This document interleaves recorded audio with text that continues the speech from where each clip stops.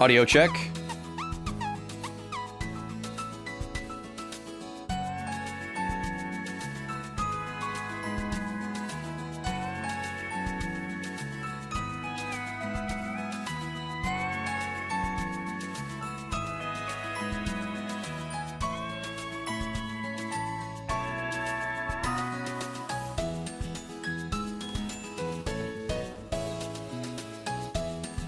Okay, welcome in everyone.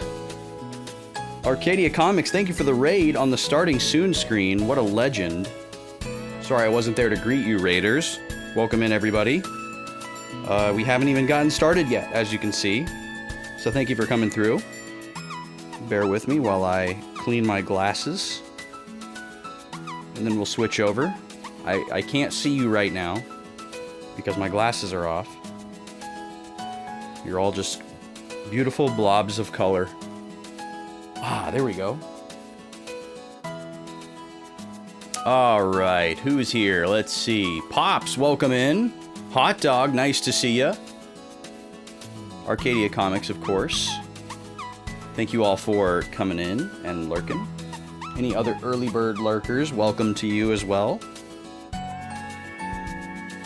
Let's get swapped over to the screen.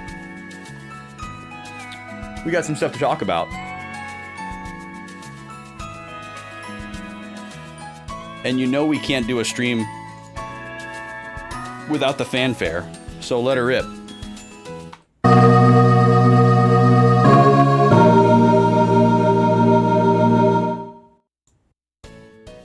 Welcome in, everybody. Rez, nice to see you.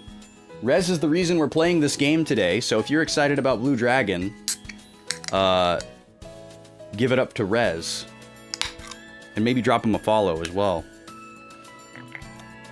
I'm rocking the blue today, as well as the Toriyama art for Blue Dragon. I got my blue tee, I got my blue shirt, my blue glasses. Oh, and a resub from Rez. Familiar dashboard. There's a familiar dashboard. For you, perhaps. For me, this is very strange. We're going to talk about that a little bit. Broken Quest, welcome in. Nice to see you.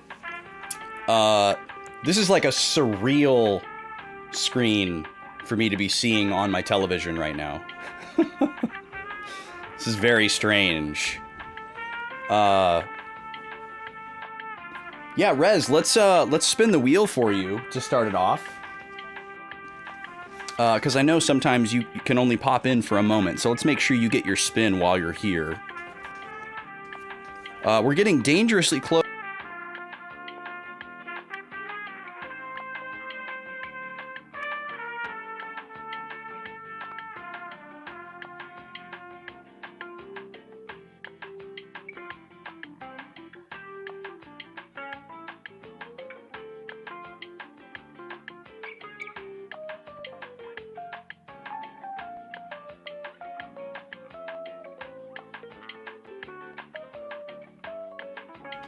Hi, Fo. Thank you for telling me that my mic isn't on. I switched on the stream deck to the roaming mic, but it wasn't on yet. So I'm a dingus. Now you're getting double audio. Okay. I don't remember exactly when I swapped over, but you didn't miss anything. I was just noting that we're at 23 out of 25 on the sub goal, which means we're just a couple of subs away from another point-and-click bonus stream. Where the lady joins me and we continue our first playthrough of our current point-and-click game, which is currently Grim Fandango, which has been a very fun but sloggy experience. We've had to look up more stuff than any game than we've ever played. The game has immaculate vibes as far as like the aesthetics and the music and the acting and the whole presentation of it and everything is phenomenal. But it's a very hard game for me to recommend because of how impossible some of the like things are to figure out. And like up until this one particular thing, it was like, okay, this game's obtuse, it's showing its age, it's moon logic, whatever. But there was one particular thing that we were expected to figure out the last time that we streamed that we ended up looking up. And I gotta tell you, this is so far beyond any like moon logic I've ever seen in a game. Like it expects the player to just take this huge leap in logic to assume that a certain thing would be possible. And I never ever would have made that assumption in a million years. And then even after we looked it up and figured out how to do it, it was incredibly difficult to perform, which is also atypical for a point and click game. It's usually just like, you know, click on the right thing in the right sequence or whatever, or, you know, click the right conversation option. This was like maneuvering a character in a very precise, like pixel specific kind of way into a specific position and performing a specific action at a specific time. And wow, it was really something. Still think the game is great, but I'll probably, like, if I ever recommend it to anyone, it will be with a pile of caveats. You love Blue Dragon Foe. That is really cool to hear. I'm excited to meet people who have just played this game, period, whether they liked it or not. But hearing that someone has played it and loves it is awesome. I'm very excited about this. We're gonna get more into that in a second. I'm up here on my soapbox and I'm supposed to be spinning. This one's for Resilient AAM. We're testing out a new spinner ticker thing. See how it holds up. We've got 5 pull-ups. All right. Whew. I've already done my workout for the day. So these 5 pull-ups are gonna be tough. Let me get the wheel out of the way so you can see the bar. I'll try not to huff and puff too much into the microphone. I'm definitely gonna do curl grip today. Normally I would do parallel grip for the maximum test of myself, but I'm gonna do curl grip today because it's a little bit easier and I've already done a full workout.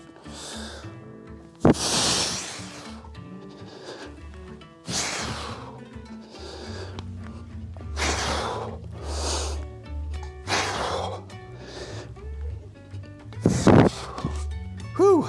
All right, there is a 5-pack to get us started off. If we do any other spins, pink and orange are still locked, which means a soda tasting and a snack tasting are up for grabs. Get those gains. Yeah, we'll see. I like to call it, Rez, I like to call it gaintenance. My style of exercising, I like to call it gaintenance. I'm mostly just doing it to not be lethargic and not atrophy. But if I get a little bit along the way, huzzah. It's been pretty fruitful so far, I think. I'm happy. You got a 360 very late, and it was one of the first games you got for it. I could say the same, Foe. I got a 360 so late that it was 2025. So yeah, I never owned a Microsoft console. And I think early on, I was very Sony loyal, and I was like anti-Microsoft. I always wanted to find the talking points that would defend my position as a Sony fan. You know, like I liked RPGs the most, and I liked a lot of the Sony exclusive franchises at the time, like Ratchet and Clank and Sly Cooper and Final Fantasy, Metal Gear Solid, that sort of thing. So I was like firmly in the Sony camp. And I was always keeping my eye on 360 exclusives. Like, I feel like there was always a seed planted of open-mindedness that I could potentially be swayed, but it always felt like the Microsoft ethos was just in a completely different world than me. You know, they weren't focused on RPGs. They were focused on, you know, casual AAA gamers, a lot of first-person shooters, and then as that stopped being like the trendy game and it started shifting towards the third-person action game, you know, those also aren't my speed, aren't my thing. And that's still like the most popular like game conglomerate right now is the third-person action game. And a lot of those I just kind of like lumped together, and they just really bore me right from the jump, regardless of how diverse they might be within themselves. And but there's still like a handful of these games that are locked to the 360. Blue Dragon being one of them. And it's just like a handful of JRPGs and a couple of like adventure games. So I, for a long time, knew that I wanted to go after these, but sometimes I was like, oh, maybe I'll get like a modern Xbox console and see what's supported via backwards compatibility, and go that route. And that way I like leave the door open to like maybe some things in the future, etc., etc. Like, you know, re-releases or remasters or something that's like exclusive to the digital storefront or something like that, like some indie game that I might want, because they actually do a pretty good job there. But then I was like, oh, but it would be way less expensive to get a 360, but like which one is reliable? And it took me like years and years and years to like answer a lot of these questions for myself. And I finally realized, okay, there's a specific model of the 360 that has a lot of compelling data that suggests that it's the most stable and reliable, and probably the best one for me in all these different aspects. And here is the small group of games. Sorry for the Windows sound. No reason to be alarmed. I'll have to see to that later. It's a notification that I want to get, but it's a notification that I don't want it to make sound. I'll have to see if I can tweak that. I didn't realize that was going to happen.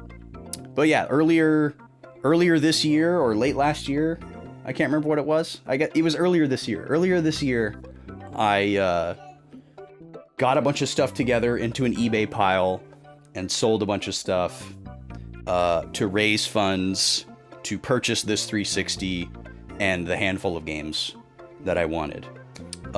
So all of this stuff has just recently become available for stream. This is the first time I'm playing a game on this system since I bought it, beyond just firing it up and doing the initial setup and like testing the games that I bought. This is the first time I'll actually be playing a game on it. This was added to a poll with channel points, and you all voted, and it won. So congratulations to everybody who voted for Blue Dragon. If you didn't vote for Blue Dragon, I hope you're still excited. I certainly am. And let's see, the other games that I got are Lost Odyssey, Last Remnant, Infinite Undiscovery. Those are the RPGs. And then for some reason, I've owned a copy of Viva Pinata on the 360 for like 15 years because I found like a special edition of it at like a Goodwill for like $5 complete. And so I just bought it. So I have Viva Pinata. And then I have Cameo, Elements of Power, and Banjo-Kazooie Nuts and Bolts. Those are currently all up for grabs as stream games. If you're thinking about adding them to a poll with channel points, half would be Tuesday games, half would be Friday games. But those are up for grabs if that's something that you're interested in. And this is where we're starting with Blue Dragon. So I've got the notes cam here. We're all set up to take notes in the Spiral Notebook, just like we did for Final Fantasy Tactics and Xenosaga.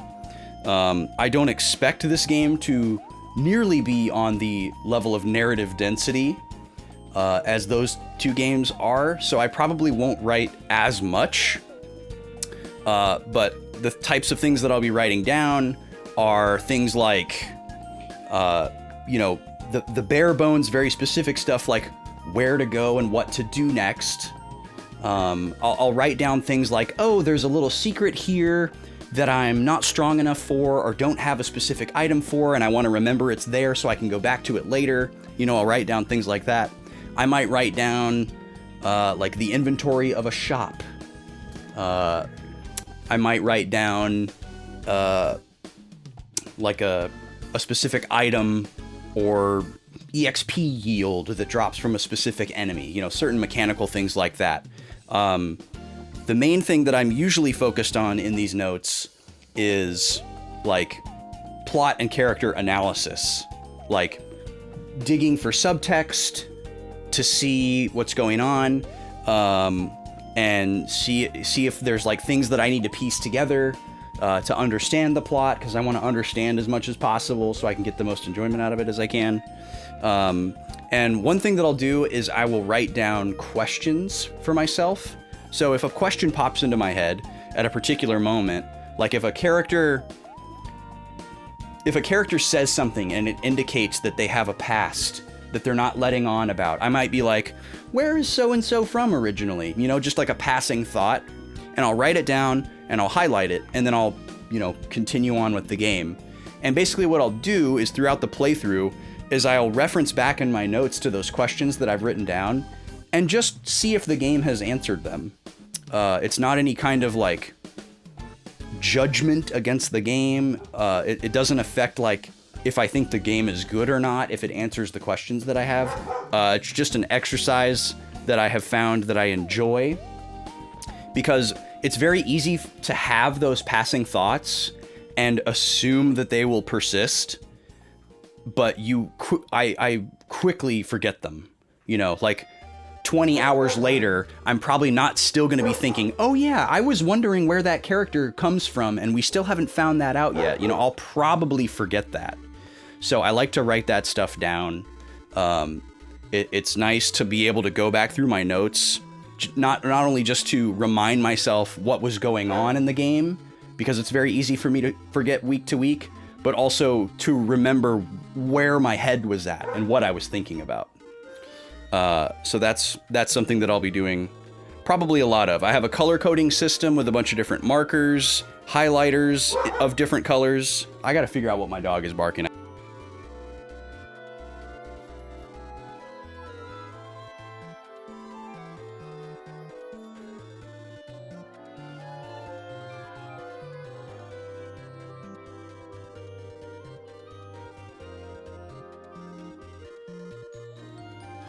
All right. We're all good. We're safe. No one is attacking where we live. All right. Nobody's at my door. So yeah, I have different colors that will correspond to different aspects of the game. The first time we meet a character, I'll write them down in the notes. And then after that, their color will change to like the normal color for character names. I have a color for items. I have a color for locations.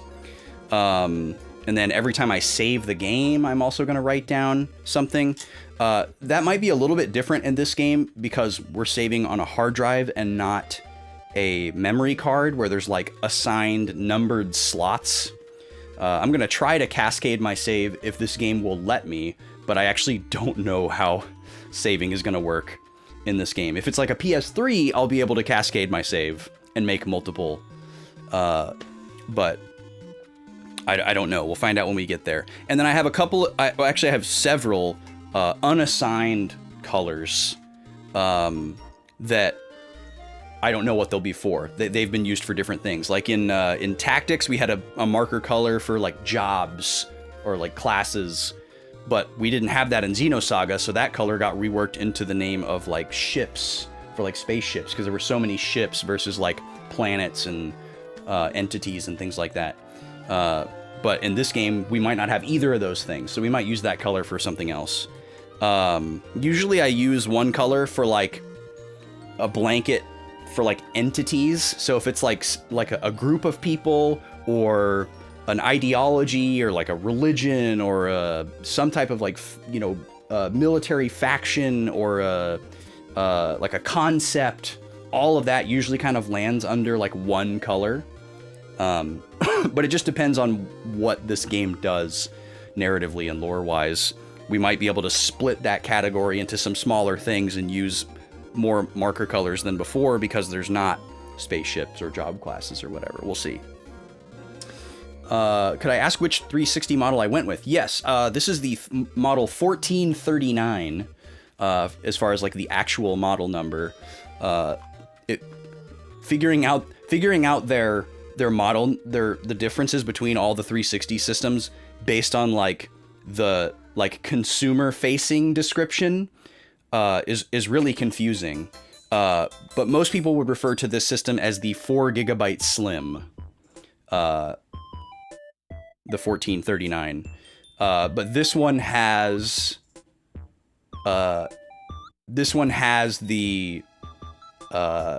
the larger hard drive in it, if I recall correctly.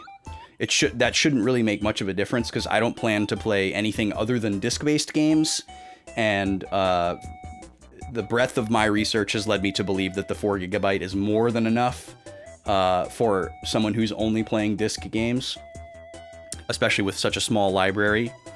There may be like some later 360 games that like need to do a full install that wouldn't work out well, but I'm not going to be affected by those.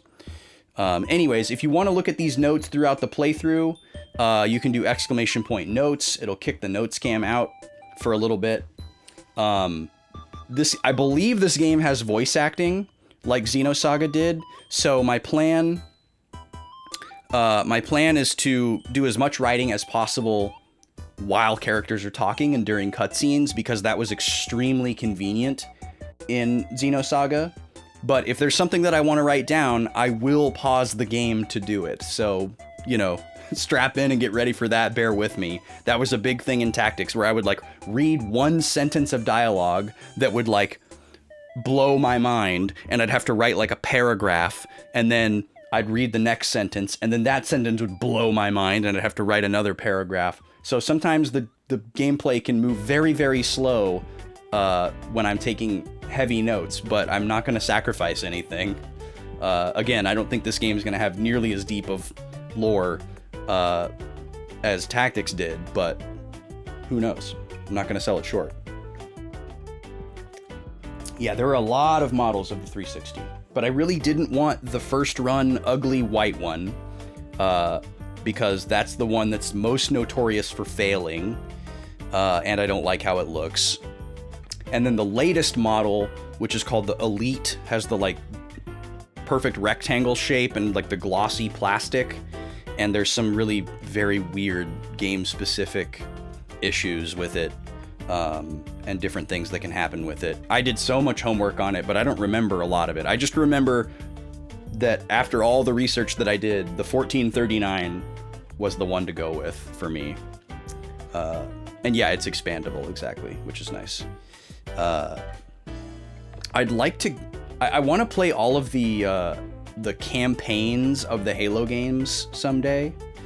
But I'm in a really weird spot with that. Because I don't really want to collect all of those games physically for this system. And the only way I would be able to play Halo 2 is a backwards compatible original Xbox copy of Halo 2, which just sounds maybe a little too crunchy for me. And I already own the remake on PC that I got for like $5, but I don't want to play it on a PC. So I don't know what's going to happen with that. I got to make up my mind there, but I'm not in any rush to do that. So, but it is something that I've thought about. As far as like other 360 games, there's not really anything on my radar. So if there's something on that you think should be on my radar beyond the like 6 games that I already have that I listed, feel free to make suggestions. Now, I wouldn't do digital copies, Draconics. I mean, above and beyond the PC digital copy that I already have. So I don't know what's going to go on with that. No, I'm definitely not getting an Xbox original. That's never happening. That's a nightmare to get upscaled nicely, in my opinion. And I could buy the original Xbox copy of Halo 2 and play it on this system. I wouldn't need any extra stuff in order to make that happen. I just don't really want to do that, is what I was saying. Nima's barking again. Nima, can you please stop? She's having a lot of anxiety today because it's windy. Oh yeah, the Duke, as it is known, foe. The Duke.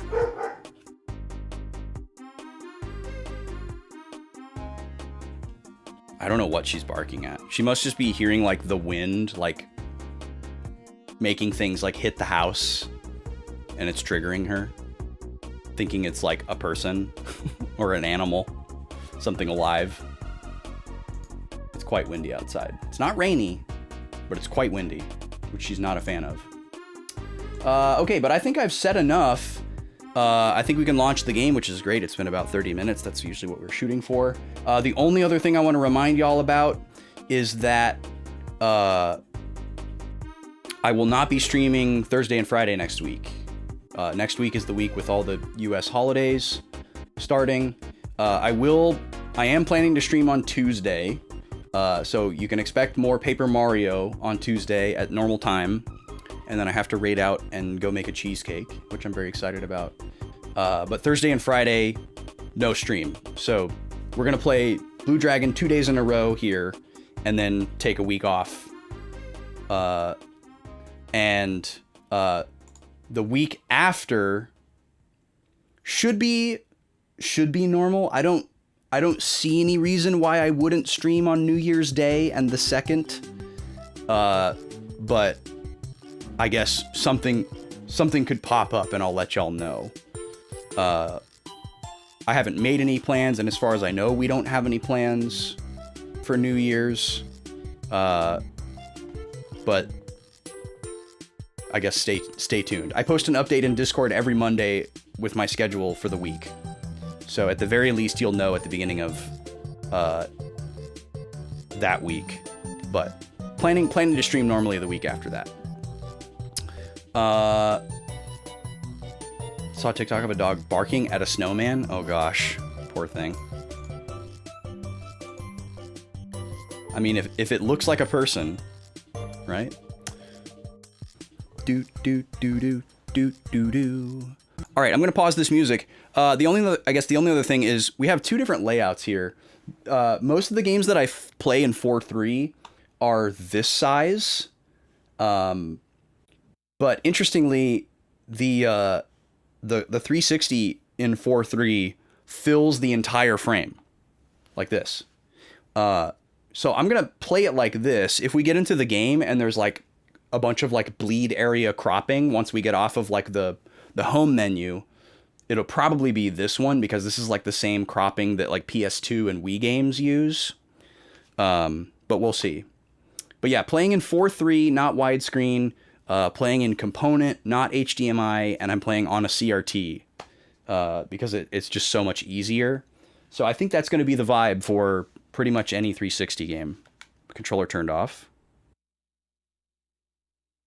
Turn it back on here. There it goes. All right, Blue Dragon. Let's do it without further delay. I'm so ready to get the A, B, X, and Y buttons mixed up.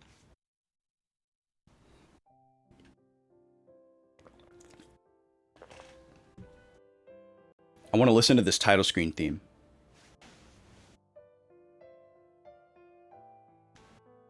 So if you're not familiar with this game, this is the first game released by the studio Mistwalker.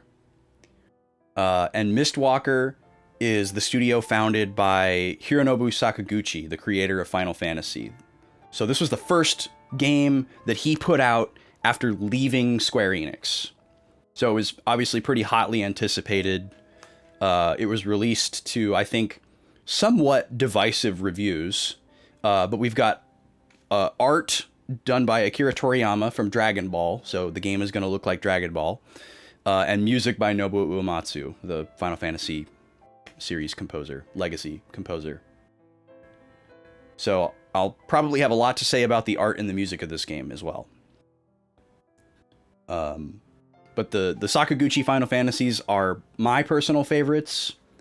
Certainly notable exceptions for 12 and 13, which he had nothing to do with, but I like those games quite a bit. But the Sakaguchi ones are definitely my favorites.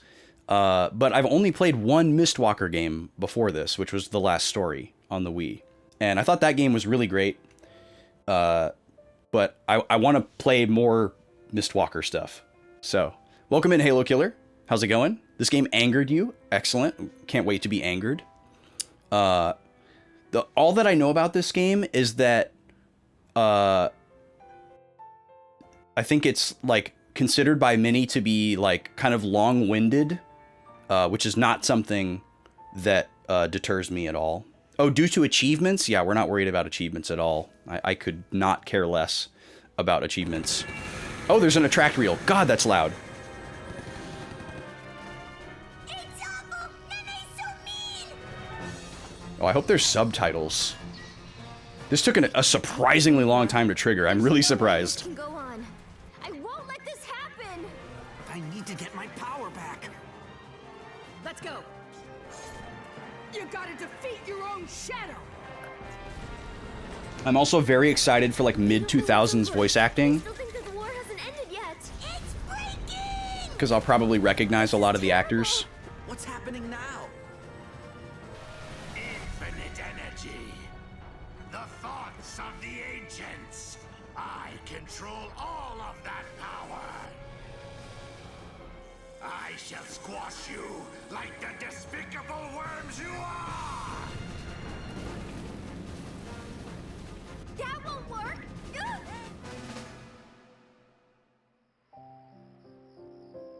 Oh, nice. There's a second attract reel.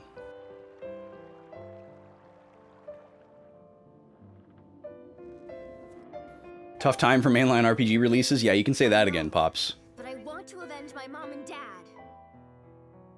Tears can ease your sorrow. So go ahead and cry as much as you want. Yeah, RPGs had this big, like, huge crest, like, right at the turn of the millennium. And then just, like, completely flatlined. And shooters took over. My inexperience. Just when I thought it was too late, time suddenly stood still. If anyone does anything to harm her, I'll never forgive him. Whoa. 'Cause Super I know deep how Mona she's Marshall. always been, no matter how tough things have gotten. Let me go! You'll die! No. I'm with you. Shoo. This world belongs to me now, my little friend. You like Lost Odyssey and Tales of Vesperia more? Yeah, those are on the list too, Shane. I hear really great things about Lost Odyssey.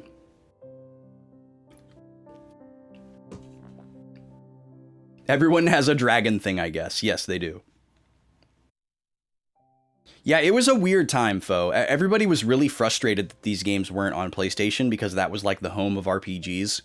But I guess Sakaguchi was just so vehemently like entrenched in being against and like not like crawling back to Sony or not being perceived as like crawling back to Sony, so that he had to be on like Nintendo and Microsoft systems only.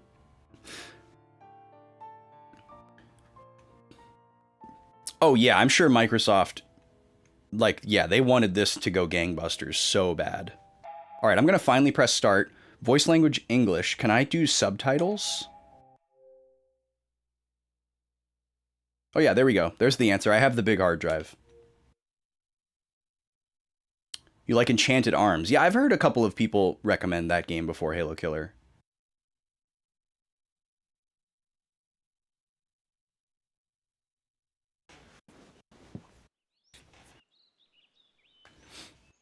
All right, here we go.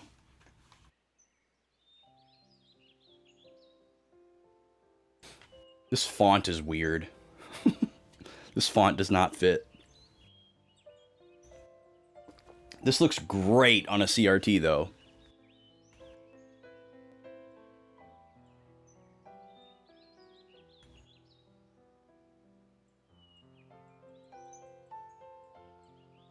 Also, I feel like the Sakaguchi Toriyama team-up is, like, undersold. Oh, wow, I'm moving. That was pretty slick. Oh, yeah, and this is also Artoon, who I'm a big fan of. I examined the bag. Item. What? Okay. So this is a walk around and mash A to find stuff game, like Dragon Quest. Item. Item. That's so silly. Item. Why does it do that? What's up, Danky Funk? How are you, dude? Yeah, it's new game day. We're playing Blue Dragon. Nothing. Nothing. Oh my god, that's so funny. I can't wait to hear that 10 million times. Oh. Max HP +1 for examining a well. Looking at the symbol of Talta Village, you can feel power rising within you. No, I have not played Viva Pinata because I just got a 360 this year, Danky Funk. But I own Viva Pinata. I've owned a physical copy of like the special edition of Viva Pinata for like 15 years. Because I found it complete at a Goodwill for like $5. So it's right behind me. We'll play it someday. It's up for grabs on stream. Nothing. He kicks the rock. Wait, can I access the menu? No, I can't pause the game. Dude, I'm here for it. I'm here for examining everything. Oh, and then the title screen hitting? That's really cool, actually.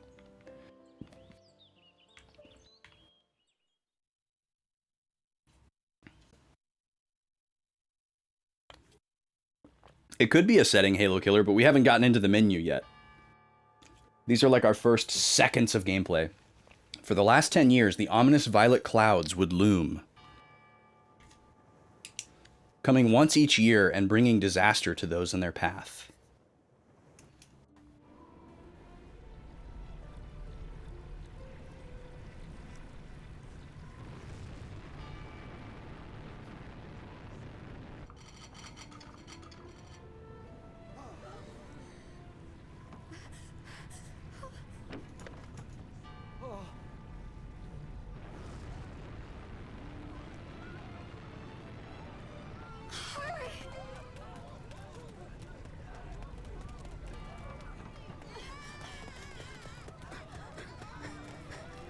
Wrong way, kid.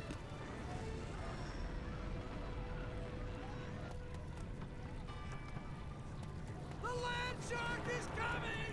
Run to the platform! Shoo! Shoo! Where are you? No, he wouldn't. No.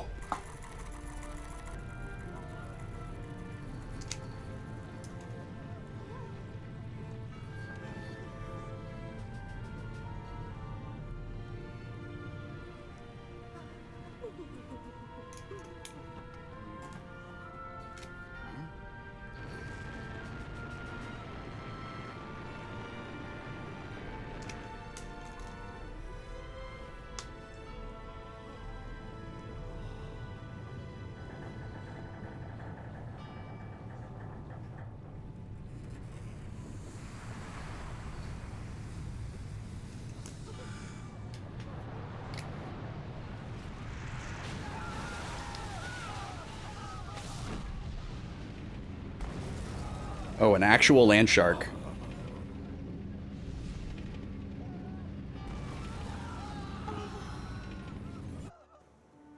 Playable. Playable! That's so unexpected. I still can't pause the game. Okay, so this time it's showing people's names, which is cool. Hold on, I want to write something really quick, though. I was still writing something.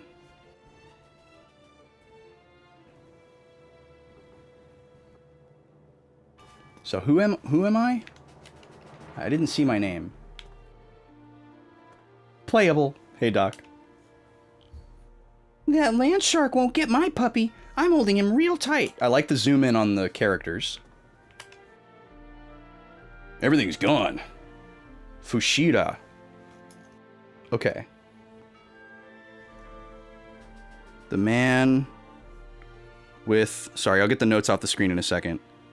You can also do exclamation point notes if I forget. The man with the hammer is Fushida.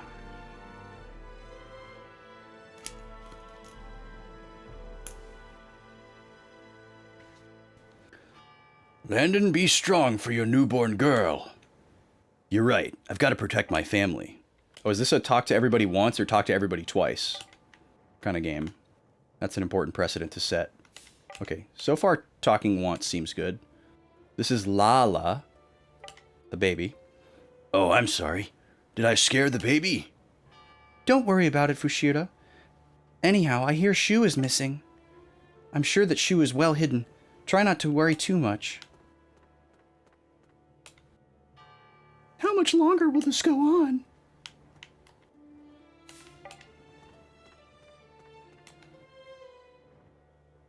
We've gotta hang tight. If we wait this out, the land shark will leave. Have you seen Shu? Your grandson? No, I haven't seen him. Jiro's missing too.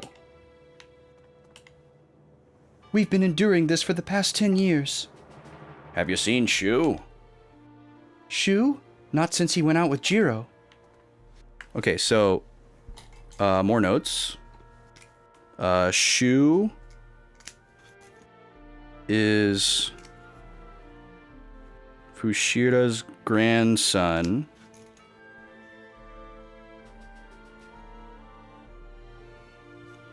He went out with Jiro before the land shark attack, and they are now missing.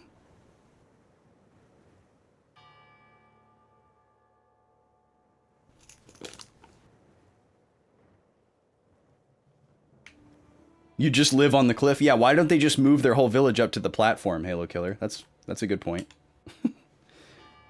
Did you find Shu down there? It seems that nobody knows where he is. I don't see anyone down there. Why don't you go check around the stairs again?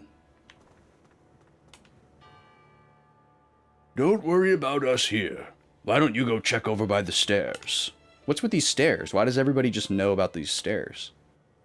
Spirit of the earth, spare us your wrath. Hey, look! Who's that? Oh, that was just voiced. Okay. Hey, Fushira, look over there. Ain't that your grandson? What? Shu! I don't see him. Is it behind that rabbit?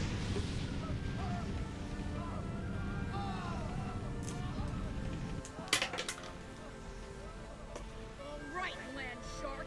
Come and get it. I won't give up. Ever. Hell yeah, Mona Marshall. Playable. Okay, thank God it let me pause.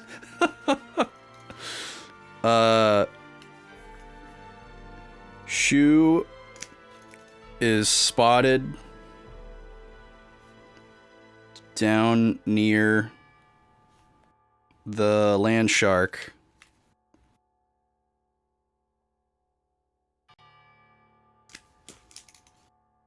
And plans to attack. Mona Marshall is the voice actor for Shu, if anyone's wondering why the heck I'm saying that name. You are here, warp device. We can zoom in and zoom out. Cool.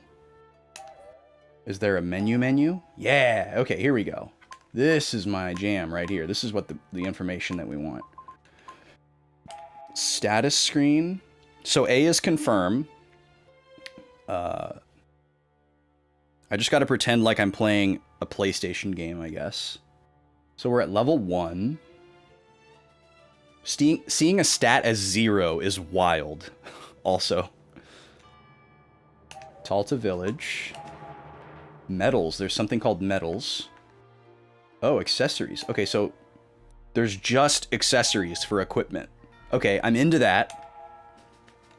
Arm, finger, ear, and neck. So weapons and armor out the door. I actually really like that. I'm a big fan.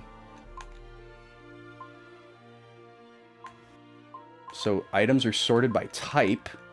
A lot of different types here. Very cool. Medicine heals about 30 HP. That's weird. Small amount of damage on a row. Okay, so rows are going to be a mechanic in battling, just like Xenosaga. There's a formation. So we can move people to the back row. Interesting. Let's check out these settings here. Text display speed fast. There's a very fast. Subtitles on. Good. Audio hints. Oh, that's probably what the playable stuff is. We can turn that off, even though it's really funny. Enable skip events or disable. Oh, that's scary. I should probably read the manual, because it would be great if, like Xenosaga, we could pause during a cutscene and then resume when we're ready, like if I need to write something down or have a reaction. But I don't want to just assume that it's start and then skip the cutscene. Battle hints will leave on until I get acquainted with the game. Target first in battle. Lowest HP left, center, right. That's pretty cool. Screen brightness, controls.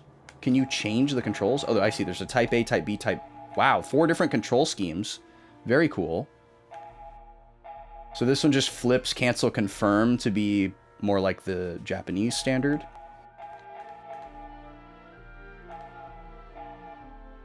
And then type C. Dash attack. Interesting.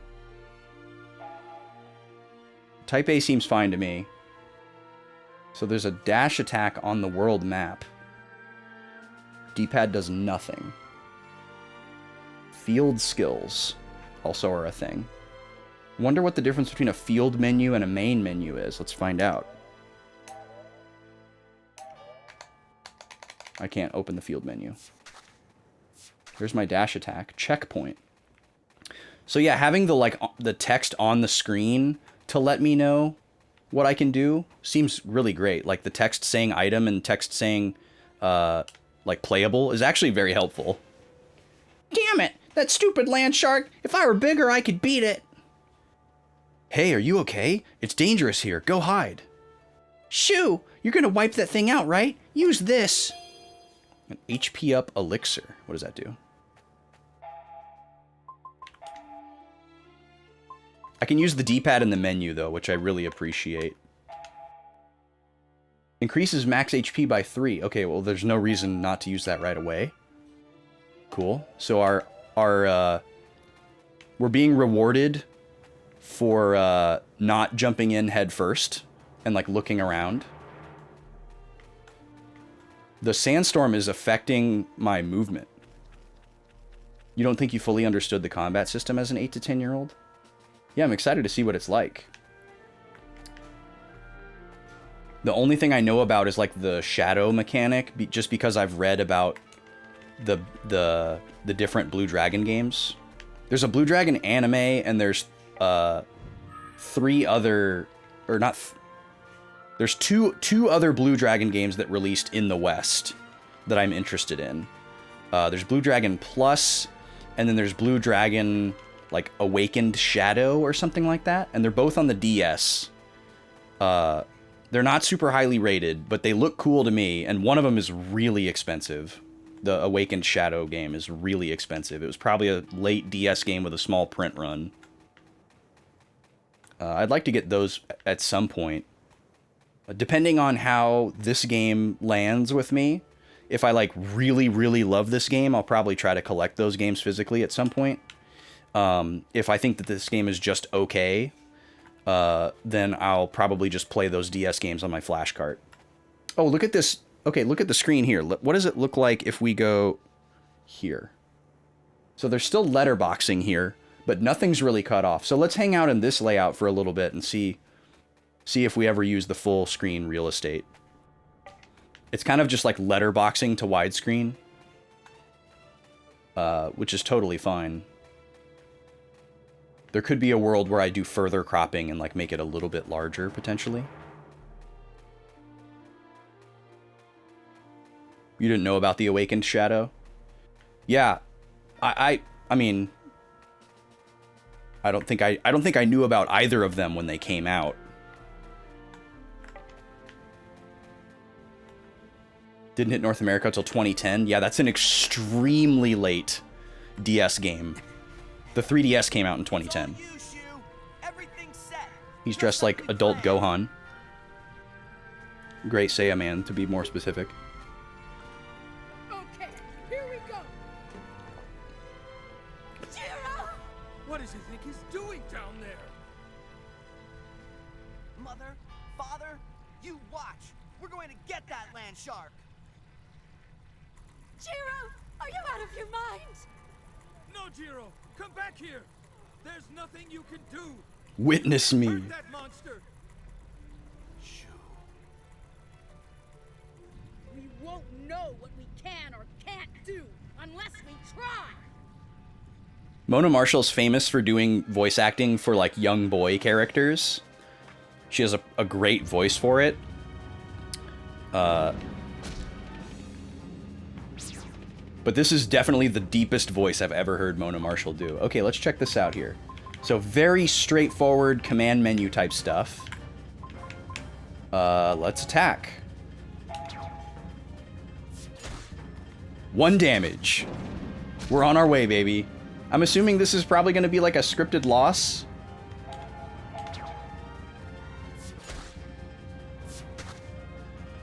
Damn it, this is as hard as a rock. Shoo! There's a weak spot on the left. Aim for it.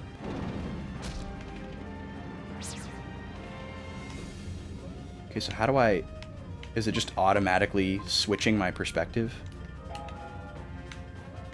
Oh, I see. I can switch between land shark and weak spot. I hate it when my weak spot glows like a red crystal and somebody just whacks it. Oh boy. Sword's not looking so good there, Shu. Come on, Shu, stay focused. Stick to the plan. We're counting on you. Well, you're a whole lot of help, Mr. Cheerleader. What are you doing? Don't just stand there. Run away. You can't fight that thing with a tiny little dagger. Shu, you have to run. Shu, lock in.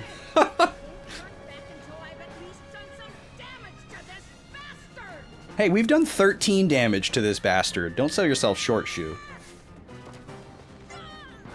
What? Somebody threw a potato at the land shark from a great distance? Girl. Klook? That sure is a name.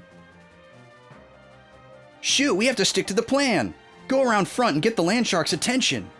It'll be dangerous when it comes for you, but I know you can do it. All right, leave it to me. What should we do about Klook? Oh, Just save your hide and you yell at me. I wanted to talk to her. It's dangerous down here. I know, but I want to avenge my mom and dad. Okay, let me write something. A couple things, actually. Shu's attacks do almost nothing, and his sword breaks.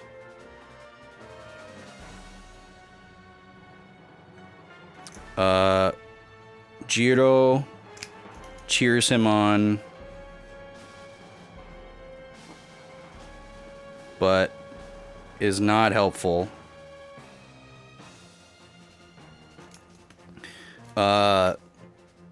Shu makes a wild charge with his dagger, and Jiro tells him to run away.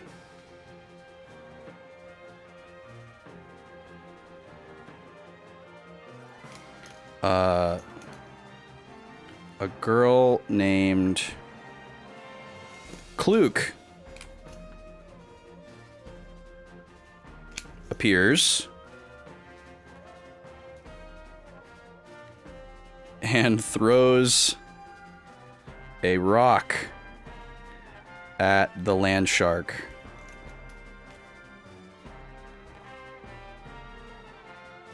My orange marker is going to die soon. I need a new one. Her parents died to the land shark. The blue marker and the orange marker have written a lot more than the other colors, and they're gonna run out soon. Need to get some more.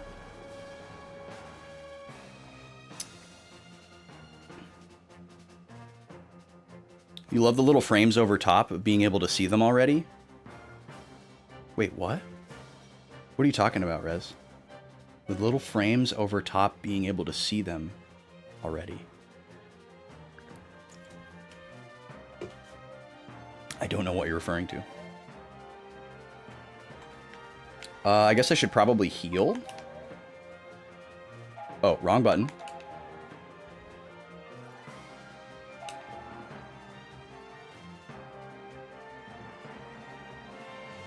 Oh, yes, the little zoomed in insert of the portraits. Yes. Yes, I like those a lot too. What's the difference for the colors? You mean the marker colors, Halo Killer? I usually do a color for the first time a character is introduced, and then every time after that, the characters are all just a specific color. I don't know why my controller disconnected there. That was weird. I have a color for places, a color for like kind of a catch-all like entities, groups that might get further refined as we go along. I have highlighter colors for internal questions and answers. I have a color for items, which will probably be used again. And I have several colors that are unassigned that, you know, have previously been used for things like job classes or abilities or in Xenosaga spaceships. And I don't know what some of those colors are going to be for this game, but we'll find out. We have a couple of unassigned colors as well. But it's so that I can basically old school Control F with my brain as I flip back through the notebook. Because I'm taking the notes by hand, I can't like search with like a command. Ready to go. Are you gonna help us this time, Jiro? Oh, that's right, he has a plan. Oh, she's got an axe, okay. Oh, they've both got an axe. Oh, wait, oh, okay. Scooby-Doo called. Where did we get that thing?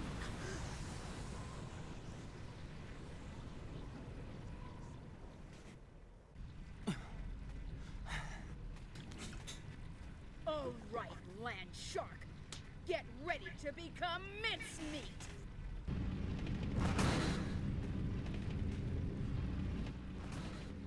Playable. Okay, pause again. Just quickly want to write the party successfully leads the shark into a trap. And I am in an ad, so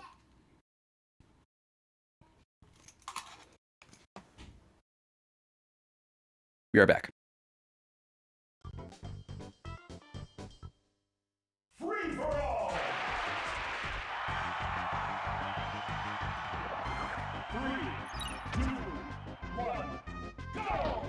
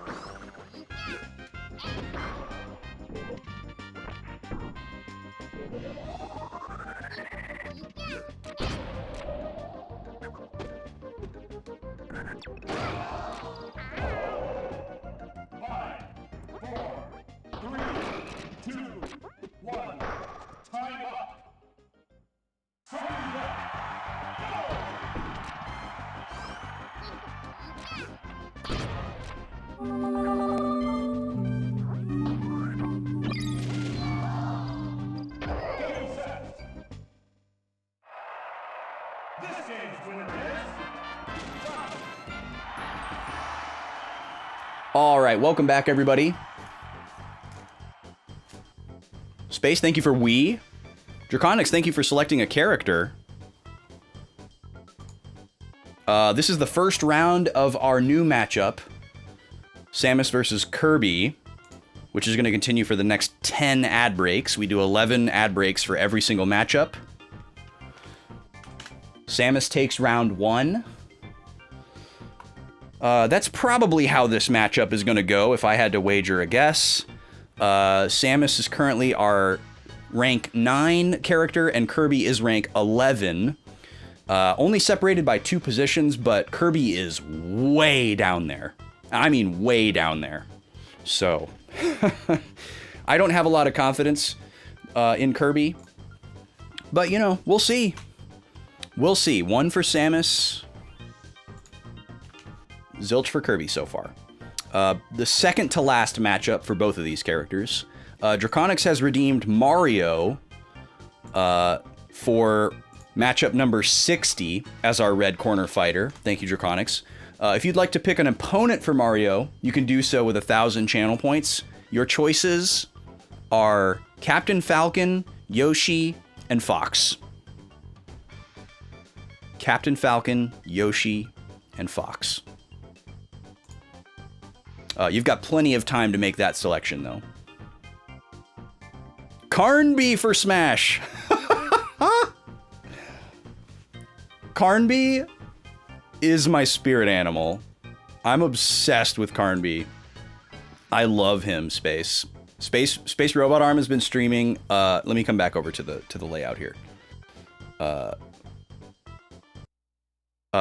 Space has been streaming Alone in the Dark, which is a really cool game in a lot of different ways. It has like this really cool art style.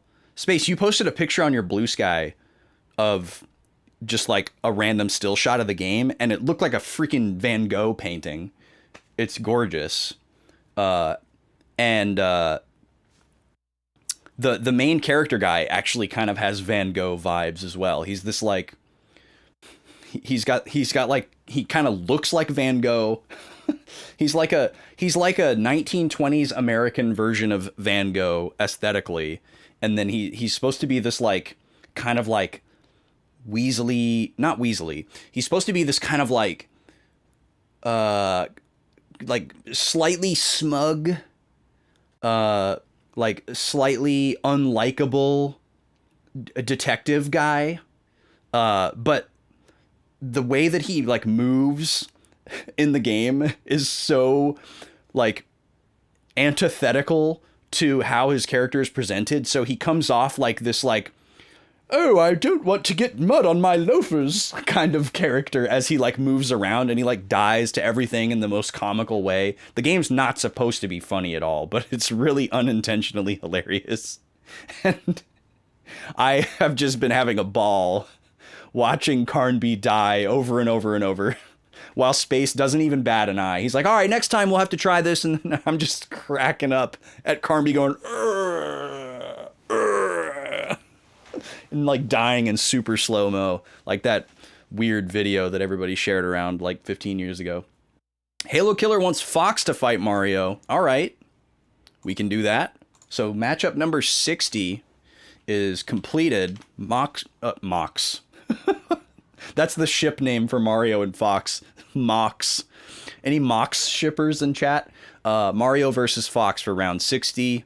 That means you can select characters for matchup number 61 if you feel so inclined. Only 66 total matchups left in the entire exercise. Or, sorry, 66 total matchups in this entire exercise. So we're really getting down to it. And then we'll have our post-season event on stream where we find out who is the best Smash level 9 CPU of them all. All right. Let's get back to the game here. Thank you for calling Carnby gorgeous. He's a handsome guy. Wow, I need to see if I can find in the settings how long the controller waits to disconnect. I might need to make that a little bit longer.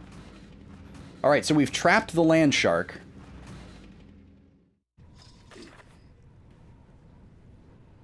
Doesn't really look like we're going to be able to do anything to him. I don't know where we got this extremely elaborate trap. Oh no! Oh no, you don't! What are you doing?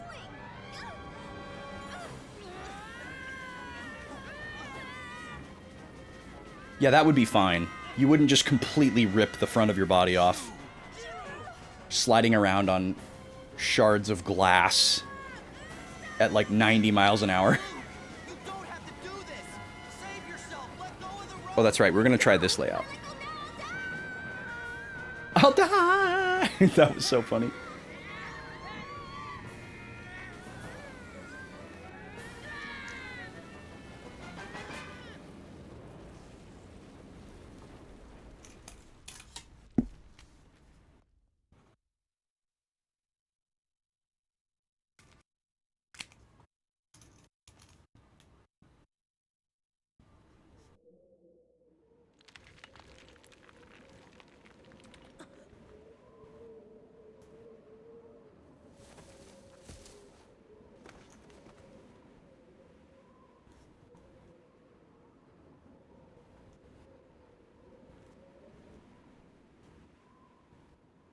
Playable.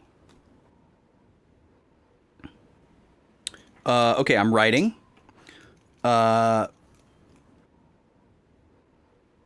We are led into a deep cavern.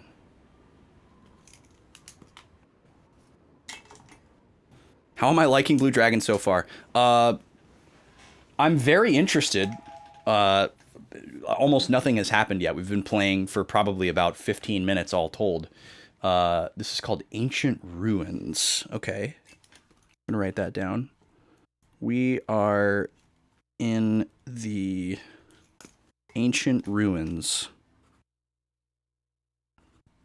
But I like what I'm seeing so far. I like what I'm seeing.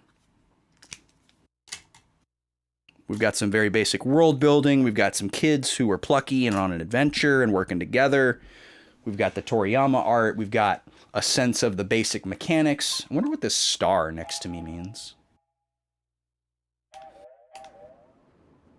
There might be a problem with the controller or bad batteries because it's supposed to be 15 minutes. Interesting. Well, as far as I know, the batteries are brand new. But that may be something to look at. This is the deepest of deep cleans that I've ever done on a controller. Yeah, it's just disconnected again. That's really strange. Maybe it is just like actual contacts. Like making contact. Like they're clean. The contacts are clean. But maybe it's just not like in there right. Let me try just like reconnecting. What's up, Sen? Try smacking the controller. Yeah, maybe I just need to Fonzie it. Maybe this battery pack just wasn't in there all the way. And I didn't realize it. There's no time for this now. I gotta help Jiro and Kluk. But it's a treasure chest. Look at this thing. It's massive. Hello, I am on the World Wide Web. T, welcome to the internet. Lovely to see you. How you doing today? There's another chest covered in a blue force field. And it's like schloopy. Look at this thing. It's like one of those blocks in Jabu Jabu's belly that I hate.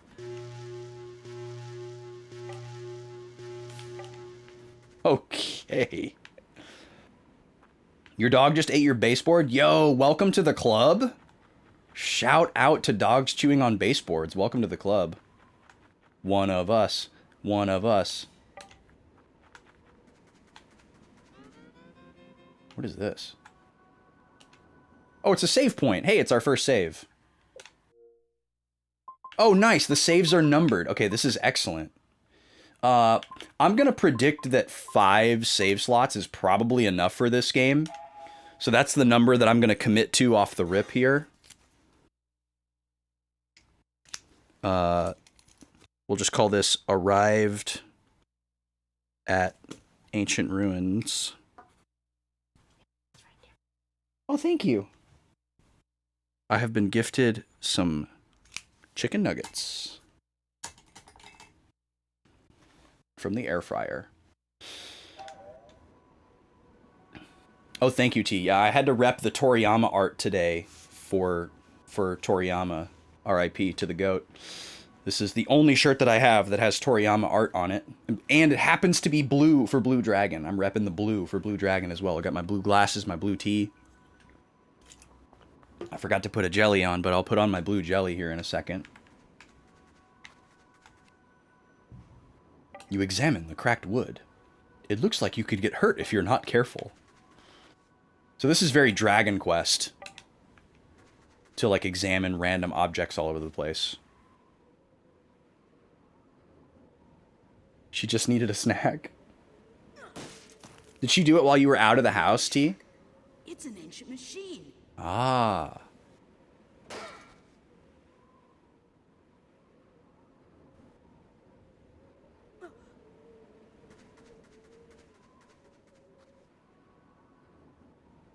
Jiro! Cloak!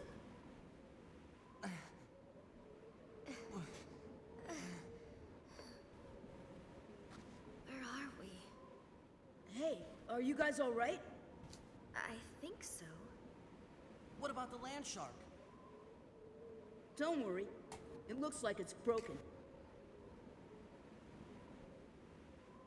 Shu, isn't this? Mm-hmm. The ancient ruins. The ancient ruins? Yeah. Jiro and I go exploring here all the time. We made the net for metals we found here. That's correct. Wait a minute. It's forbidden for us to be in the ruins, isn't it? That's the point! Jiro, I hope you know that hanging around with Shu is liable to get you killed one day. Perhaps. But we wanted to destroy that land shark for you, Kluk. You know? Huh?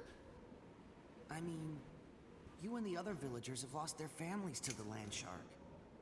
And I figured we couldn't go on running away forever, you know? Listen, Kluk. Shu didn't drag me into this. I made up my own mind. I'm sorry. I didn't mean to be so harsh. But if that is what you were thinking, then I'd really have wanted to be in on this from the start. It doesn't matter. The three of us somehow managed to stop that thing. But not for long. I thought I had it right. You know, Kluk, you don't have to rub it in. Oh, sorry. Hey, Jiro, we've been to a lot of areas of the ruins before, but this is a first, isn't it? Yeah. There's lots of places we haven't been. It's not that surprising we turned up in a place we don't recognize.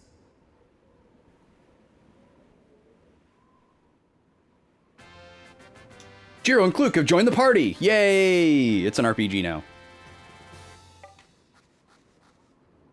Join. Oh, we didn't get to hear the robot say join. Okay, I'm just writing a little bit here. They've been to the ancient ruins before.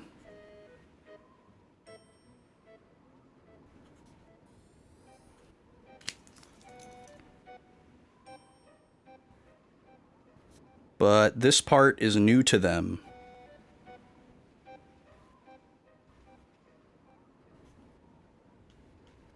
It's going to be so nice to have music all the time in this game. We got so used to, like, a lot of no music in Xenosaga.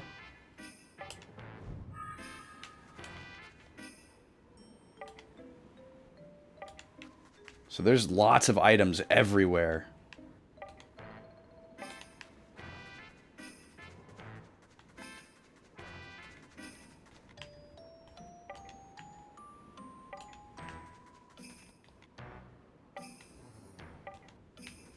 It's interesting how much of it is just flavor text as well.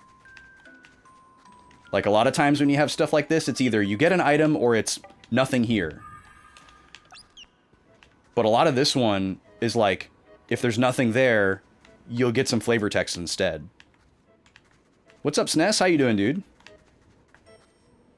Oh, there's another blue barrier on a doorway.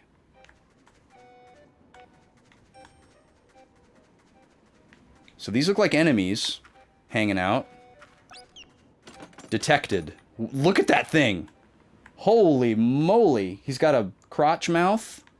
And then it's like a yogurt poop pile with a snake coming out of the top. Or just a coiled snake made into a body. That is something. So I can't open the chest without attacking this monster. Oh, really, Space? You played this but didn't follow through? Summon allies. Oh, no. Oh, that's the turn order at the top. Okay, cool. I didn't realize that before. Poo Snake! Its name is Poo Snake! That's incredible. Toriyama's not afraid to have fun.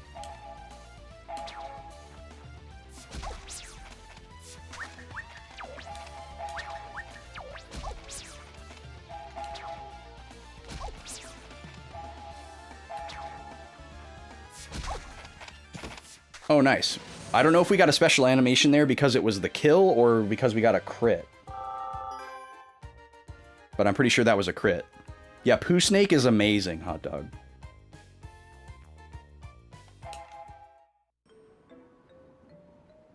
Oh, your Xbox Red Ring before you got the chance? Dang. What was that? A monster I've never seen before. We're awfully far down, aren't we? We better find a way out.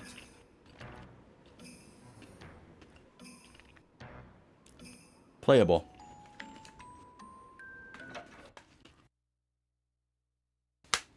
Alright, something's going on with the controller. I don't know what.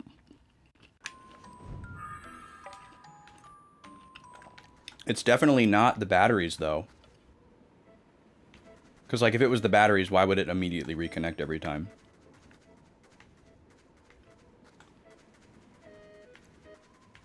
I hope there's nothing wrong with this controller, though, because I spent so much time cleaning it.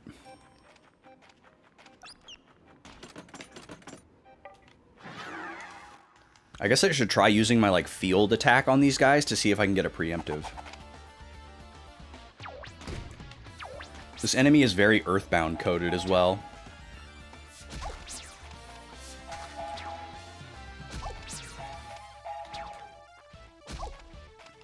It could be the battery pack? Like the actual plastic housing, Sen? This is a AA's battery pack. It's not like a rechargeable one. Seems like low batteries to you? I'll try some different ones. If it was a smart system, wouldn't it say low battery?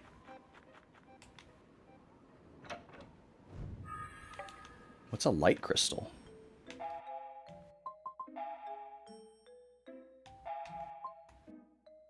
$50 HP to all. Whoa, okay. That's pretty cool.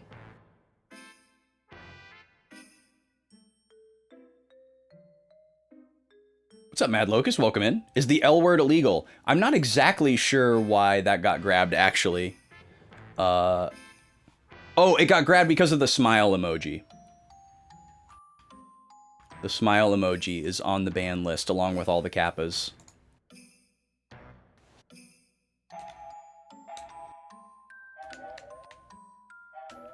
How you doing, Mad Locust? Welcome in. Nice to see you.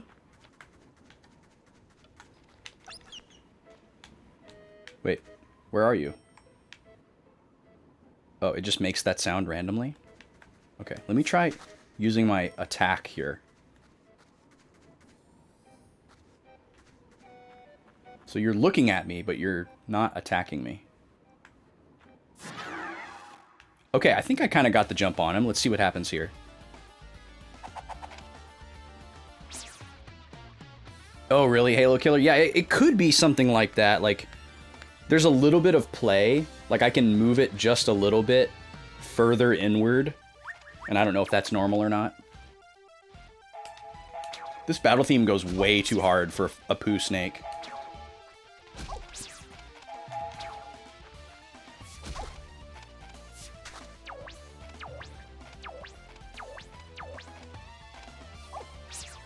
Nobody else came. I love how crestfallen he is when nobody shows up.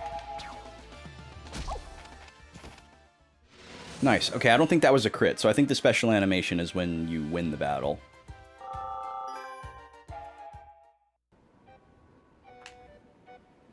Yeah, sorry that there are so many commonly used emotes that I don't allow. Please don't take it personally. It's just unfortunate that some of them are used nefariously, and I am specifically triggered by some of them, so...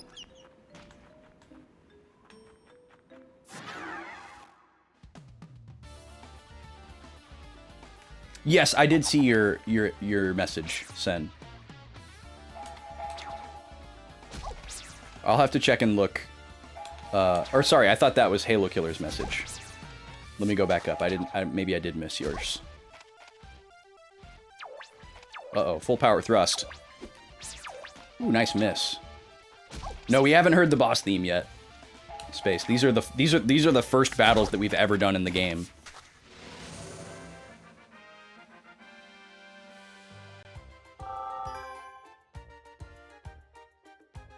Battery contacts might be too compressed. Oh, yeah, that's a good call.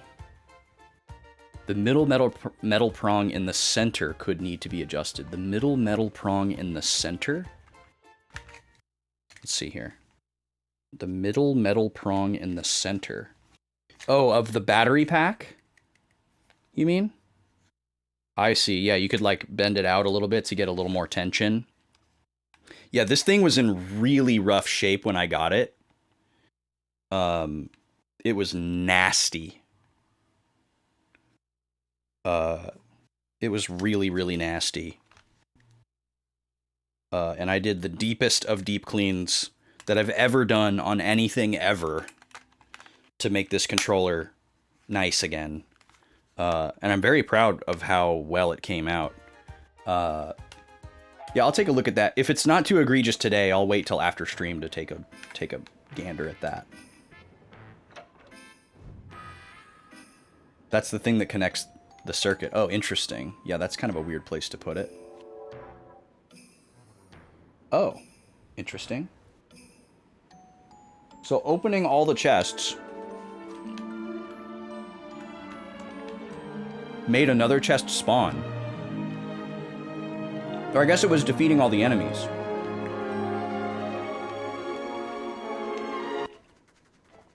Thank you for I'm goated, Draconics. John Williams is goated. A Phoenix Talon.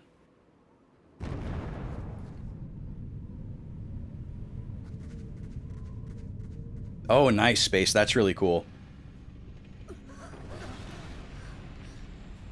The land shark! Uh-oh.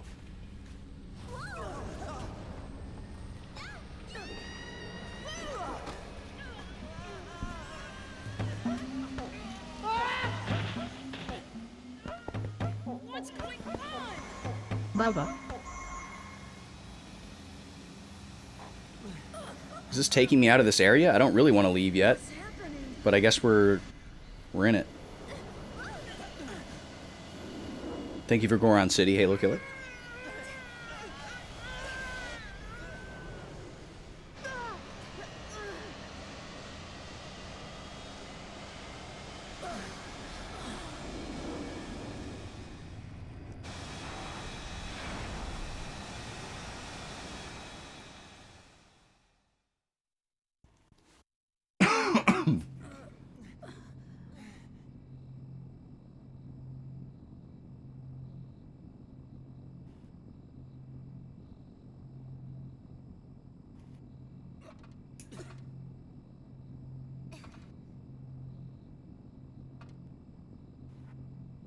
Okay, time to write again.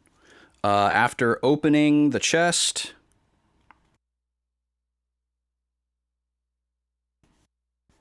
a new land shark appears, creating a sinkhole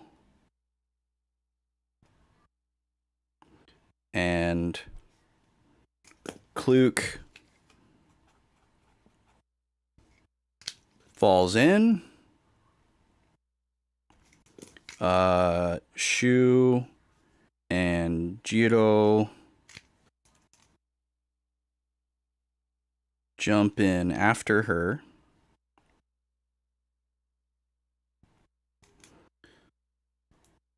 The shark turns out to be a flying ship, and it flies up out of the chasm the other shark led us into, and then docks inside a larger ship slash structure. And we find ourselves aboard.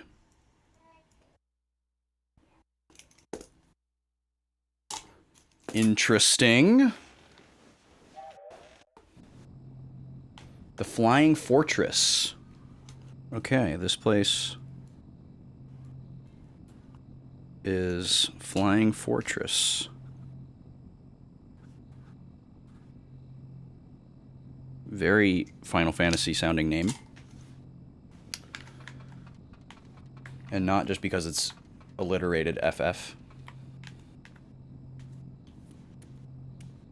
You wonder how the backwards compat works for this because it's multiple discs? Do the newer systems struggle with multi-disc games for some reason?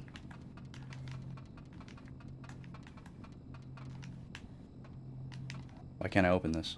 Oh, because I'm pressing the wrong button. It's nice that it has the little prompt in the bottom left.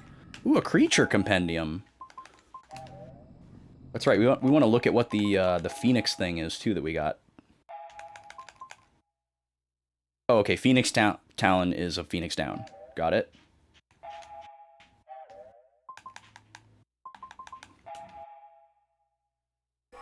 May provide information about foes during battle. Oh, okay. Interesting. So I guess the X in the menu just means who is the leader.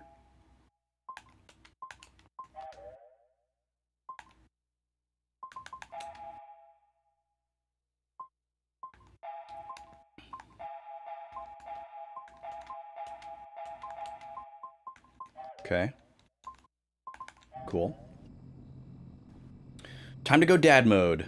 This looks fun. You hope I love it. Sorry about the controller. It's never happened to you, but you've seen it before. Oh, no worries, Rez. I'm not too worried about it. I'm sure it's pretty diagnosable and fixable.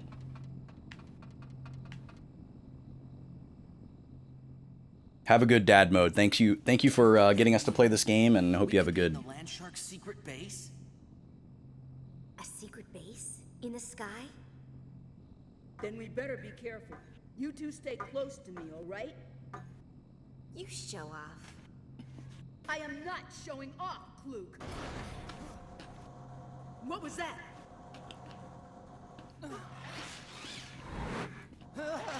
Oh boy. What is this? Let me go! Let go of me!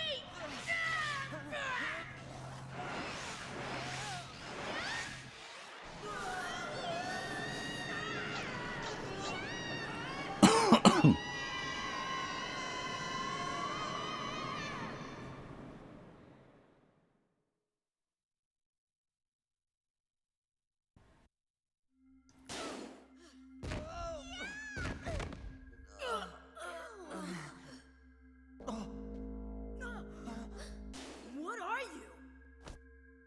Watch your mouth! Enough, Zabo! These worms are still our guests. Steal our guests! I was the one who invited them here. My apologies, sir. Who are you? It's any wonder they're so audacious. They're children.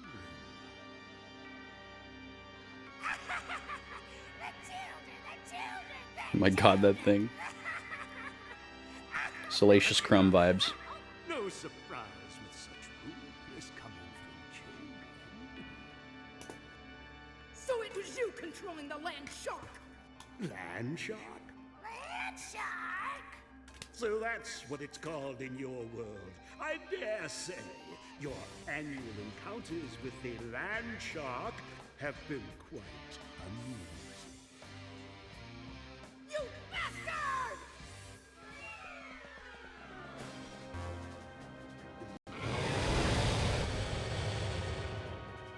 Oh.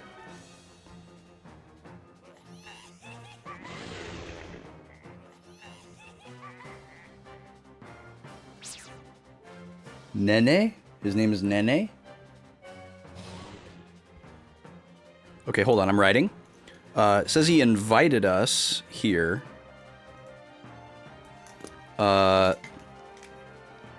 Shu accuses him of being behind the land shark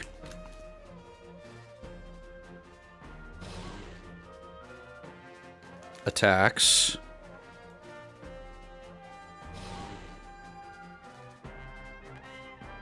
To which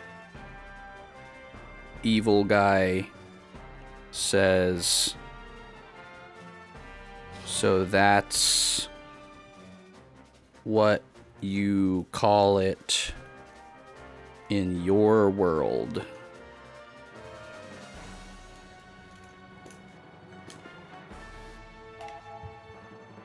Okay, and apparently this guy's name is Nene.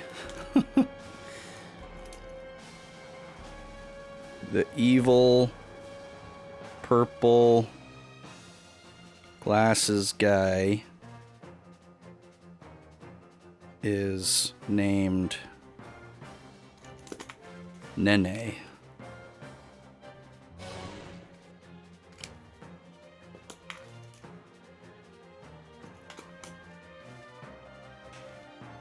All right, let me catch up on chat here for a second.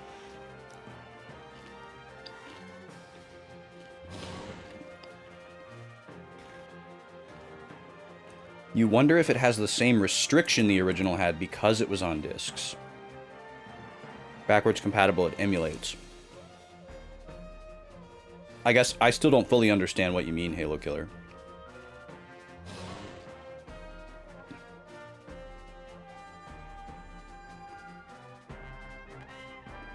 If the game is supported backwards compatibly via disc, I would assume that the disc change works the same whether it's playing the software from the disc or emulating it.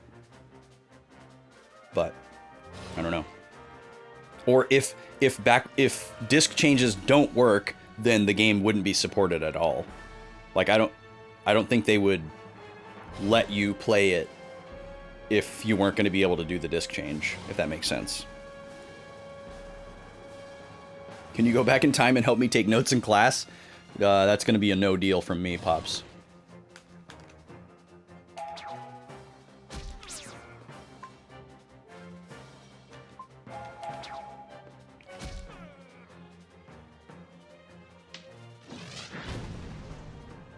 $105. Okay. 480. All right, so we got ourselves a scripted loss here. You are so pathetic. No intelligence at all. Will they really serve my purpose? My purpose?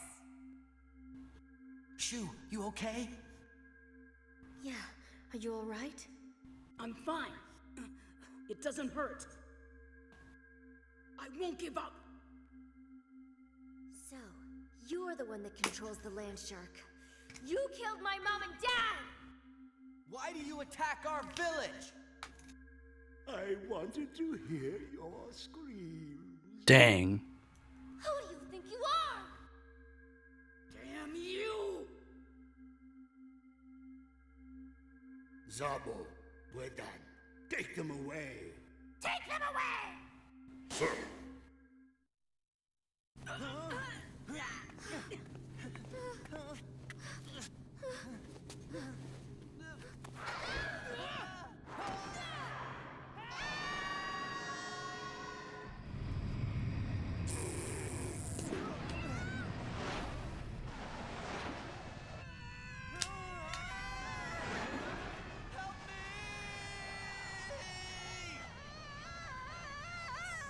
I won't be defeated!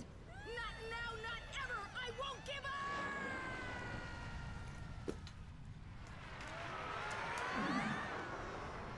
What?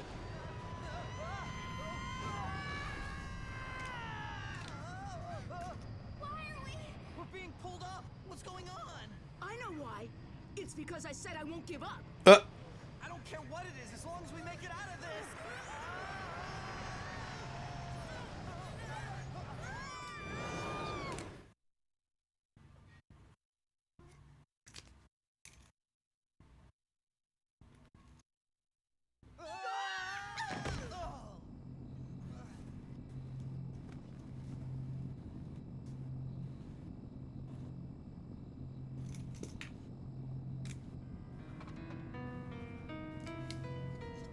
Okay, and we're back in control. Let me finish writing here.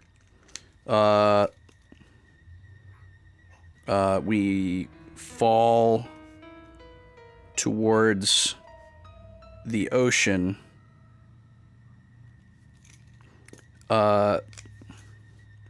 Shu angrily states his resolve for revenge, and the party reverses their fall and heads back towards the ship.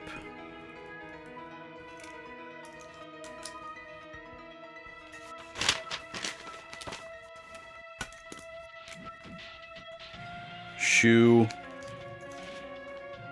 believes it is because he said the words, "I won't give up." So Shu is a strong believer in the power of anime, is what we're learning. This song is going hard. History stays the same, good call. Yeah. Yeah, I'm not going to risk the butterfly effect to improve your grade by a letter. Hey, Pops. That's how every boss in E33 felt? A scripted loss? Interesting. Yeah, he locked in, exactly. One of them has the rewind feature on their Zonai device. That's also a good theory. Hi, Kay. You also believe in the power of anime? I have witnessed Kay's belief in the power of anime. Okay, so we're back on the Flying Fortress again. We just got the opportunity to save, so let me write that down. I forgot to look at what the map said. Does it still say... Oh, this just says world map. Okay, that's kind of non-specific. Yes, so I'm just going to say back on the Flying Fortress.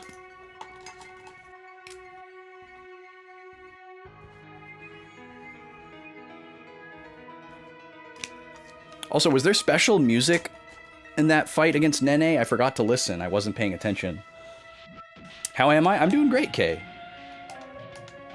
It's a good day today. I'm excited about this game. How are you doing? Hope you're doing well also. Oh, we got healed as well. That's nice.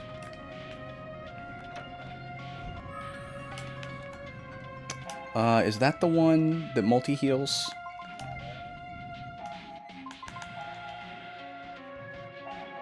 Yeah, 50 HP to all. Oh, you stayed home sick today. Bummer. Well, I hope you feel better soon. My allergies are trying to do something to me this week, too. I did a little project a couple of nights ago, and it kicked up a bunch of dust. And the next day, one of my tonsils was really bothering me. And got a little bit of junk. Our first accessory. But I'm totally fine. Nothing like what I dealt with like a month ago, that whatever we picked up in Florida. All right, it's explaining accessories to me. Okay. Cool. So let's take a look at this. We got an accessory called a stone necklace. We know one of the slots available is neck. Okay, that answers my question. So I can only equip this accessory on the neck slot because it's a necklace. So there's going to be limitations on where certain types of accessories can go. Very cool. Interesting armor system. I like it. Raises defense by 10, no specific other attributes. Also, 10 defense points is absolutely massive right now. I feel like I should maybe give this to the character with low HP for the time being, which would be Kluke. But yeah, I feel fine. I feel fine. I think my voice register is a little bit lower, and there's a little bit of junk in my nose. But right now, my tonsil has stopped hurting, so that's nice. I was coughing a little bit earlier, but it's just a little passing thing. It's a little like wet and rainy this week too, which sometimes that can get me, so a little bit of a miniature double whammy.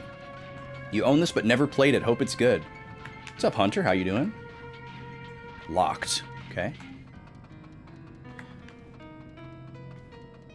I hope it's good too. You're going to start allergy shots come spring. Oh, that's scary, but also kind of exciting. Halo Killer. Also locked. So there's 2 doors, both locked. Looks like we're going to the center here. I'm going to save one more time. Oh, just kidding. We're going to hit a cutscene trigger. What are these?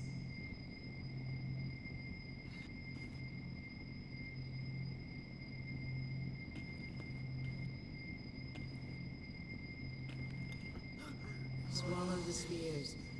What? Hey, did you hear that? Mm-hmm. I sure did. There's a voice in my head. Who are you? Where are you? Come out! Do not be afraid. I'm a friend. A friend? Can we trust it? Well then, show yourself! Something's coming!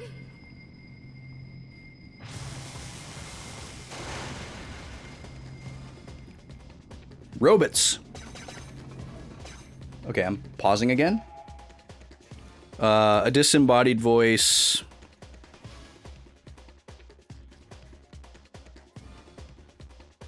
Says, swallow the spheres.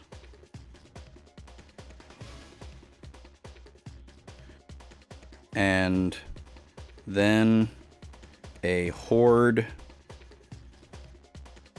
of robots attacks. Okay, so we're getting a very clear signal about the world building here. Yeah, I would be too, Halo Killer. That's what it was like for me when I lived in Minnesota.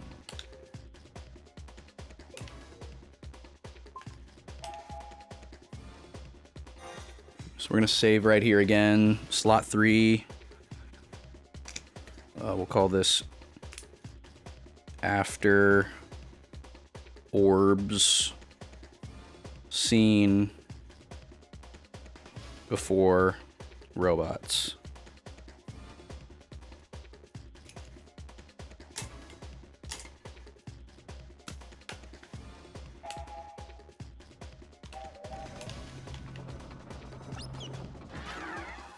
Oh, I forgot to do my little attack.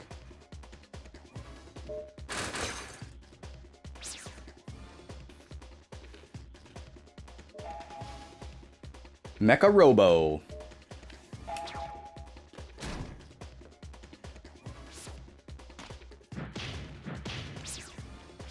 One damage, not too scary. So Kluke and Jiro both do projectile attacks. Oh, dang. Okay, he did a lot more damage to Jiro because we put the boosted defense on Kluke.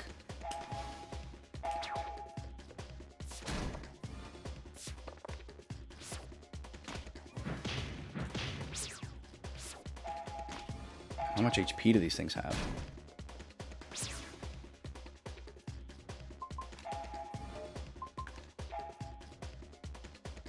Let's try this creature compendium.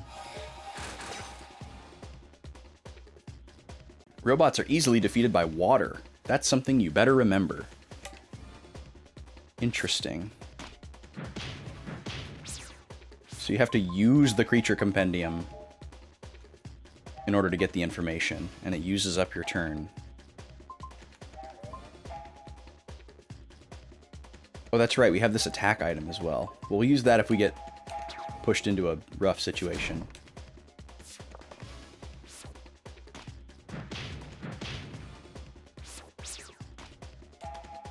But right now I feel pretty safe. Okay, so this thing has probably about 20 HP, something like that.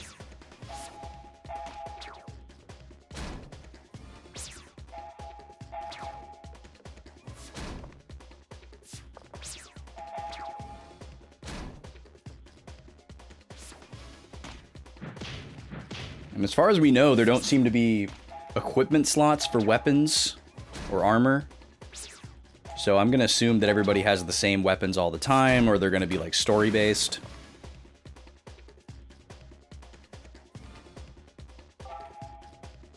Level up on Shu. Holy crap, there's so many of these guys. I'm curious if saving heals me?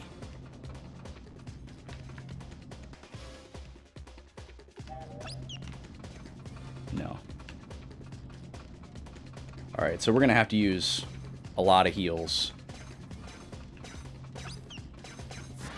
to get through all these.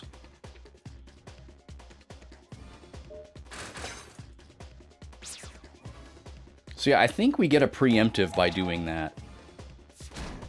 Because we all get to go before it does. At least there's only one this time.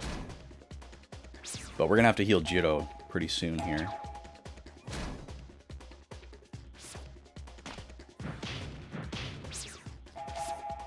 We definitely want him to attack Kluke as much as possible. Nice crit, maybe. Got the victory. Level up for Jiro. Oops. We got a mob of 2 now.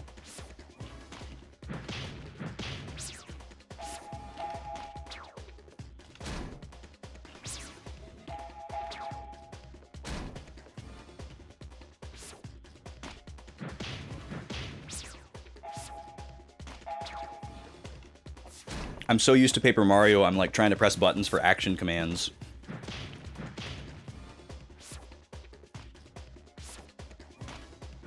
Okay, we gotta heal Jiro next turn. He's about to die.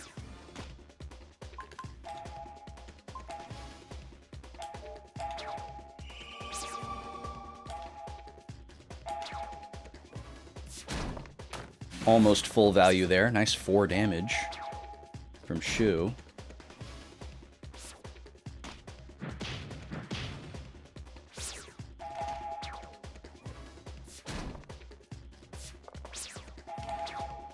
I love the little inserts in the top left of the characters when it's their turn. That's very cool. Chung.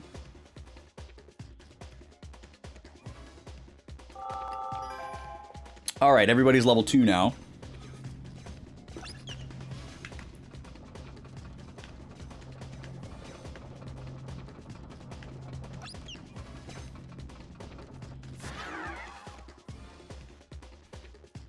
Even if it doesn't do anything, it feels satisfying to like initiate the battle on your own terms like that. Alright, we've got an ad starting soon here. I'll step away for a few minutes and put the little guy in his cat nap. He's normally already asleep by now, but he's actually still awake.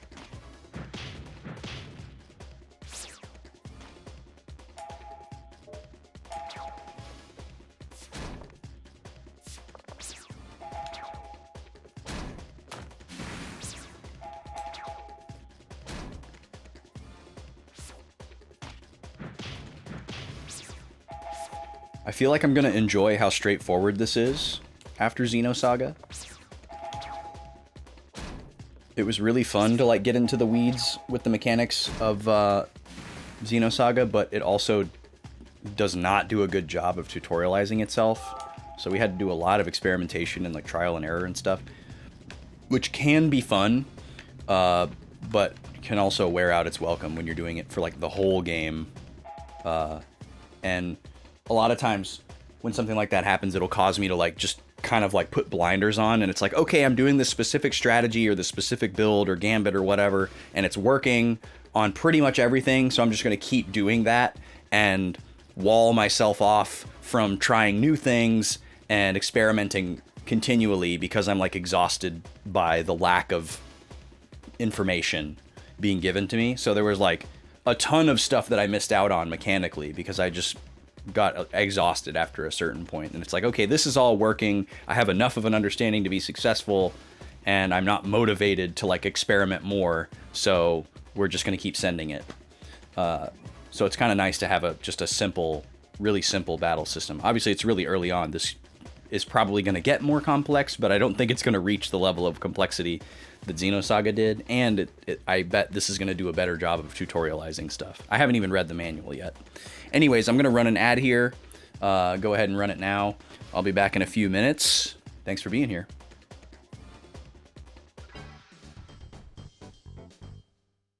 Free for all! 3, 2, 1, go!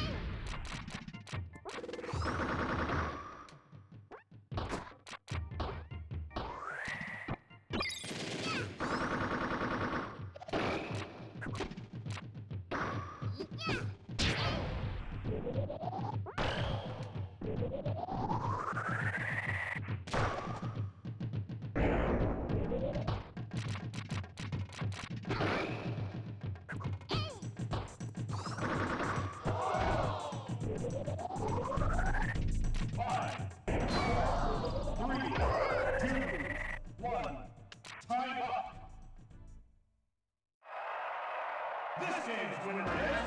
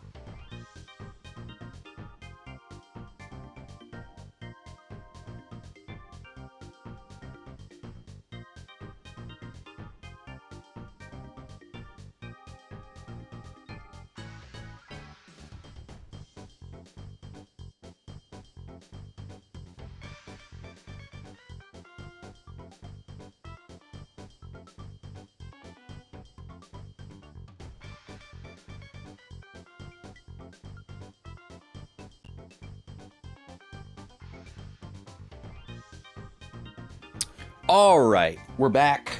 Thanks for waiting. The puppies got fed. Little guy's in his nap spot. Samus takes round 2.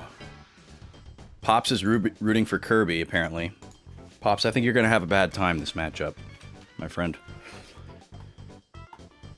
The little pink ball has not shown much promise.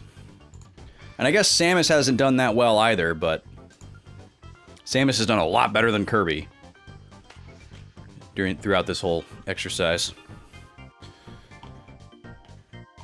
Okay, let's come back over here. We're fighting robots. The underdog will one day be the champion. We'll see about that. We'll see about that, Pops.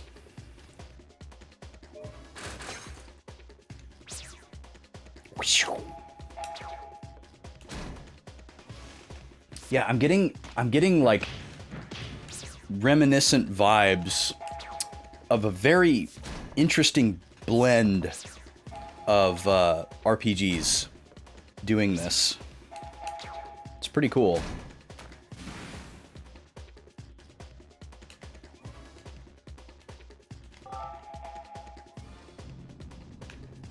Okay, I think that was the last one. The music's still playing.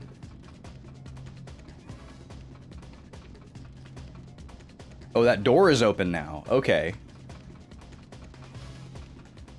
Let me save again.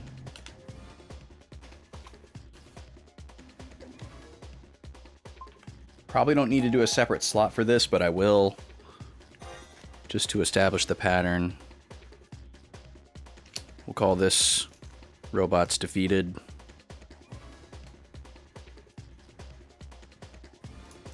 Obviously, we want to save with those robots defeated so we don't run the risk of having to do it again. I just mean we probably could have saved that over slot 3 again. So this door is still locked. Okay. I wonder how they came up with the little on-screen text alert system.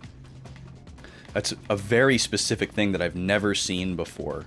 It's almost like an accessibility feature, especially to have the voice recordings coupled with it. Oh, I can move the camera around, but I can't control the character. That was kind of cool. Let's shut this door. Okay. Okay, so they know how a bulkhead works. We be mashing. I don't know where these robots came from.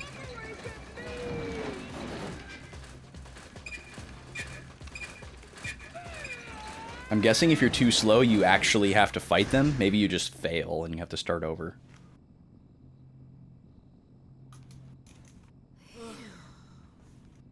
That was close. Oh no! At this rate, they're going to break through the doors. They just don't know when to give up, do they?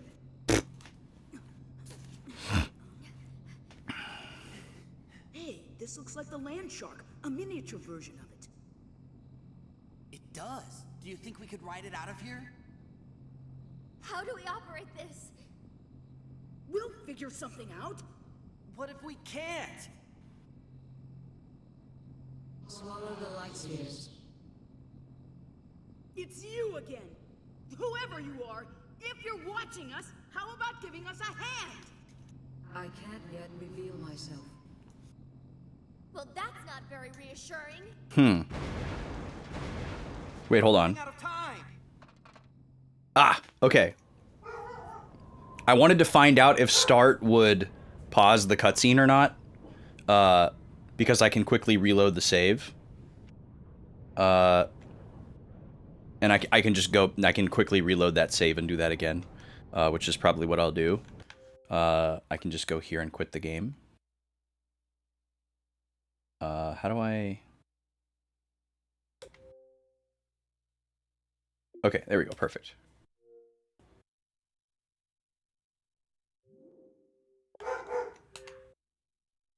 I want to find out in a low stakes situation how to pause a cutscene. So there's a setting to enable or disable the skipping of cutscenes. But I was hoping there might be a way to like pause during a cutscene and then choose to resume or skip, like there was in Xenosaga, which was very, very convenient for note-taking, because there was such a high density of information. So maybe I'll try pressing A during a cutscene.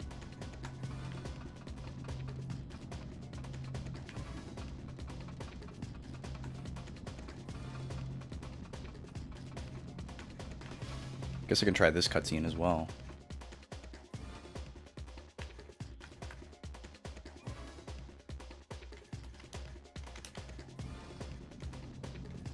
Okay, but that one doesn't apply to the skip either. I couldn't press start there.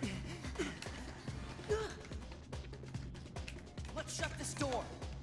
Okay.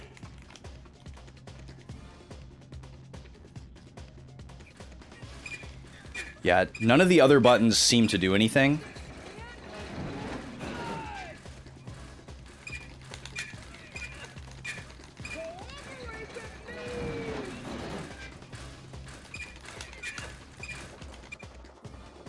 Oh, wow. Okay, I did it a little bit slower and one of them actually made it through.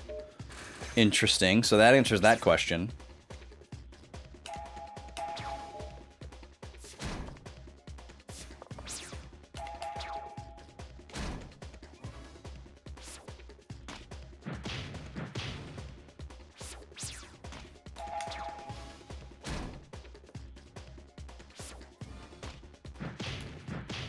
I guess if you wanted to grind, you would just let them all come through.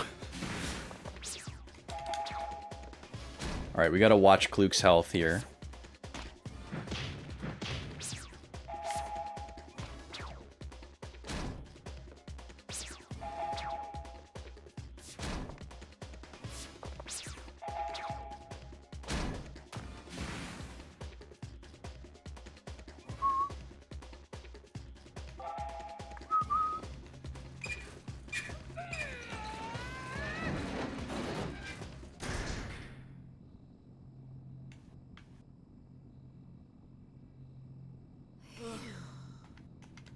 That was close. Oh no! At this rate, they're going to break through the doors. Okay, so it seems like there's... I guess the way to pause a cutscene would just be to press the Xbox button. So that answers that question. So we'll use that as needed. Okay. Hey, this looks like the land shark, a miniature version of it. It does. Do you think we could ride it out of here? How do we operate this? We'll figure something out. What if we can't? Swallow the light spheres. It's you again. Whoever you are, if you're watching us, how about giving us a hand? I can't yet reveal myself. Well, that's not very reassuring. We're running out of time. Swallow the spheres. Then you can control the Mechat. Hurry. Oh.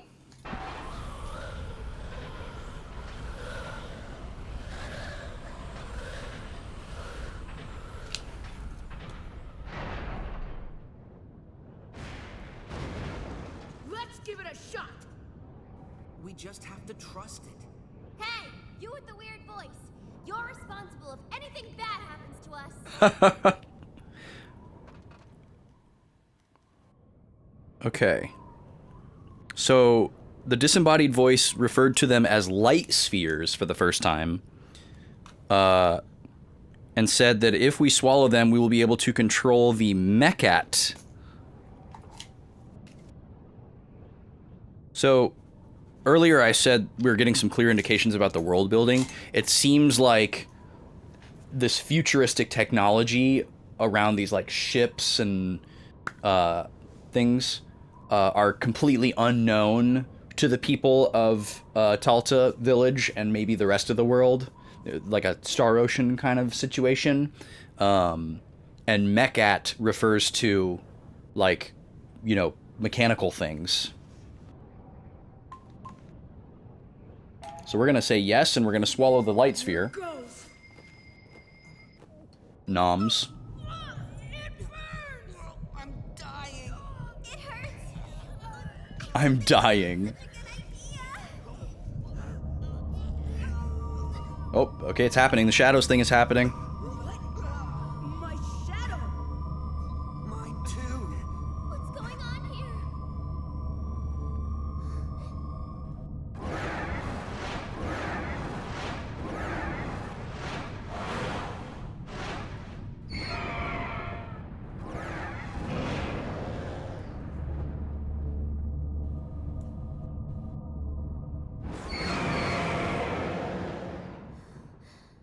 What's going on? Hey, weird voice! Tell us what's happening here!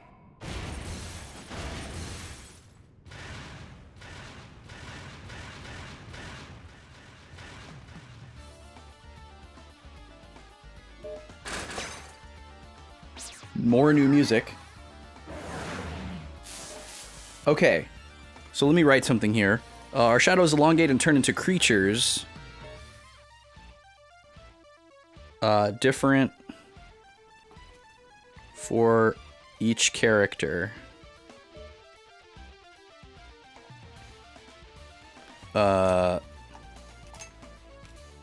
Shu has a dragon. Jiro, a bull.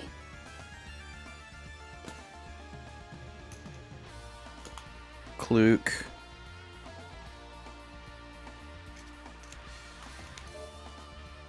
I guess I'll just say a bird. I don't know if it's like a falcon or an eagle or what.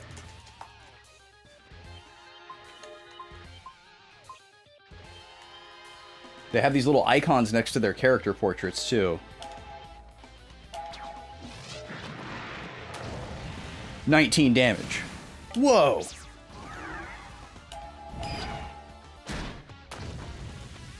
My shadow is... kind of looks like a vulture, actually. So yeah, Shu has a sword next to his portrait. Jiro has a wing. And Kluke has like a I don't know what that's supposed to be, like a cluster of rocks or a puff of smoke or something. Oh my god. There's so many of them.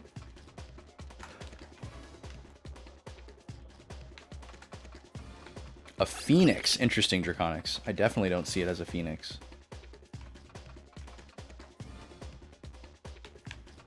Okay, pretty sure I'm cornered here. Lost. That's what that says. That's funny. You examine the ladder. You can't climb down. The bottom of the ladder is broken off.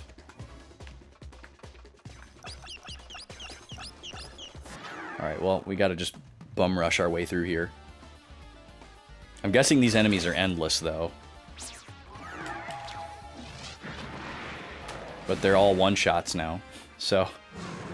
Oh, the thumbs up! That's crazy. Okay, so we got a rank up now. That's different than a level up. New skill, magic sword. Dragon learned a new skill. Okay, interesting. So we're earning skill points now instead of just EXP and gold. Classes and skills can be combined together, such as a swordmaster class that can use white magic and so forth. Oh, so there is a class system in this game. Okay. To equip skills, bring up the main menu, select skill. Okay. A skill slot. Okay, this seems pretty straightforward. Current, yep. The skill displayed with star is the basic skill for your current class. Basic skill can't be removed. As you collect more SP, the rank of your current class will increase, and you will have more skills to choose from. You can increase the number of skill slots. Try different combinations of skills to create your own best shadow. Okay, let's take a look at this. So shadow menu is now open. Swordmaster, black magic, and white magic. Okay, that's what those icons are. So I can just immediately change classes. Interesting.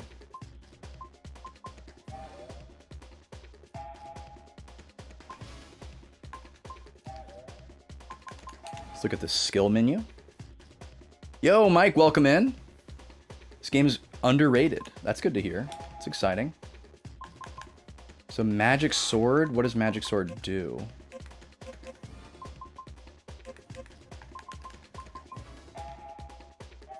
Magic sword is just like a further command menu, it seems. White magic, black magic.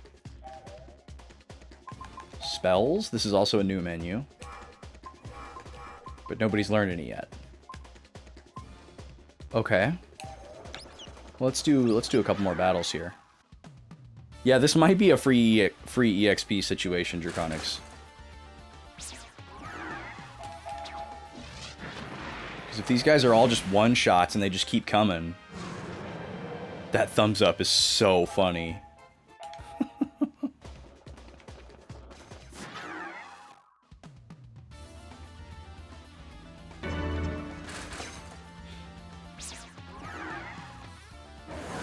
So I don't have any new command actions here. And I'm guessing that's because I don't have any skills learned yet.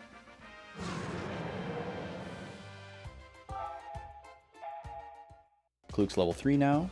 Thank you for the follow, by the way. Welcome in.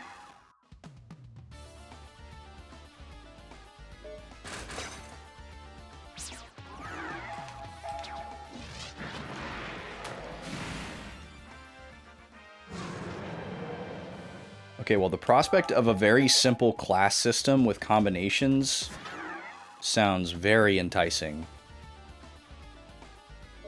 I'm a big fan.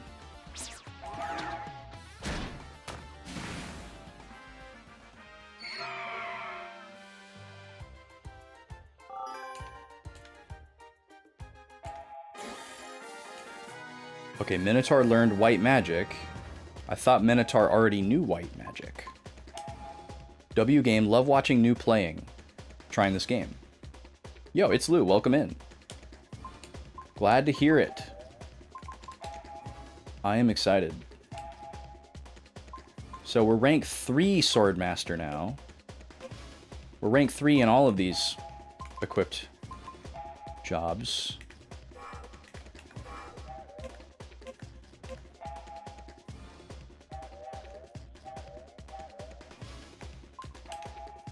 Let's poke around again here. Okay, nothing in the skill menu. Still nothing in the spell menu. Never seen or played Blue Dragon before, so this is exciting. Good to hear, Balrogic. Welcome in. Yeah, I've come across a very small number of people streaming this game, but I never watched it for very long because I knew that I wanted to play it myself, and I didn't want to know too much before going in. So I pretty much have never seen this game in action either.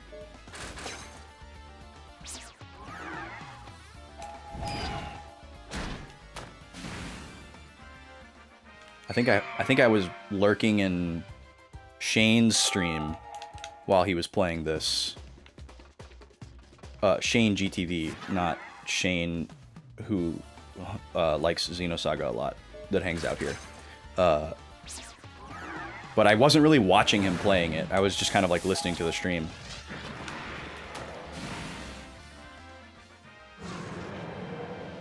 Yes, we're fully aware of Akira Toriyama. I had to rep my Toriyama art shirt today.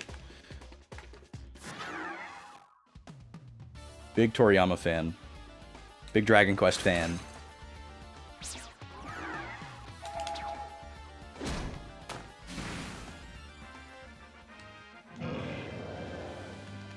Yeah, quite the dream team.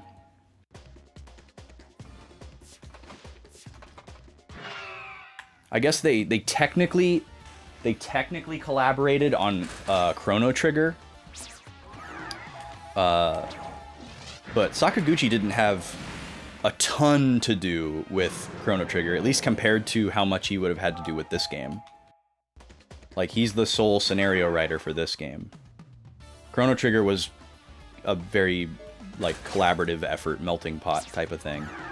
I think it was a lot of Yuji Horii in addition to Sakaguchi for Chrono Trigger. Okay, rank 4, learned skill, but it just says black magic. Interesting. Oh, we also get fully healed when we level up, which is really nice. Yeah, I'm a big Dragon Ball fan, Space. I do like DBZ more, but I really like Dragon Ball. And I liked Super as well.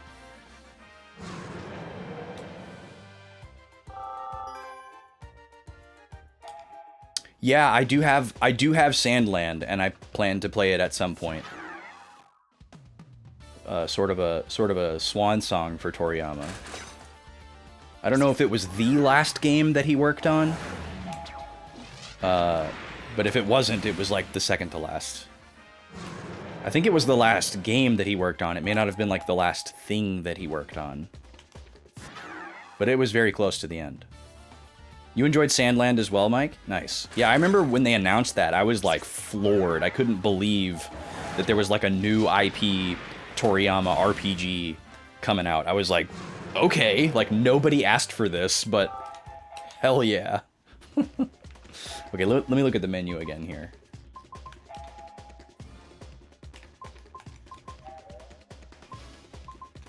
No.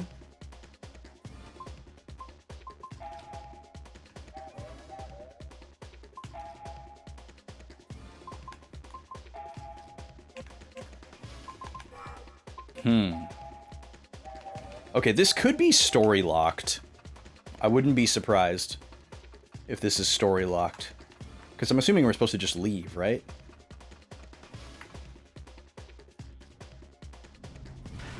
Oh, you were just using Dragon Ball to mean everything, yeah. There's so many! Hurry! Hurry!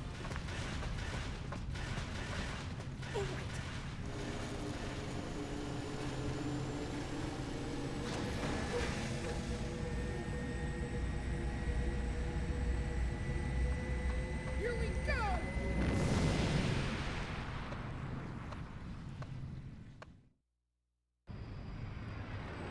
Okay.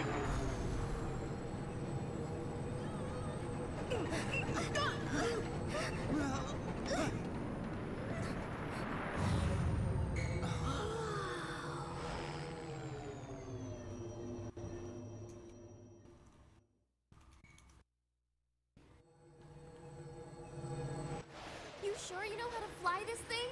I think so.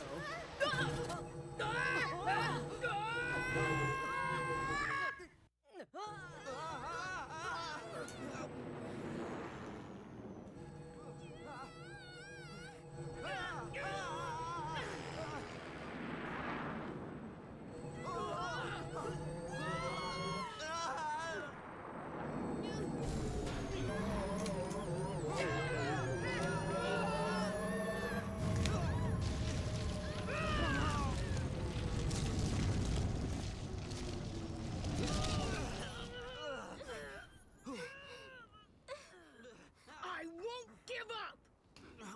Maybe we should. Hurry! We gotta get out!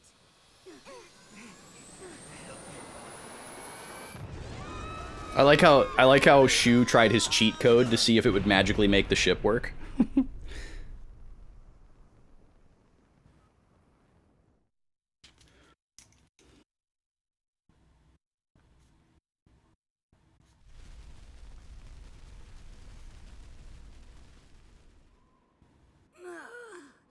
Hey, are you guys all right? That was close. Clue!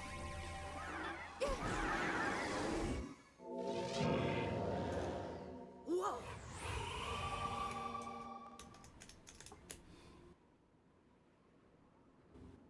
Now something's happening. Hey, my arm doesn't hurt anymore. It's healed. Thank you, Jiro. Who, me? Yeah, that's right, you! You healed her with that weird shadow! Then this must be magic. Must be. What I was thinking was, I need to help Kluk and heal her wounds quickly. Then my shadow appeared. It was like my feelings were transformed into power. Or it felt like that anyway. You mean your feelings turn into power in the form of a shadow? That must be it. This power could have something to do with our feelings.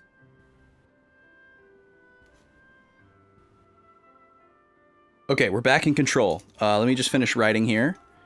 It seems the shadows can manifest thoughts and feelings as magic. Okay, let me catch up on chat here.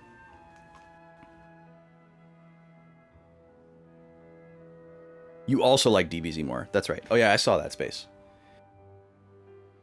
Oh yeah, and Itzlu, you don't have to tell me anything about mechanical stuff. I don't want to know anything. If I'm like missing something, I want to continue to miss it. No tips wanted. But thank you. You're new here, so that's fine. You don't know the rules. I'm just letting you know. I'll check it out in a second.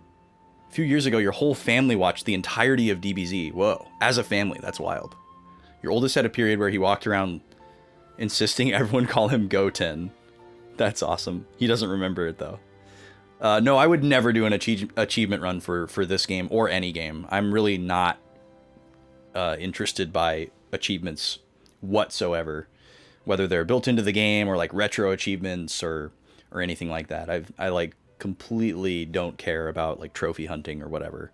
I like completionist stuff that's like built into the game, but as far as like across multiple games or something that's attached to like an account, I really don't care at all.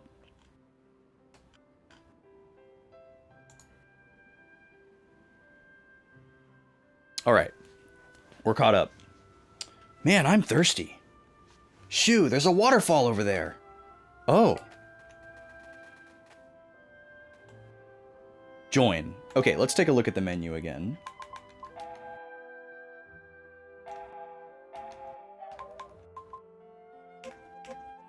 Still not seeing anything in the skills menu.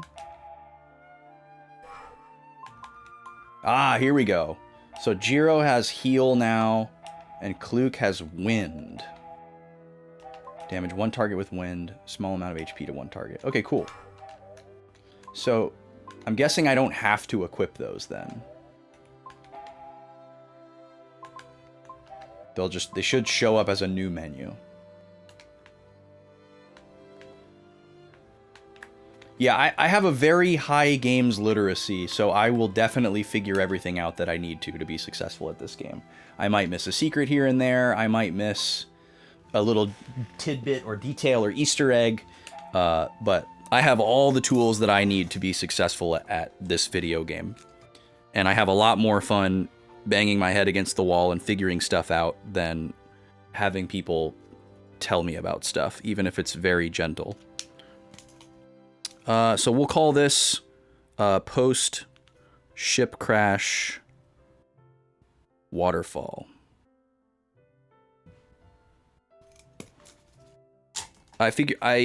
Based on my knee-jerk evaluation of this game, there's pretty much no way that it's more complicated and difficult than the last two big RPGs that I've played. So I think this will be a cakewalk. I also don't really care about, like, optimizing my playthrough. Like, I don't care about finding the most broken build and, like, trivializing every fight. I'm more interested in figuring out my way, you know, finding my own way through the game, even if it's not the best way, even if it's, like, obtuse or whatever. It's more exciting for me to figure out my own way through a game. I feel magic power, like before. It's true, that's so strange. Okay, now that we're feeling good, let's hurry back to Talta Village. Right. Do we know where we are? They seem very confident. Oh, I like how the chests look different. They're so big. I also like how they bucked the trend of making the girl the white mage and made the other guy the white mage and made her the black mage instead. How many discs is this game? I'm pretty sure it's 3. I don't think it's 4. But I don't remember. It might be 4. Nothing. If you push it, it might move.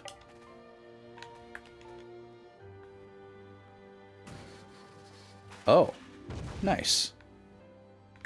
Cool. So, are we supposed to go that way? And this is optional? That would be exciting. We got more chests, though. A ruby. What does ruby do?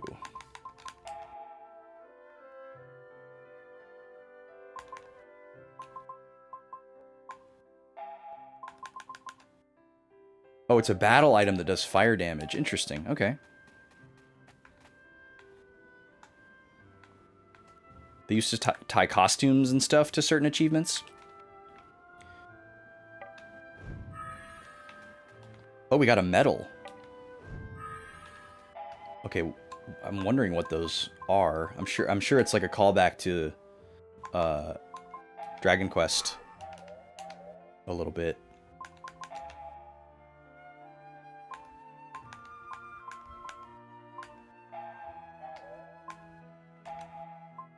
Doesn't even show up in my items, though. Oh, encyclopedia. Ooh. This is cool. I like this.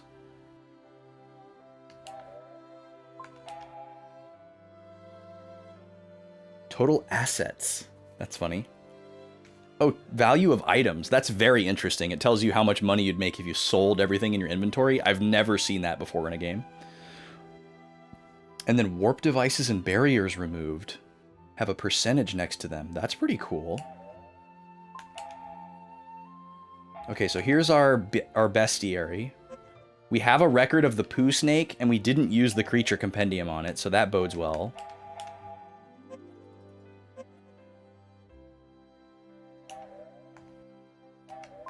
And then we have 4 different categories. Monster, Magic Monster, Mecha Robo, and Undead.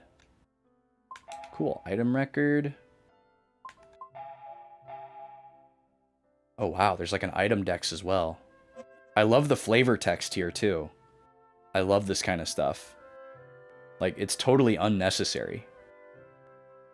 Like, what are sheep tribes folk? I'm excited to meet them, you know?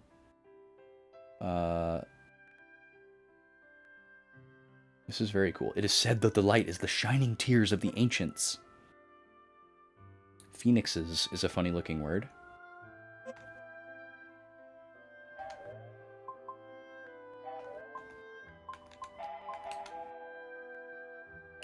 So the ancients are going to be a thing in this game.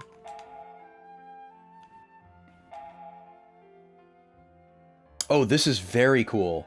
So we can look at the, basically like the skill tree for all the different jobs here. Wind Sword. Apparently we also have Wind Sword. When do we get that? Charge effect, stronger. Larger area. Standard, single, long range. Casting time C, B. Okay, cool. I'm excited to get to know all this different stuff. I don't know if I should assume that level 6 is the maximum, or if it just starts to scroll down once we get to that point. Very cool. Very, very cool.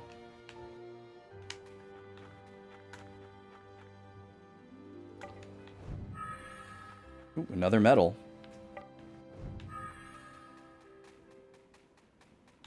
So I'm immediately wondering how this game does for missables. This seems like a game that would have a lot of missables.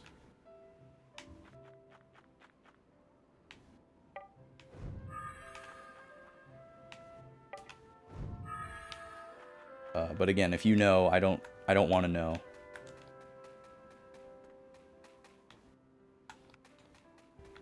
You wish this game had a mini-map? Yeah, it is nice when games have a mini-map. I'm a big fan too. So far, the camera controls seem to make for pretty good wayfinding. So I'm not too worried about it. Let's drop another save here. I'm going to save in the same slot here. Number 5.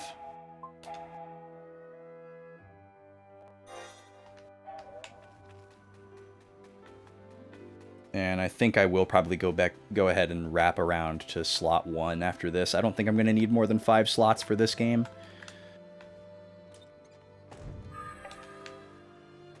Stone bracelet. That sounds like an accessory. So that counts as an armor. Increases physical attack. Okay. Well, we'll go ahead and give that to Shu. Remember catching something about the Blue Dragon games being a major passion project. So you have some high expectations. Interesting, Belrogic. Octopath did the item value thing too? I don't remember that at all. I played an incredible amount of Octopath 1. I haven't played Octopath 2 yet. Oh, this is like world map. Hold on. This is cool. We got enemies popping up. Oh, it's running away from me. Okay, that's a thing. Very cool. Enemy encounter. Press X to dash into an enemy. Or use the encounter circle and field menu to improve your odds. To display them, pull the right trigger. You can fight enemies that are within the encounter circle, but not those outside it. Okay. Select the name of the enemy and then the fight one enemy option. To start a battle with multiple enemies, select multiple enemy names and... Oh, interesting. Okay, so you can choose whether or not to include multiple mobs in a single battle. That's pretty cool. Can I examine field objects?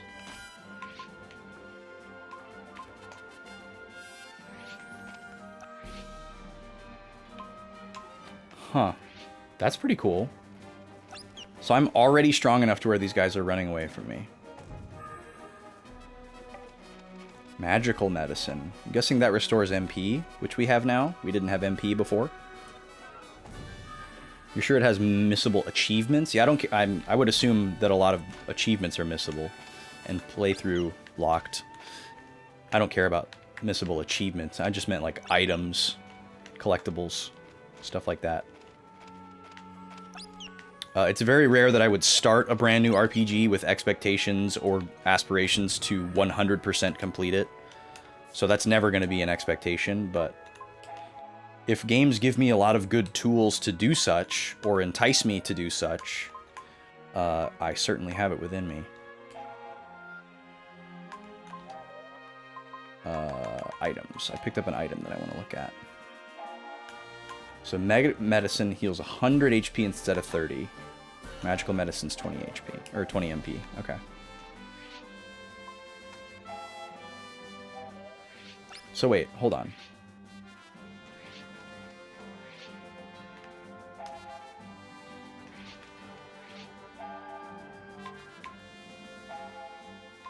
I can add a field skill to one of my bumpers, but I don't have any yet. Interesting. Alright, well, let's do a battle against these poo snakes because they're so funny looking. And they're going to be so trivial now that we have our dragons, or our shadows.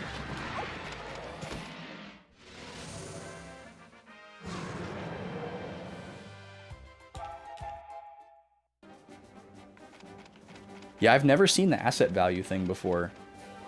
Balrogic, it's pretty cool. Oh, that's a new enemy. It's like a grasshopper. Ancient katydid. Katydids are scary. Y'all ever seen a katydid in real life? They're really big. They're scary. Love the thumbs up. Yeah, it's pretty great, isn't it, Hot Dog? This is scarier than a regular katydid, though. Okay, let's try out Magic Sword. So, I'm guessing this isn't actually an attack. And it imbues my regular attack with magic? Oh no, it is an attack. Okay. It's called Wind Sword, but he just karate chops it.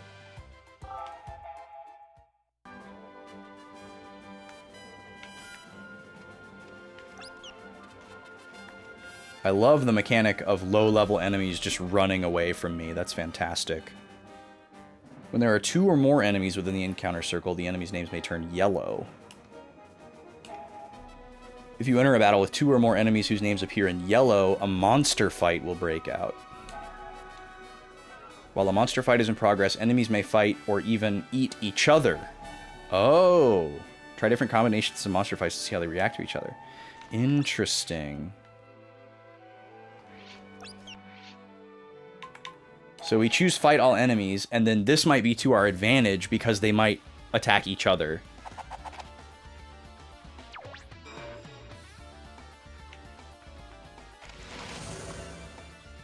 Dead. So yeah, they're using their turn. The katydid used its turn to attack the poo snake instead of us. But I'm assuming we're going to get the experience because it's an RPG. White magic and heal. Can I do a multi-target with this? Probably not.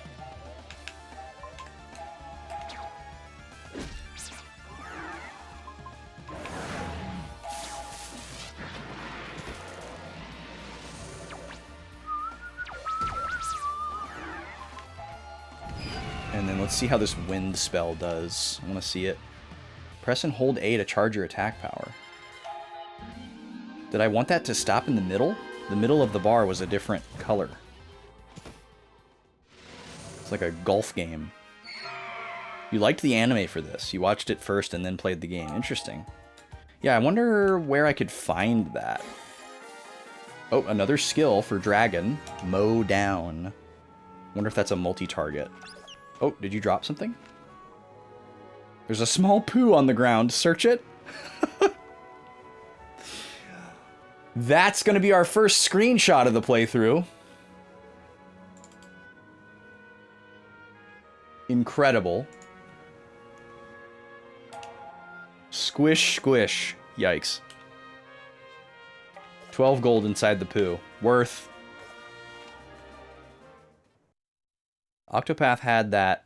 If you want to get every achievement, there's 2 missable bestiary entries and 8 items that can only be stolen from bosses. So you'd have to redo the whole game. Yeah, see, that kind of stuff is really dumb. Another land shark? That makes me so mad to think about. Because I did everything that you could possibly do in Octopath Traveler. And if I tried to, like, reconsider my playthrough as, like, incomplete or invalid because I didn't do something like that, that's crazy. Whoa! Attack +1, and I get to choose who to use it on. Wow. Very cool. Well, I'm going to go, for now, at least I'm going to go all in on attack on Shu. Because he's being framed as the physically oriented character. Search the poo. Thank you for the smiles, T.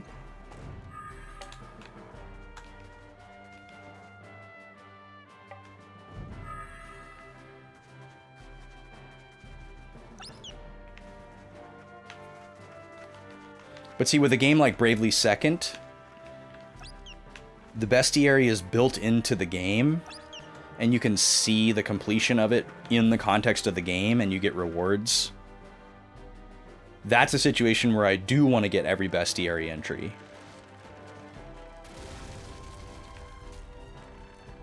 Dang, we're strong. Even though the 2 entries are early on, there's no New Game Plus, so you have to entirely fill out the bestiary again. Yeah, that sucks. Hey, this tree fell over. Looks like we can climb up. But not yet. Okay, apparently we can't walk under it. Poo searching for money is a skill you can put on your resume. I might exclude that one. I might just let them find out about that naturally over time, you know, in case it comes up. Or in case it doesn't come up.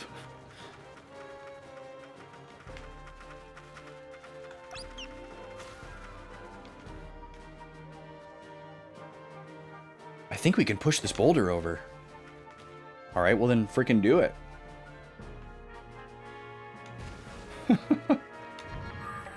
Antidote.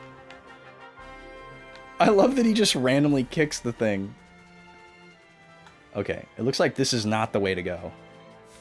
I see. We were supposed to walk up here first so that they could kind of like tutorialize the field actions here. That's cool. Because I might not have just accidentally walked up to that tree and pressed the A button. And I may have assumed like, oh, I guess I have to come back. Level 1 flare. Hold on. Is that like a spell scroll? It's a spell book. How do I use that? Oh, she just has it now. Just by having the spell book. Okay. So there's going to be spells that we learn by level up, and there's going to be spells that we find as consumable items. Very cool. 10 experience points. Kluk's the furthest behind, so we'll give it to her. Pretty wild that you can find, like, stat increases and experience points like this. I've never seen that before in a game either. And being able to choose which character it's applied to. Very neat.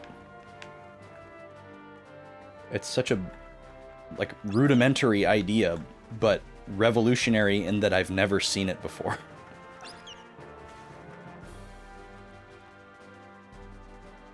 They're missable because they stop spawning and are replaced if you go above a certain level. Yeah, I'm familiar with games that do that, where like the encounters scale up.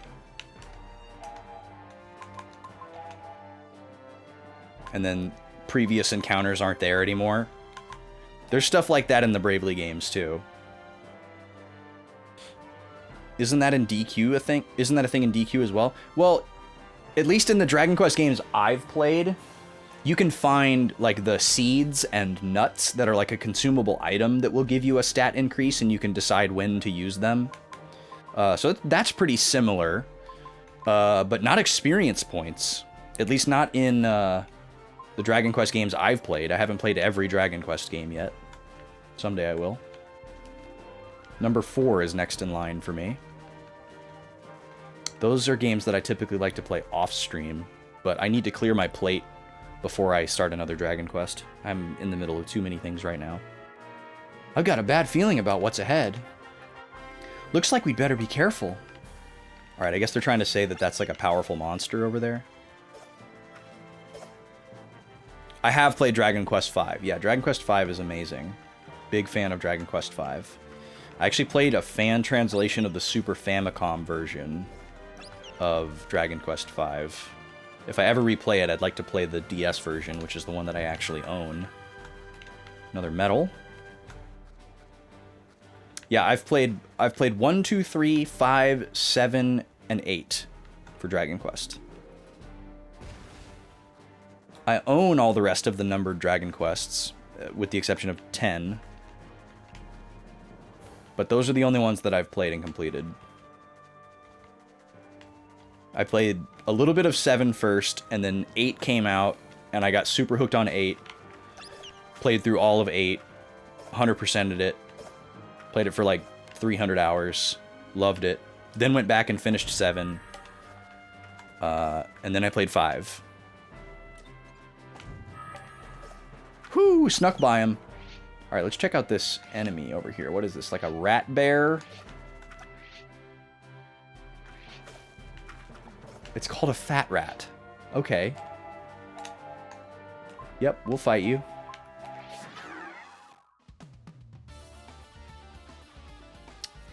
And then during the pandemic, I played through 1 and 2 on the Game Boy Color, and started 3 shortly after.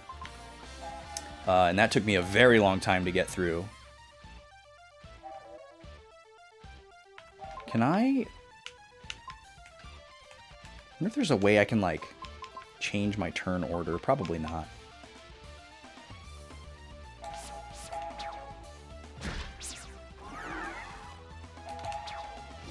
I want to scan this guy. So I'm going to use the creature compendium on there. It ate and ate like a pig and grew big enough to attack humans, vulnerable to fire. See, that's what I wanted to see. I wanted to see if it would give me, like, weakness, resistance type of information. Oh, and he has a friend now. How nice. So let's use fire on it.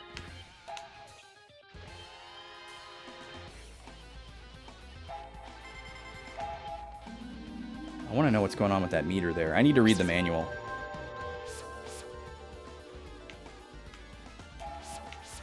You have a CIB copy of the SFC version. That's cool. I'd love to get some of the old Dragon Quest Japanese boxes for the Toriyama art. I had one on my eBay watch list forever that was like the first 4 NES games.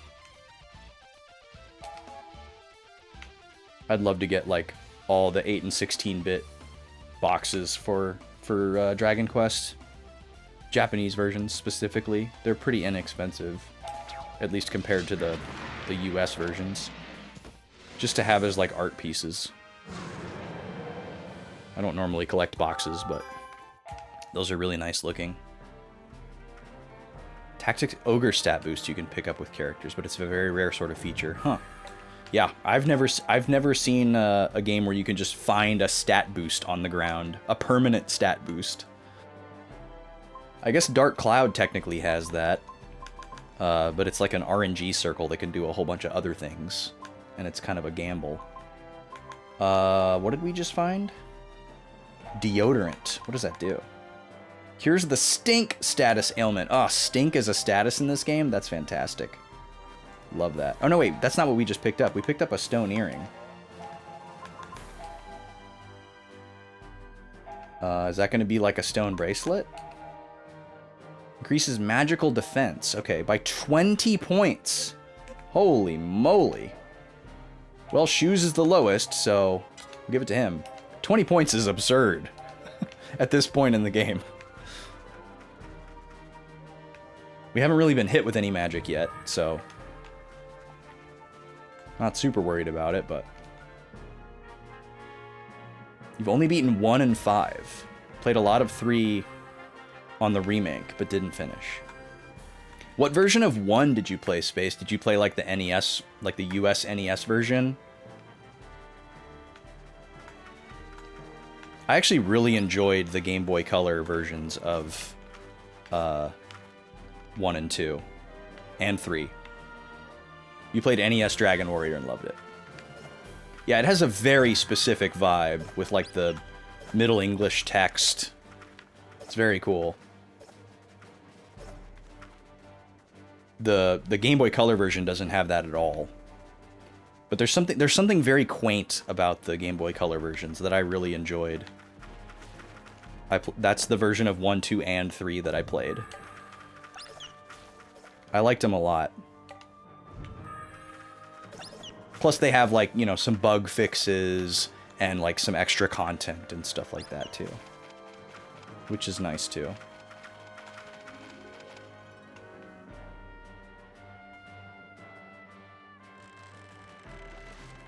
The only thing that stinks about the early Dragon Quests is the lack of congruency in the naming convention of stuff.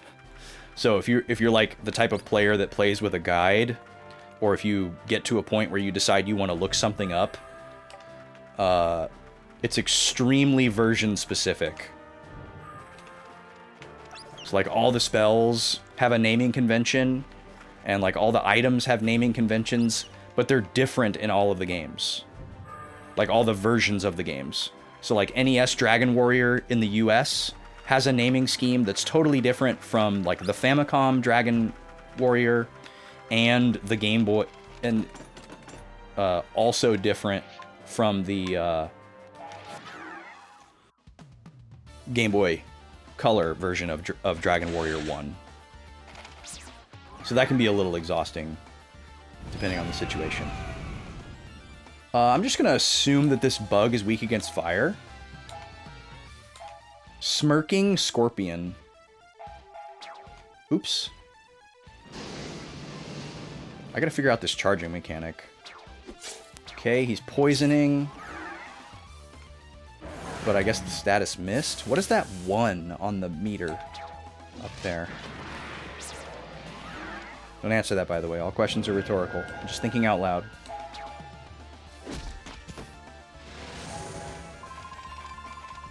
Oh. That was interesting. So I guess this is the second mob now? I want to try the spell mechanic again.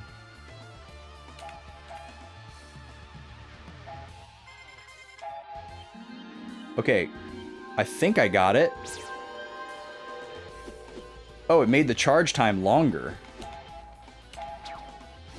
Well, I might just kill him before the spell goes off.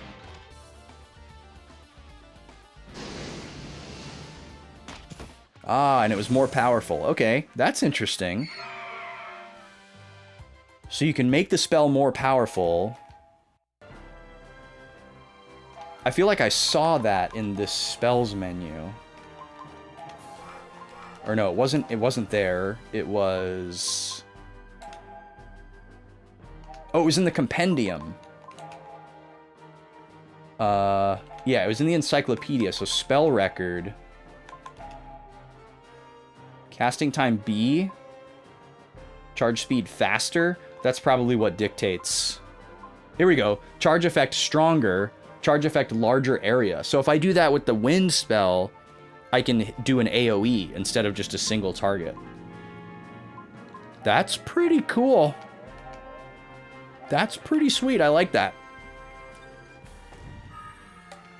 A stone ring. All right, we've got the full stone set now, I think. Oh, that's skills. Oh no, we don't. Or yeah, we have the full stone set, just not all on one character. Magic attack plus 25. Whoo! All right, well we're gonna give that to our black mage.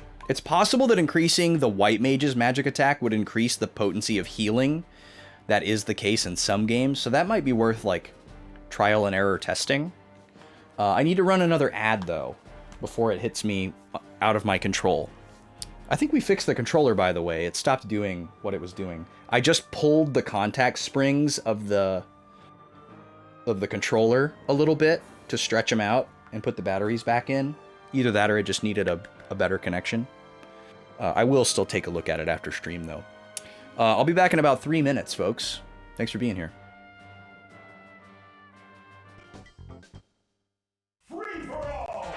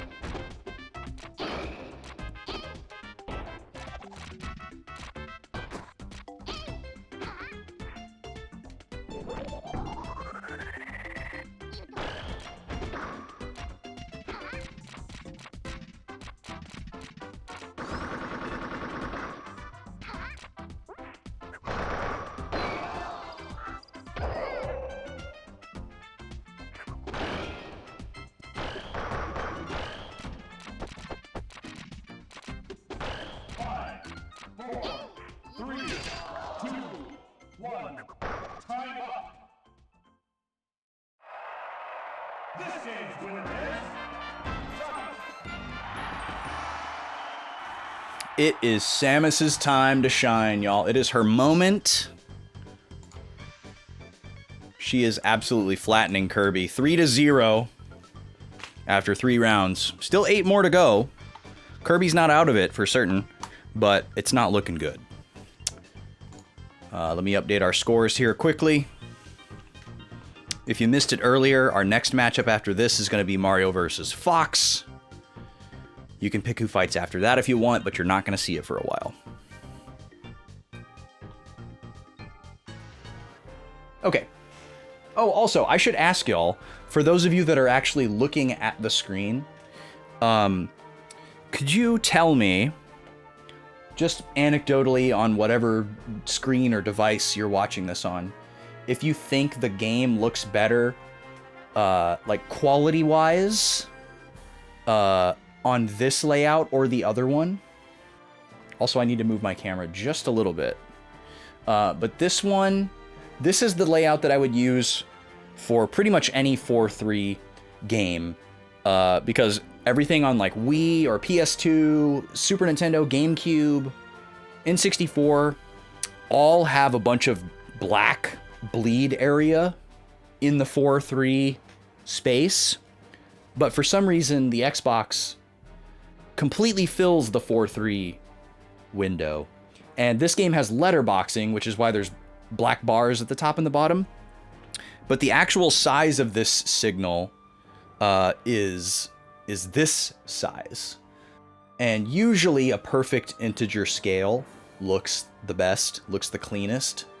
So I'm wondering if any of y'all perceive a significant difference in quality after all the compression and everything gets to your devices. And obviously I can go back and look at this on the VOD too, and I will.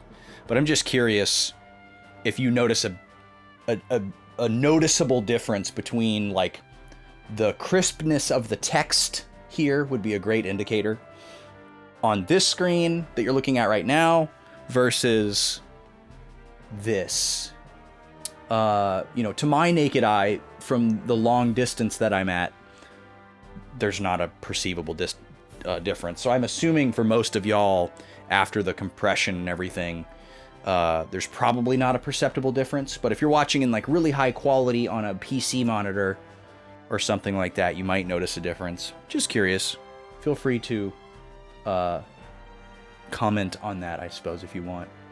I'll probably go in and try to crop out these bars as well. You think it looks blurry, Sen? It shouldn't look blurry. It should look very clean.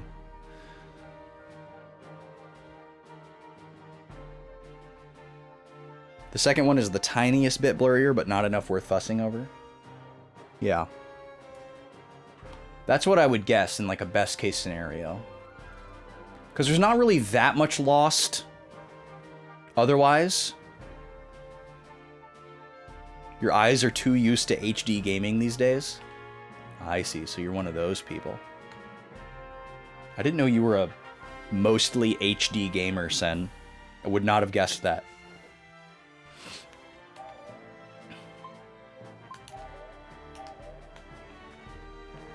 Because you play a lot of retro games, or you have played a lot of retro games. So you don't strike me as somebody who would be like repulsed or like turn their nose up at older graphics. Like, oh, it's so ugly. Ugh. But that's definitely not the same as just being able to tell the difference and being used to it. What is that blue thing over there? We saw those in the early area too. And I wonder if that has something to do with, like, defeating all the enemies in an area. Are you guys all right? Why is he asking this?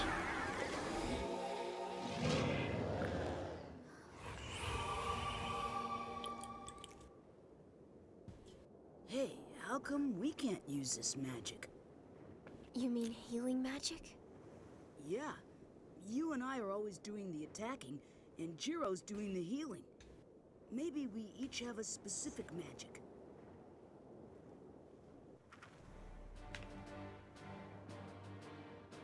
Okay, so now it's telling me about changing classes. I think we could do this before, but I didn't try it. Maybe we couldn't until now.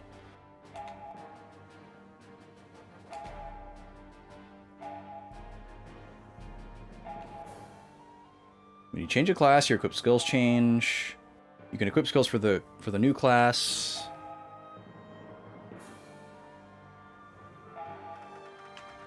Okay. Yep, that's what I would expect. But it alluded to the fact that there would be, like, combinations.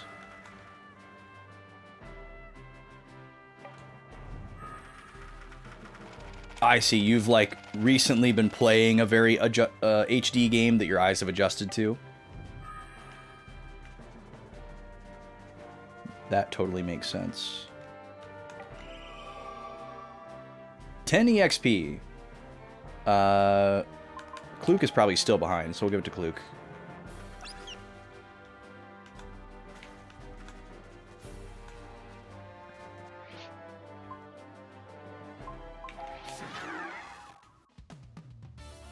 That's what your eyes have acclimated to right now.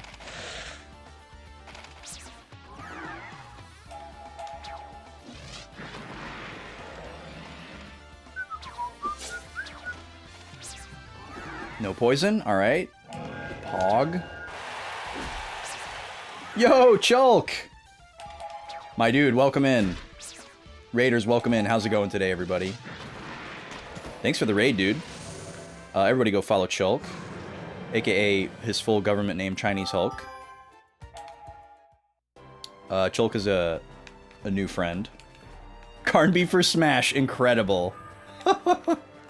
Absolutely. I am fully on board. Start writing your letters to Masahiro Sakurai.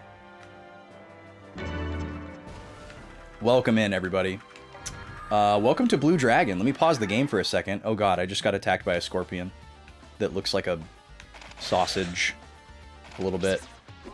Jackie, great to see you. Space, congratulations on being a raider now. HG, welcome in. Nice to see you. Devor, nice to see you. Welcome in. Jinzy, great to see you. Welcome in. Squishy Boogie, what an incredible username. Welcome in, nice to see you. How was the rest of OOT today, Chulk? Did you get 1500 in archery? I was feeling your pain so much. Chulk's playing Ocarina of Time right now on Ship of Harkinian. And he's using the new 8BitDo controller as well. And I can just tell that the controller is working against him when he does anything with a reticle, like hookshot or archery. And he was playing the Gerudo archery game today, which is like notorious for weeding out like emulator players because of how bad the stick is represented. What is happening? Okay, I'm just kind of pressing buttons. We're gonna stop here for a second. Something big is happening. Dr. Fuzzy Boots, welcome in. Yes, it's me. I am BB Austin. Wow, allow those synapses to just fire and connect and the top of your head to explode like Eric Wareheim in that one GIF. If you've seen BB_Austin in Chulk's chat or Jackie's chat or your own chat or whatever, that's me. I'm BB Austin. The BB stands for Backlog Boys because this is the channel that I stream on. There used to be two of us. Well, that makes it sound like the other person no longer exists. Vaughn is very much alive. We're still best friends. We work on a lot of other stuff together. He just doesn't stream anymore. We used to do YouTube together. Back in the day, we did... let me put some music on now that we're in this silent prison. We used to do YouTube together. We lived in the same state. We would get together once a week and record Let's Plays and upload them and schedule them and all that sort of thing. Very old school. It was very chill. No face cam. And then he moved out of state for like a study abroad type thing for his dream job. And then while he was studying abroad, I moved to a different state. And so by the time he got back to the previous state that we both lived in, I no longer lived there. I no longer lived there anymore. And then the pandemic happened. And we were like, oh, hey, we could like, we can't get together and record games anymore because we don't live in the same place anymore. But we could like stream on our Twitch channel that we never use because everybody's streaming now. And like you could stream a couple of days a week and I could stream a couple of days a week and it would still kind of be like, the boys. So we did that for like a year and a half. And then his dream career went to like the next level and he just doesn't have the time or the means to stream anymore. He still has full access to the channel. He could come back tomorrow if he wanted to. We'd welcome him with open arms. It's extremely unlikely and will probably never happen though. So now I'm just a weirdo with 2 accounts because I didn't want to give up my subscriber chatter name recognition history with my BB Austin username. And I don't want to restart my sub follower, etc. history with Backlog Boys.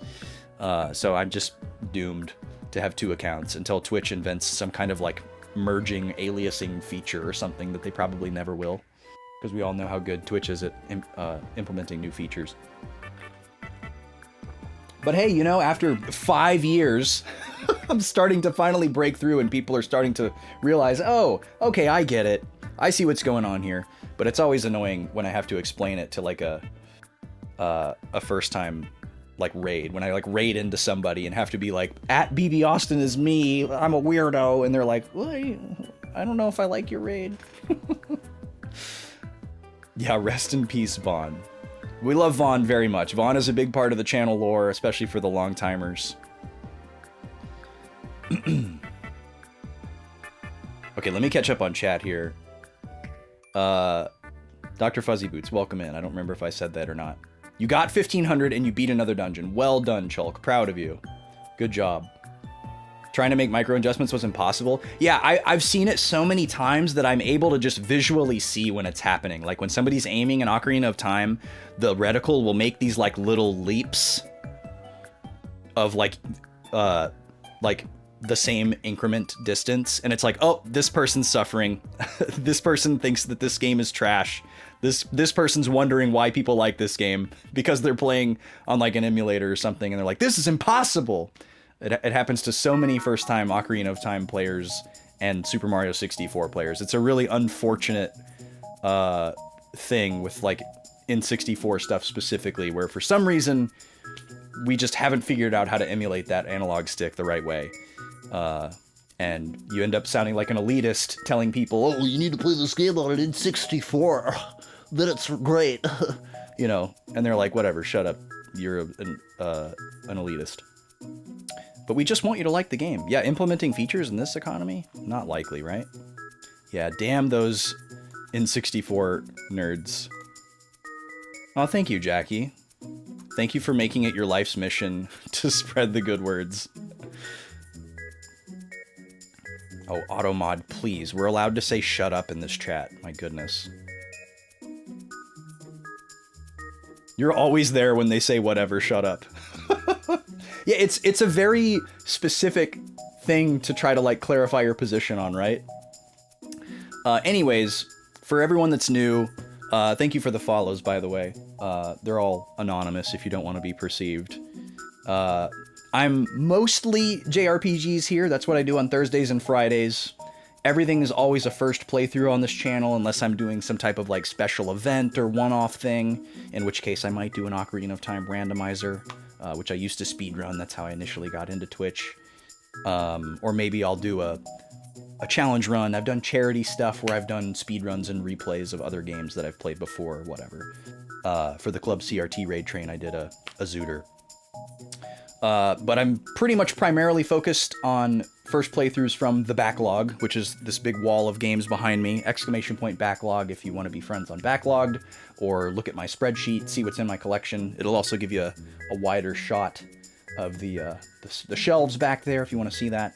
I'm into collecting physical games. I love original hardware. I love the museum experience of interacting with these old devices. I think emulation is perfectly valid and very important for preservation, but I want to use these devices for as long as I can until they break, because I like interacting with physical media. I like putting cartridges in and discs and pressing little buttons and things like that. That's a very important part of the nostalgia and the appeal for me. Plus, like, everything that I own digitally, I forget that I own it. Like, if I can't walk up to my shelf and look at it and pick it up, I forget that I have it. The small library of things that I have on like Steam and that are like installed on some of these systems that have that capability, I always forget that I have them. So that's another aspect of it as well. Yeah, I love the clickety-clackety of the pressing buttons. Yes, this is a JRPG, Jackie. This is my new JRPG playthrough, Blue Dragon. We just started it earlier today, and it is off to a very promising start. I'm very excited. I think this might be like just what I needed coming off of Xenosaga for my next RPG experience. That was the last RPG that we just finished up a couple of weeks ago, Xenosaga Episode 1 for PS2. I never owned a 360 until this year. I finally decided to cave in and buy it and like the small library of RPGs and a couple other things that are like locked to it. And Blue Dragon is one of these games. Blue Dragon, if you're unfamiliar, is the first game from Mistwalker, which was the studio that Hironobu Sakaguchi formed after leaving Square Enix. and he teamed up with Akira Toriyama from Dragon Ball, and our goat, Nobuo Uematsu, for the soundtrack. And I'm sure this was a very heavily anticipated game at the time because everybody wanted to know what the Gooch was going to do post Final Fantasy. And I think it was pretty divisive when it came out, or maybe underwhelming might be a better descriptor.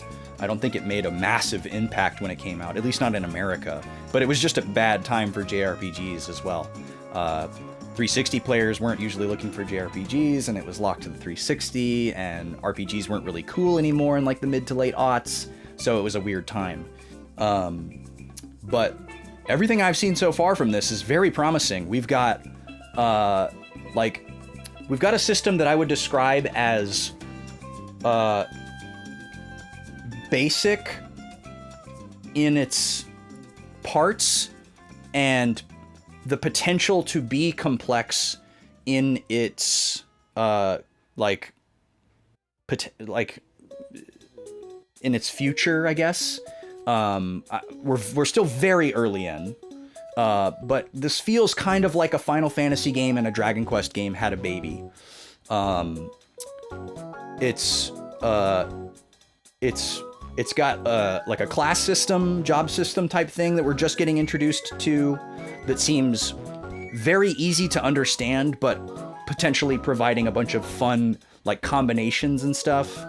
The way that we're interacting with like the field and finding items and collectibles and things like that is very straightforward and satisfying. We've got a cute, plucky cast of kid characters, and we're on an adventure. It's obviously very anime-heavy art style because of Akira Toriyama, so everybody looks like they're from Dragon Ball, which I am super cool with because I love Dragon Ball and Dragon Quest. So, very promising start today.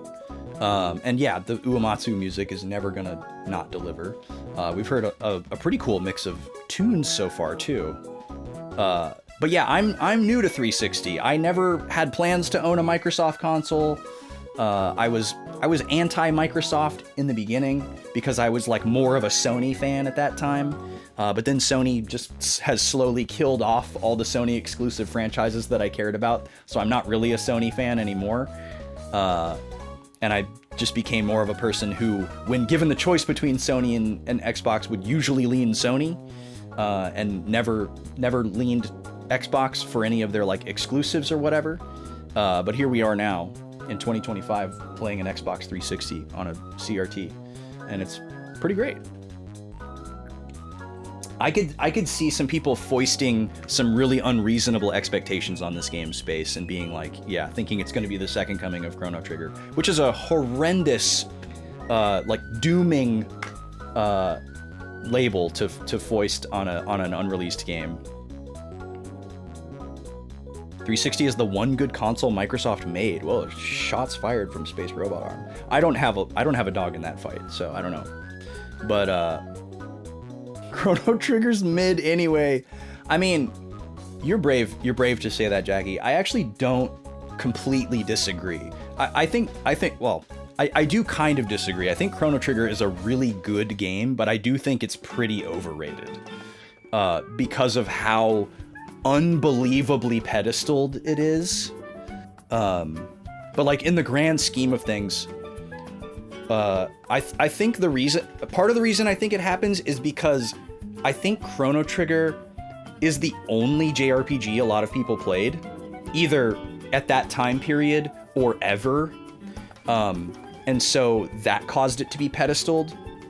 It's also like a very compartmentalized and approachable game that, when butted right up against something else that's a little more dense and a little more fleshed out, can make the bigger game feel a little less organized, and somebody who doesn't have a bunch of RPG history or acumen might bounce off of it, and they just go right back to Chrono Trigger.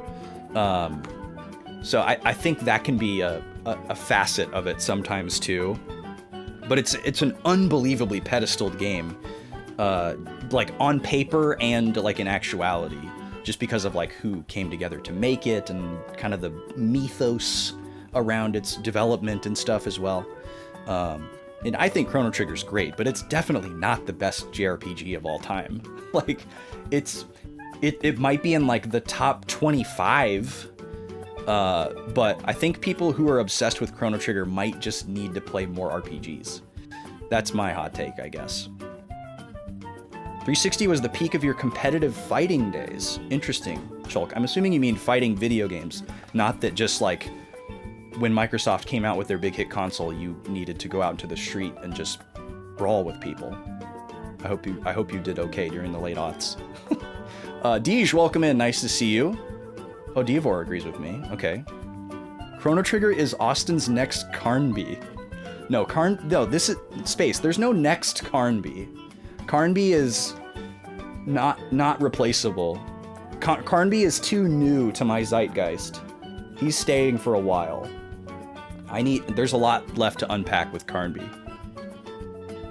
It has well-balanced and approachable boss fights for casual RPG players, no super grind required. Yeah, exactly, Balrogic. It's well-paced in a similar way to like Super Mario RPG, where you can just maintain your momentum all the way through the game and just kind of blast through it, and that gives the narrative more like roots and weight, because you're never like disengaged from it for too long to go like explore, because there's like not a lot of stuff off the beaten path compared to something like a, PlayStation era Final Fantasy, where you can spend 20 hours ignoring the plot and then be like, wait, what was going on again? What were the stakes? Oh yeah, we were like in a hurry to get somewhere. Someone's like in the clutches of a big bad and they're about to die, but we were like, fishing and racing chocobos for 20 hours or whatever, and the stakes are completely deflated.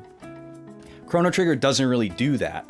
So you might end up walking away thinking, oh, well, the stakes were a lot higher in Chrono Trigger, and oh, the story really was a lot more like engaging, but really it didn't have any distractions to make you like forget what the current plot beat was. You're like almost forced to just keep going.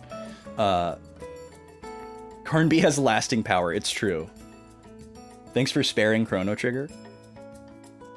Street Fighter 4, your UFC days. You learned about a fishing RPG yesterday on the Game Boy Color. What's it called, Jackie? Do I have a favorite JRPG, Chulk asks. I think I have to say Final Fantasy IX. It was like an incredibly formative, seminal experience. It was the first Final Fantasy I played, it was the first PlayStation game that I played, and pretty much the first real RPG I ever played, with the exception of like Pokemon and a little bit of Super Mario RPG. So that game just completely blew me away and like shifted my brain chemistry and completely changed my taste in games for like a decade. So that's a very, very important game. In retrospect, I still feel like it's probably like one of the best put together RPGs that out of all the ones that I've played. But there's so many cool games that have like different stuff that they offer and different ways that they approach things, but nothing can take away the like specialness of that one for me because of how important it was. I've never replayed it all the way through, so my entire perception of that game is based on my first playthrough when I was like 12 years old. So my opinion on the game could vastly change if I were to actually like replay it with the super analytical lens that I have now. I've watched countless Let's Plays and streams of Final Fantasy IX. I'm a sucker for an OOT or FF9 first playthrough on Twitch. That's how I've found so many people that I've watched over the years, is just from those two games, because those are my two favorite games of all time.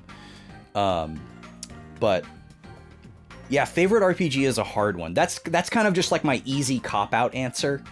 If I wanted to like really think analytically about like every single RPG that I've played and which one is like just like one that I'll like never stop thinking about or whatever, maybe I could come up with a different answer, but it's much easier to just say Final Fantasy IX. Legend of the River King. I feel like I have heard that name before. I'll have to check it out. Dee says it's cute and she wants to play it immediately.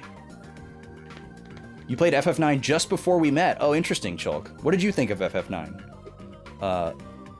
You won't hurt my feelings if you didn't like it. Curious what other games are on my 360 playlist. I have Lost Odyssey, Last Remnant, Infinite Undiscovery. Those are the other like RPGs. And then for non-RPGs, I have Viva Pinata because I like Rareware. Cameo Elements of Power, also because I like Rareware. And Banjo-Kazooie Nuts and Bolts because I like Rareware, even though I know that it's not an adventure collectathon platformer. There's a couple of other 360 games that have been mentioned a couple of times that I'm like, you know, a couple tiers down interested in, like maybe Enchanted Arms or something like that. But nothing that I'm in a rush to go and collect. That's pretty much it. And we talked earlier about how I'd like to play all the campaigns from the Halo games someday, but I haven't decided how I want to go about doing that. Part of me wants to play them on a console, which would mean I'd have to buy an original Xbox copy of Halo 2, and then I could play them all on the 360. But another part of me is like, you already own the Master Chief Collection on Steam that you got for like $5, and those are like refined or whatever, but I don't want to play the game on my PC, even if it's with a controller. I hate playing games on my PC. Something always goes wrong, no matter what. You love FF9, your holy Triforce will always be 7, 8, and 9. Okay, that's what introduced you to JRPGs for the first time. Yeah, I played 9 first, and then I immediately played 7 afterwards, because me and my neighbor friend both got 9 and a PS2 on the same Christmas. We played it through. I don't remember if he beat it or not. And then he had like a cool older sister who had a PlayStation, and she told us that 7 was way cooler than 9, and we had to play 7 next. So we both bought 7, and we played it at the same time, and we never specifically said this to each other, but we knew that we were racing to see who could beat it first. And I remember calling him on the phone to tell him that I was fighting the final boss, and everybody like came over and like stood in my living room and watched me like sweaty, shaky hands fight Sephiroth. That's a good memory.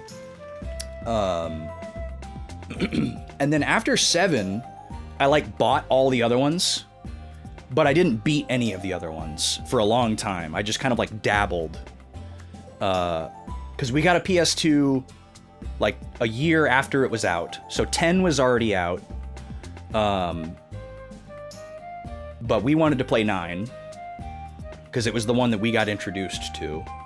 And by the time I finished 9 and 7, all the rest of them were out. So I had this like Final Fantasy machine that I could play like 13 different games on from the same series. You know, we didn't have access to 11, and I'm not going to get into 10-2. If you want to know what I think of 10-2, you can go watch my playthrough on YouTube.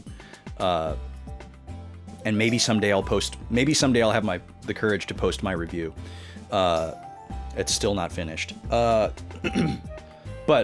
there was Origins that was 1 and 2. There was Chronicles with 4 and Chrono Trigger, which was the only way that I had access to Chrono Trigger at the time. Dabbled in that. And then 5 and 6 were on Anthology. So I like messed around with all those. I had a copy of 8. So I had this like Final Fantasy machine. It was really cool. But I didn't go back and finish those other Final Fantasies until way later. Dabbled in 10 as well. We did play Tactics back in the day, but we did not get anywhere in it, Diavort. We were way too small brain to play Tactics. I played Tactics for the first time earlier this year, and I'm definitely glad that I waited until I was this many years old to play Tactics for the first time. Yeah, I don't remember which battle it was. It was probably Dorter Slums, but we played like a battle or two of Tactics, and we were like, this is awesome, but we were getting dominated. We had no idea what we were doing. We were just little innocent 11-year-olds with no acumen whatsoever. I'm people. Yeah, I was scared of tactics too, but I'm so glad I did it because tactics is what pushed me to this notebook. Previously, when I would take notes in games, I would just use a yellow notepad like this. And I got into the habit of doing it when I was playing Dragon Quest 1, 2, and 3 because you needed to write down like every thing that an NPC said to you. And so I would use it to keep track of like items that I could find and what to do next and like little threads here and there, like there is a man in Clairhurst with a well, you know, that kind of stuff. And you would just need to know that 20 hours later. And so I would just write it down. But when it was time for tactics, I was like, we gotta step it up here. I know that this game has a reputation for being confusing, both just because of its construction and because of its localization. So we're gonna step it up, and I'm gonna like really lock in and pay attention. And I have my notebook here now, and I have a color coding system with markers and highlighters. And I ended up writing 61 pages in this spiral notebook for tactics. Chulk, have a good sleep. Thank you again for the raid. I really appreciate it. Everybody go follow Chulk. He is a fun, goofy guy that I've been enjoying hanging out in his stream.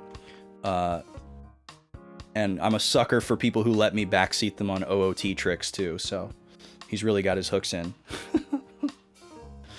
But yeah, Tactics was the first game that I did with this notebook, and that was really an exciting unlocking moment too. Maybe it was Doom for some of the Twitch viewers, where they were like, "Oh my God, this guy's stopping every sentence of dialogue to write in his notebook and spin his wheels for like a minute and a half. I can't do this anymore. I'm out of here." And you know, that's fine, but it's fun for me, and that's what I'm here for. So now I've gotten really, really into the weeds with like character analysis, looking for subtext, plot analysis, in addition to like, you know, recording stuff about the mechanics and what to do next and all that sort of stuff. I do digitize my notes after I have played the game to completion. And I do upload my VODs on YouTube. I went kind of wild with the Tactics VODs. If anybody has ever... Oh, we're getting wide. Everyone, stretch it out. Stretch it out to the horizontal x-axis. Deep breaths. Sometimes it feels like your aspect ratio is just a little bit off, you know what I'm saying? But things will equalize eventually, so just hang in there. Embrace the wide. Thank you for wide, Cheaty.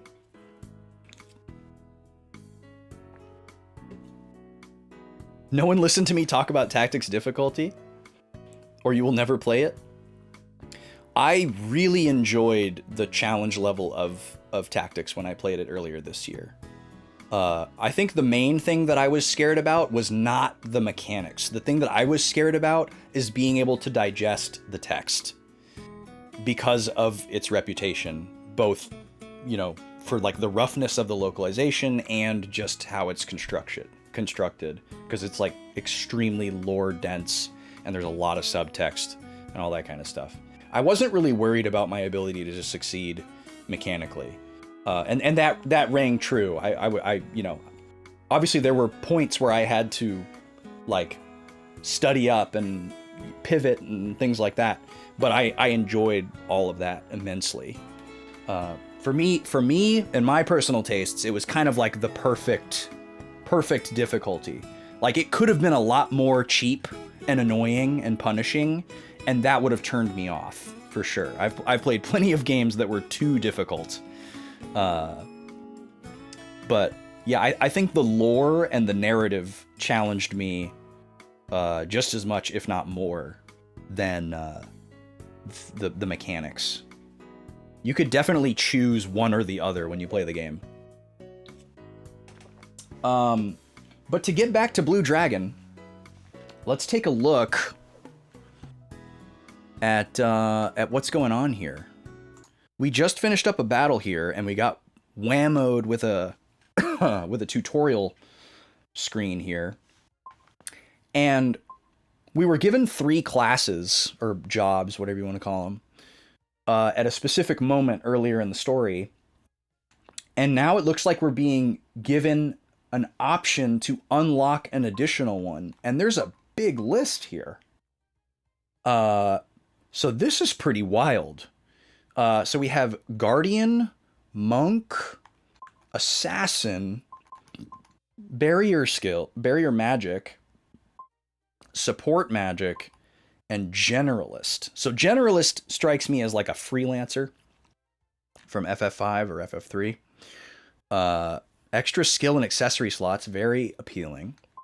I do love a buff and debuff character. So the Barrier Magic and Support Magic are really calling to me. But I feel like at this early stage in the game, I might want to focus on one of these three that are like combat oriented specifically. Reliable Defender sounds cool. So I'm guessing Monk is probably like a Final Fantasy Monk where like they have lower armor but higher damage output.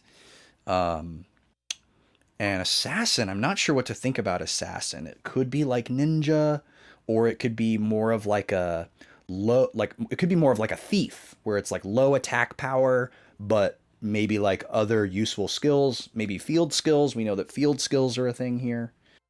I'm assuming that I'm going to get the option to unlock another one of these very soon, but maybe that's not correct. I don't know what I did to unlock this is what had me a little surprised. But I think I'm going to go for Assassin here. That's the one I'm the most curious about. So specifically, the Minotaur has learned that skill, which is Jiro's shadow. So, okay. We have this shadow system where each character has an icon or a spirit animal, if you will. Shu has the dragon, Jiro has the Minotaur, and Kluk has the Phoenix, Griffin, Vulture, I don't know, cool Mohawk bird. And it's like this spirit that like enhances their ability to fight. And within that, they have these different classes that they can equip. So right now, Shu is a sword master, but I can switch him to a black mage or a white mage right now. And up until this point, all three of them had access to the same three things. But now, Kluk has the option to become an assassin as well. But it doesn't look like it's unlocked for the other two guys. So that's very interesting. And I'm led to believe that there's some mixing and matching and combination-y stuff that we can do once we have a bit of a, we've dipped our toes into a couple of these class pools, a la Final Fantasy V or Tactics, which is very enticing. And one of my favorite things for games that have job systems to do is to allow these like customized permutations. So I would love to have... I'm confused though. It said that the Minotaur had learned Assassin, but Kluk is the one who has access to it, and she doesn't have the Minotaur. So I don't know what's going on with that. Maybe I misread that. But I do want to try this out. We're not using a ton of black magic right now, so let's just see what happens. So I can give her black magic in a skill slot, so maybe she can just use both. And if we want to learn more black magic, we probably have to switch her back and get that level 6 up to something higher. But we also know that... Oh, and somehow Shu got... Wait, hold on. Hold the phone. Shu just got switched to... Oh, Mow Down is a new skill. We wanted to equip that. Okay, somehow I accidentally switched Shu off of it. I thought I got bumped. Okay. So yeah, we have a lot of customization available already. Enemies are visible on the field, which is amazing. No random encounters as far as we can tell. And then pretty much anything that looks like an object is interactable. And we'll either have nothing inside of it, or flavor text, or items or money. We've even found stat increases and lump sums of experience points inside random examined items.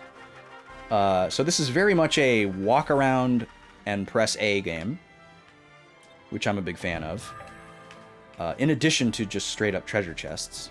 There's also this cool mechanic that we just learned where you can choose to engage multiple mobs of enemies at once, which is very cool. So there's 10 experience points, and I get to choose who gets it, which is wild. Never seen that in a video game. But yeah, you can like draw a circle on the overworld. Mobility Balm? What is that?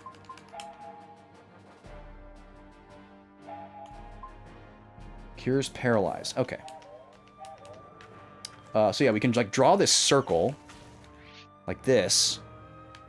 So there's a poo snake over here. Incredible enemy. One of the best enemy designs I've ever seen in my life, the poo snake.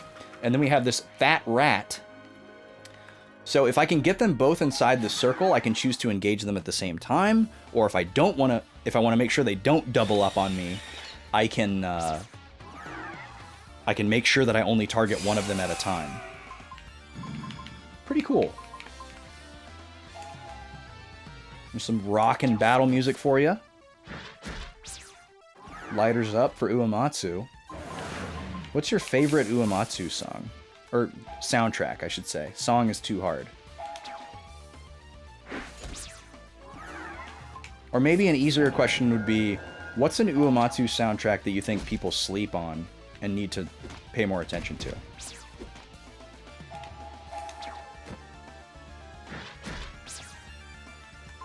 Within the Final Fantasy series, I've always thought that the Final Fantasy V soundtrack is very underappreciated. I think it's one of Uematsu's best. They're all phenomenal. But I don't hear enough people singing the praises of V's soundtrack. And maybe it's just because not that many people have played 5 compared to the rest. Maybe that's all it is. But it's such a good soundtrack. It has some of my favorite Final Fantasy music. Okay, so we get another class for Shu here, who's kind of our perceived pro tag here. Guardian seems like a cool one for him, like a tank paladin type deal. So let's try that. Oh, and looks like Jiro is going to get his as well. Well, Jiro is currently our white mage. So maybe I can just go all in with him as a support character. And go for barrier magic or support magic. So I think if I have to choose between buff and debuff, I'm always going to choose buff first. Because the thing about debuffs in JRPGs is a lot of times they don't work. Like, they either can miss, or you have enemies that are immune to all these different debuffs, and there's no way to know until you try it. But buffs are used on my characters, and they're always going to work. So, if I have to choose between the two, I'm going to choose buffs. So we'll start there. Phoenix learned Steal. Oh, that must be an assassin skill. Really cool. Okay. Love stealing. Love to be a thief. Thief is arguably my favorite JRPG class, canonically. Given that my first Final Fantasy was 9, and I'm a Zidane stan. I've always loved thieves. I love the aesthetic. I love the tropes associated with thieves. Across all JRPGs that I've played, the thief characters have almost always been some of my favorites.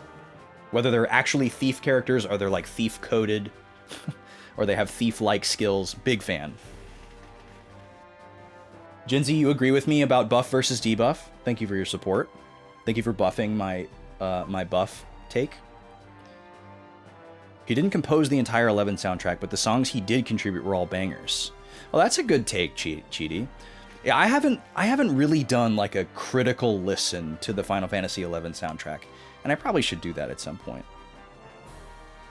I want to look at this skill that I just got. Mowdown is the full front row. Okay, awesome. So it's like a boomerang or a whip in Dragon Quest. Enhance item effect. Woo! That's perfect for a healer. I didn't even know that we got that. Love that. And then we can add Steal. What is security? Prevent items and gold from being stolen. Oh, okay, so enemies can steal from me. That's a sneaky way for them to deliver that information to me. Debuffs in JRPGs are problematic in action economy design. That's a fancy sentence, Divor. You see this problem most spelled out in D&D talk? Yeah, that take is above my pay grade as somebody who's never played D&D. And I don't think I have the right brain for it.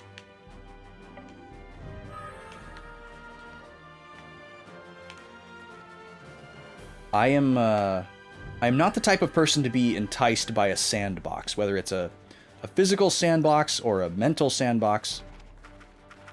I actually really like constraints and railroading and things like that.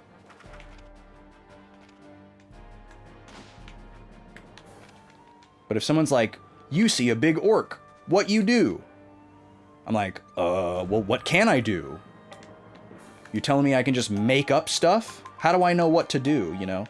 And I don't want to be the guy that's like, well, okay, hold on. I need somebody to sit there and explain to me all of my options because I don't want to say something stupid like throw a rock at it when there is an amazing option like turn around and fart on the troll. You know, haha, it's a secret weakness. Like, I don't know. Heals about 100 HP and adds stink. Speaking of farts, we've learned that stink is a status effect in this game, and I can't wait to see what it's like. I love the idea of an item that heals you but gives you a negative status in return. Every time you build on debuffs, it ends up ruining boss fights. Yeah, I'm always disappointed by that in a JRPG too. Like, I love the idea of a debuff, and whenever I can use them, I love exploiting them. You know, like lower your defense, increase my attack, you know, set up for a couple of turns and then wail away. That's like a core strategy for me in a lot of games that I've played. But when you really need it to work and it's like a boss, it's like, oh, well, this is a boss. You can't use debuffs on a boss. They're special. It's like, well, why would I want to just use it on the freaking poo snake that dies in one hit anyways? Let me use it on the big guy. I need it for the big guy. It depends on the game, though. Another reason why tactics are kind of great, big battles means they kind of solve action economy design. I'm going to have to study up on this concept called action economy design. But see, tactics is another one where I didn't invest heavily in debuffs because it has the same problem where there are tons of bosses that can be debuffed, but you have to just trial and error. Or you just have to know. You know, it's like, oh, this boss can be poisoned, you know. Even though the last 7 that you fought can't be poisoned, this one for some reason can be poisoned, and you wouldn't know unless you just got lucky or, you know, went for it or whatever. It's the sheep tribe camp. Thank goodness. Let's rest for a little while. Look at this cute person. What do these remind me of? So we heard the term sheep tribe earlier on, but this is our first time seeing them. All right, so we're going to wrap back around to save slot 1. I think that's pretty safe.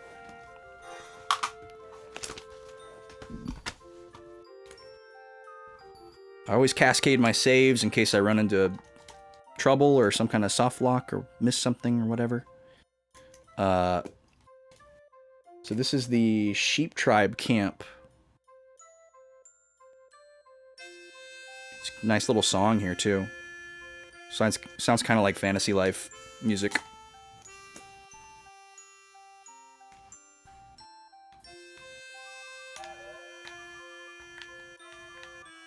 What is your quest? Thank you for that, Balrogic. Oh, there's chimkins. Look at these little chimkins. They run away. We've got one rooster. Love that realism. D&D enjoyment hinges on the DM. Oh, certainly, Sen. Yeah, I could see that. I don't doubt my ability to find somebody who's a talented DM.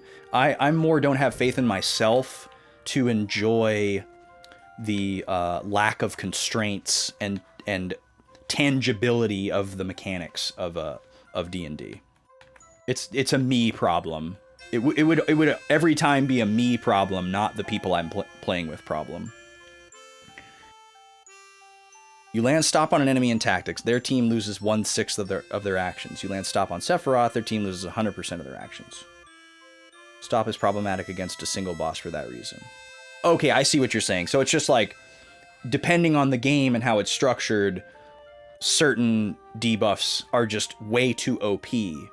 And so then the game has to decide whether or not they're allowed based on how powerful and meaningful they could be.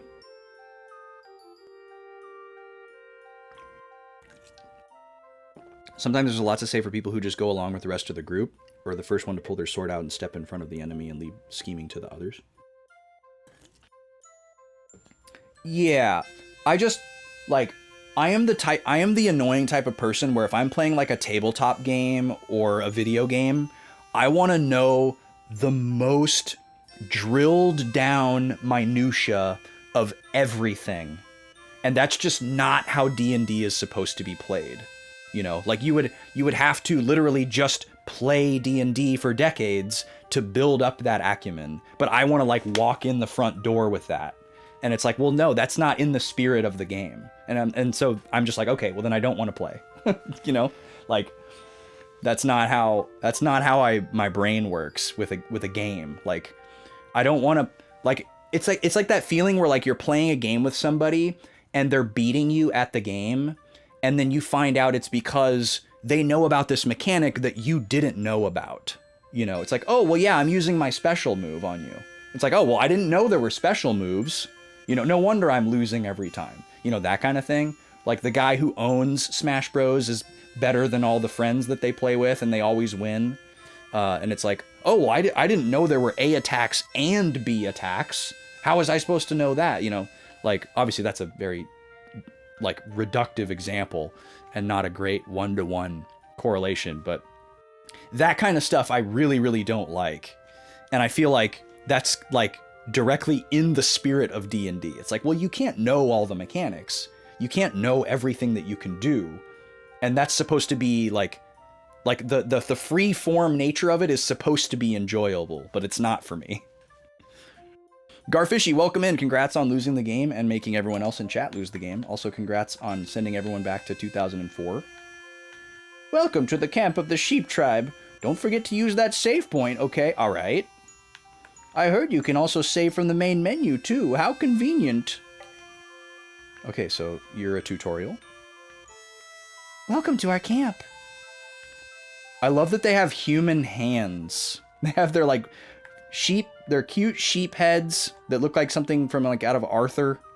And their fuzzy sheep bodies, but then they just have human mitts coming out of there. I don't have any questions about that. It's cool as a bunch of old game scenarios where you just playthroughs of the devs' tabletop games.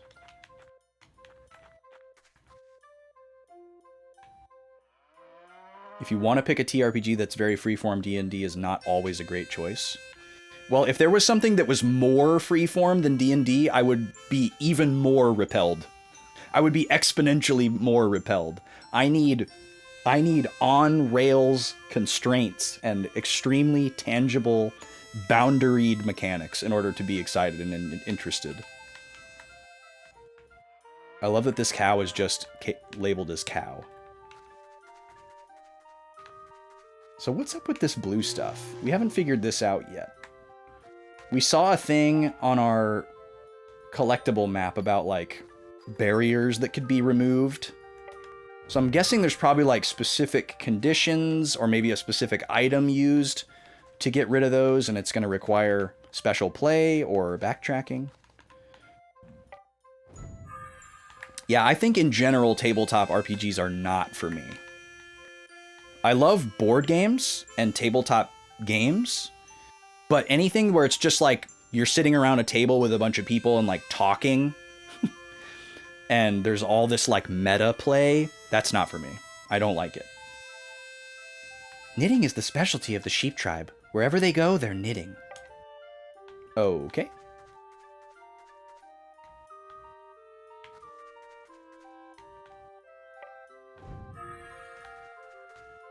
Does this cow say anything? No. And that cow is ripped. What a unit.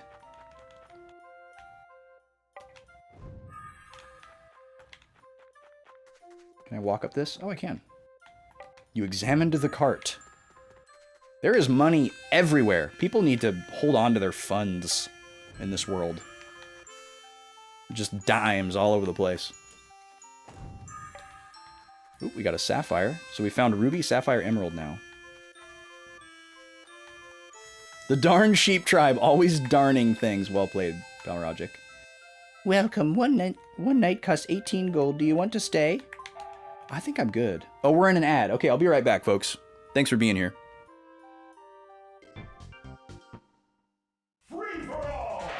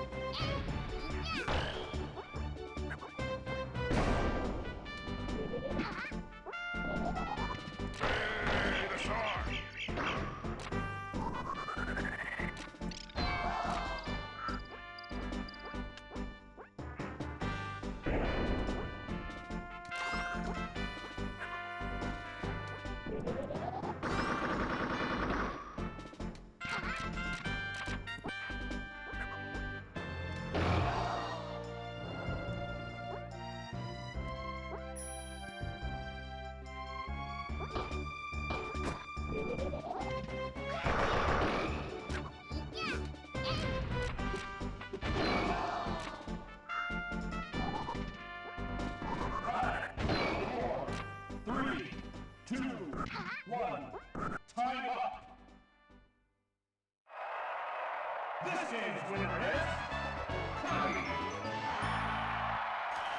Kirby finally wins one! Where's Pops? Pops was crying earlier because Kirby was getting demolished. He's finally on the board. 3-1 after 4 rounds. If you have no idea what's happening right now because you're in here for the first time today, we run Super Smash Bros. 64 CPU versus CPU fights during ads just to fill the time. I try not to do gameplay during ads on a first playthrough, just because I usually need those breaks anyways. So it just kind of works out. And this is just something that we do for the people who are not getting hit with ads or are behind the paywall, turbo enjoyers and such. We're doing this until we've done every possible matchup. which we're actually getting really close to. And then we're going to have a big on-stream event with like a seeded tournament bracket. And we'll figure out once and for all who the best level 9 CPU is. But that's just a fun little thing we do during ads. By the way, do you know how to use settings? You can change things like text display speed, sound options, and controller options. Try out all the options. Thanks, lady. Yeah, Day, I was reading what you wrote during the ad. That kind of stuff sounds like my nightmare in the context of like a tabletop game. I think when that stuff is in like an RPG like this, and the game is just doing all of the calc, and that's just how like damage ranges are determined and things like that, it's totally fine. But if I was playing a tabletop game that had RPG mechanics, it needs to be like, okay, you choose one character from a preset cast of a certain number of a very small number of characters, and this character can perform like 2 to 3 actions that are like attack, defend, and special or something like that. It would need to be the most rudimentary, railroaded, bare bones thing in order for me to even like sign up.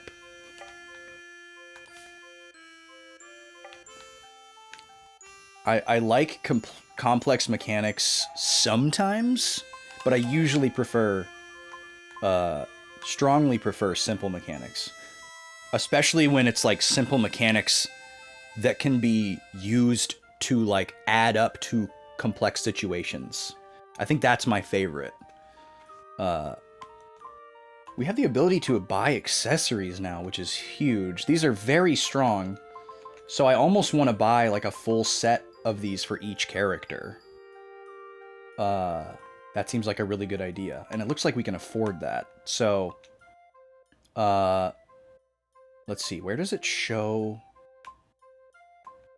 Where does it show how many I have?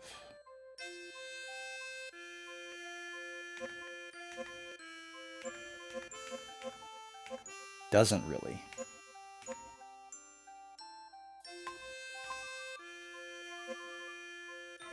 What is that 0 plus 1 and the 2? I don't know what that is. I don't really need everybody to have all of these, but it would be really nice, especially for the defense and magic defense. Well, I know that I have 1 of every single one of these, so theoretically I would just buy 2 of everything. Yeah, that's kind of my favorite, Day, is like, it's like, okay, fire's good against ice, and you have a mechanic like poison or something that has like chip damage, and those are like really simple concepts. And then maybe there's ways to like combine things. You know, like I'm thinking of games like Tactics or Octopath Traveler, where it's like, okay, you can take this list of skills and you can combine things from that and then this list of skills, and what kind of like very simple combinations can you come up with? It's like, oh, this allows me to use 2 weapons, and then I like these 2 weapons because they allow me to do these 2 different things, you know, and that's the end of the complexity, and there's not like a bunch of like mechanics within mechanics and like too many layers where I'm just like, ah!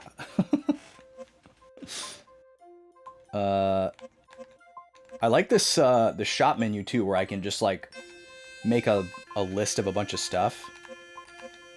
So 780 to get 2 of everything. Let's go ahead and do it. I might even have some things I can sell.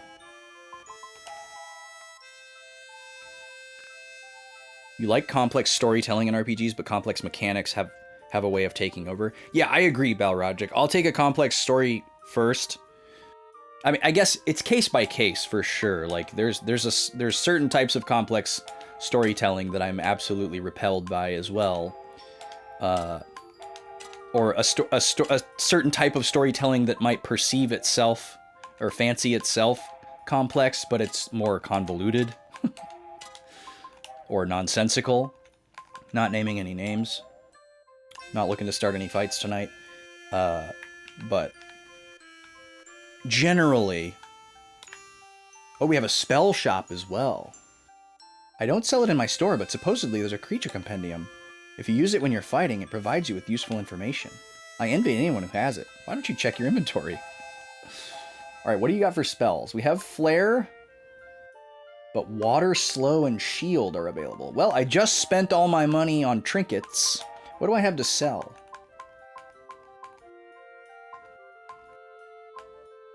Oh, these battle items are pretty valuable.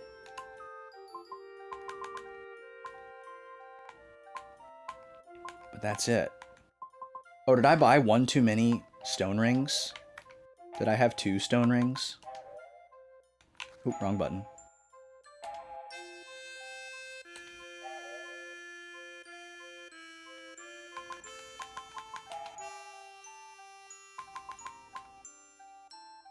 I did. I bought 1 too many stone rings. Well, I could reload my save. I saved right when I got to this town, and I could get my money back. The spells might be more important than accessories. Those violet clouds appeared 3 days ago, and strange things started happening. Actually, ever since we saw those violet clouds, we've sometimes heard moaning voices. Donpa took off to find out the source of the moaning voices, but he hasn't returned. Donpa. Donpa is a great name. It's really hard not being with the one you love, you know. She went to the Forest of the Dead to pick medicinal herbs for me. Aw. Is this the inn? What is this thing? That's an ancient machine, you know. It's amazing that it's still operational. But I wonder what it's used for. Okay, I'm sure we'll find out later.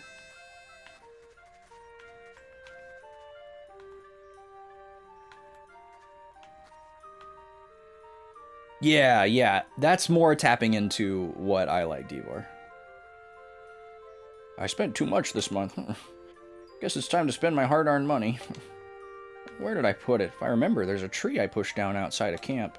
Ooh, okay. Oh, here's another chest. The Way of the Thief? Excuse me? What the heck is that? Is that like a book?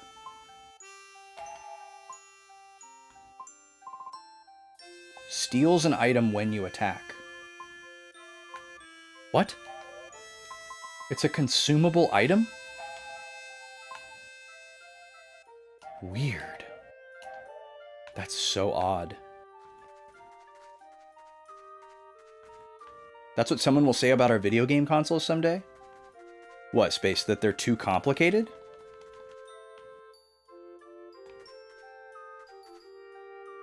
That's the spell shop. Oh no, I'm in trouble now. What's the matter? The monsters in this wilderness are venomous, but I just don't have enough antidote. That must be antidote.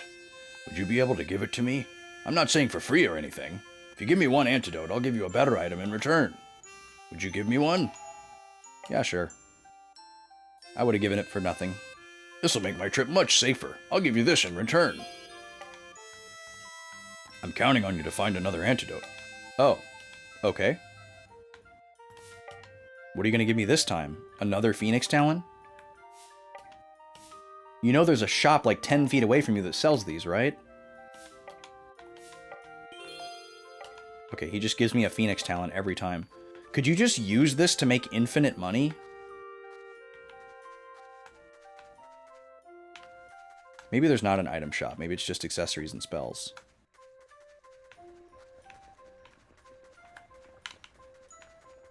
I wish we had sheep people IRL, yeah. Oh, it's an ancient machine. It's a wonder that it still works, but I wonder what it's for. Yeah, that is perfect. That is exactly what they will say. I've never played Advance Wars, Diavor. I would love to, though. Vaughn, the other Backlog boy, is a huge Advance Wars fan, as well as Fire Emblem. And we had always planned to play one of the Advance Wars games together for a series. We just never got around to it. We did do one Fire Emblem game together. Here's the item merchant.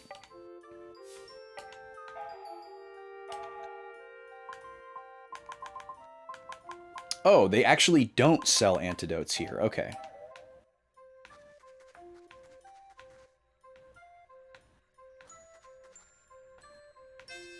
Yeah, I'm sure I would like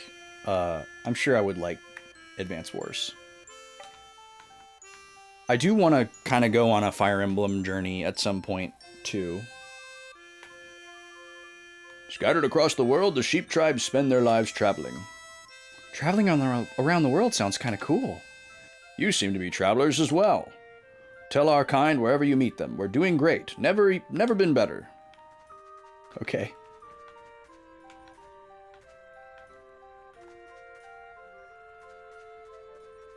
The movie Black Sheep?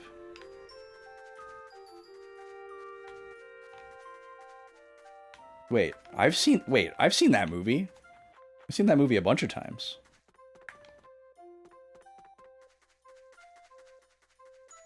I used to always get Black Sheep mixed up with Tommy Boy for some reason. Somebody would talk about one and I would think they were talking about the other. Huh? I'll tell you a trick you can use against monsters. It's a teaching from a master of the sheep tribe. Dash attack your enemy from behind so they'll not detect you. You can only use this trick when fighting the enemies separately, though. Okay, so that's how we get a preemptive. Is we use that little field hiya, but it has to be from behind.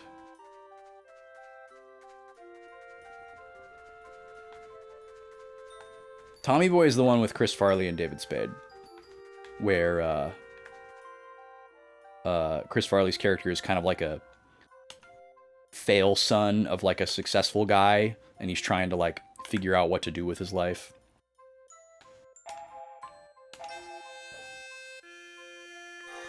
There's probably a lot of stuff in it that hasn't aged well, but it was a very funny movie. All right, we'll call this one Post Shops. There's definitely a world where we go back to that previous save and spend our money differently, but I think we're going to have a pretty easy time coming by money here. Thank you for Mary Chrysler. How's it going, work? Thank you for Lurky Turkey.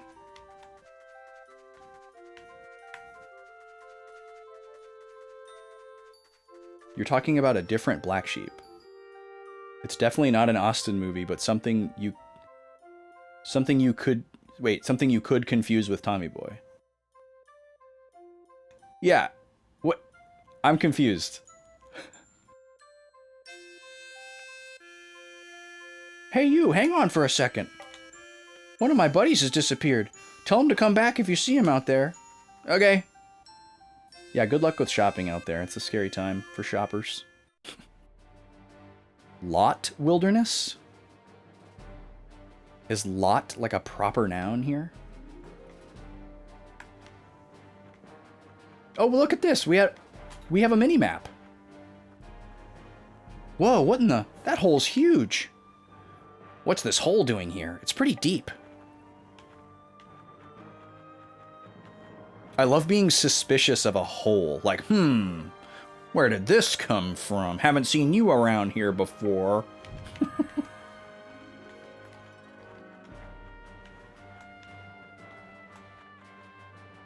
I don't know anyone who's played this game, other than like people who have said so in chat today. I watched a little slice of Shane streaming this game, but I wasn't really paying attention to the game, like, intentionally. I was just kind of, like, listening to him for a bit. But I know he streamed it. I don't know of anyone else that's streamed it, and I don't have any, like, IRL friends that have played it.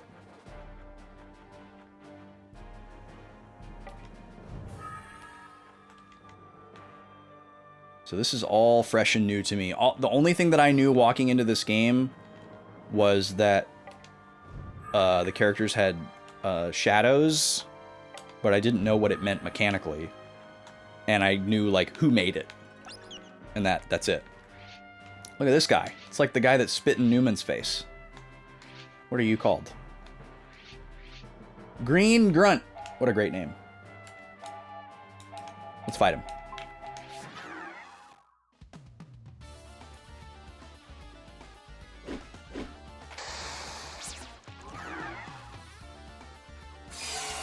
Let's try stealing. Stealing might be a good way to make money. Thorn vines, that's a new item.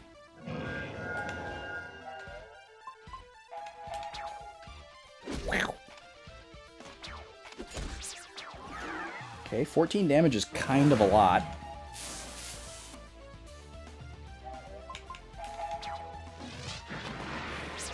If he doesn't die before Jiro gets to go again, I'm going to use the encyclopedia on him. Most characters and objects have shadows. What's the big deal? Thank you for the smile, Ricky. How's it going?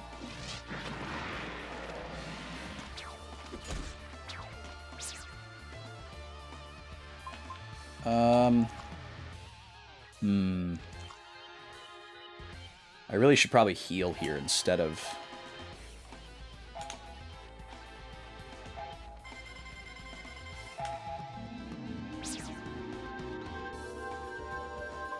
using the encyclopedia. We'll do that here.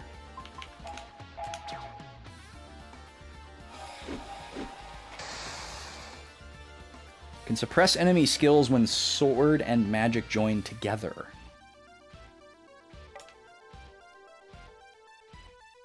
Okay. I don't know if it's saying that that's what I should do to it, or if that's what it can do to me.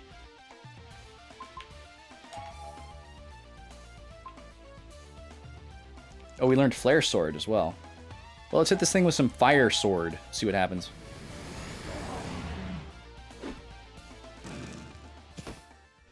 Okay, yeah, that's definitely a different movie, Space. Thank you for clarifying.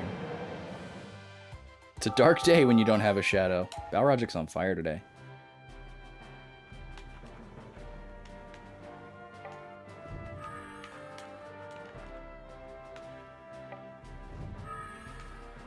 Oh, there's a green barrier over there. That's the first time. We did experience in one of the very early areas where we defeated all the enemies in an area and then, like, a chest appeared. It seems like it's less likely to happen in an area like this because this is, like, the overworld or the field. And it seems more like enemies would just regenerate, but...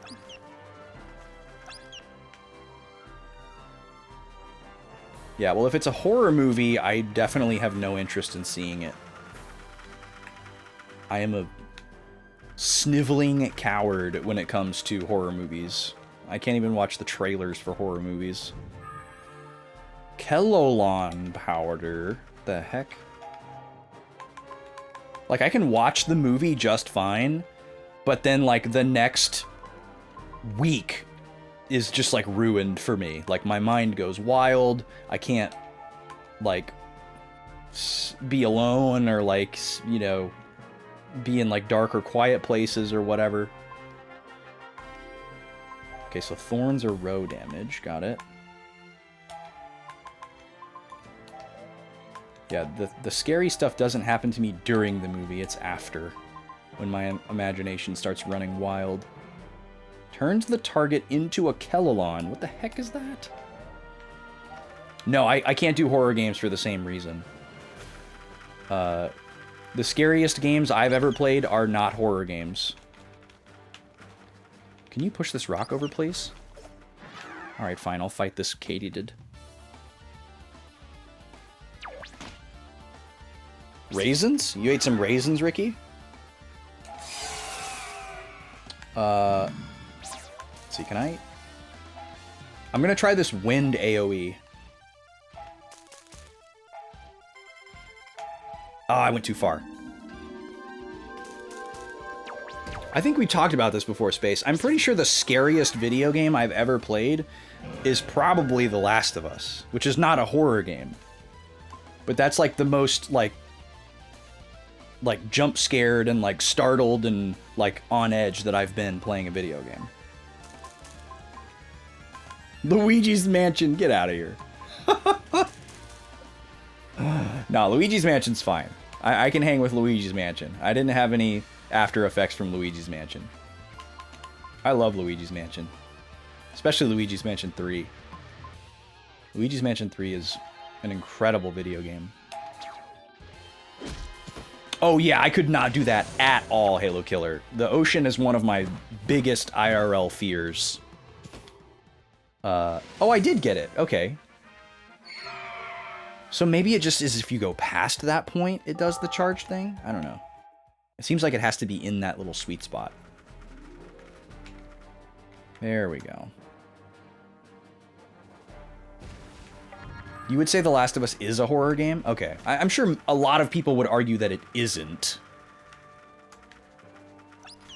Which is not an argument that I care about. But it was definitely very scary for me. Like, Last of Us and Last of Us 2 both have plenty of scary stuff in them that was difficult for me. Metroid Fusion? No. No, Metroid Fusion did not scare me. Although I could see some people having, like, legitimate, like, fear reactions to SAX.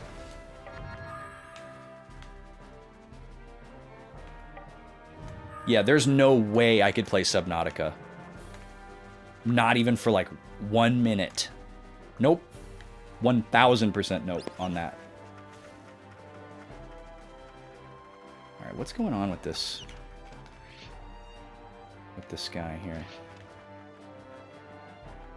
I don't know how I'm supposed to sneak up on an enemy either, because they're always just... they just pivot.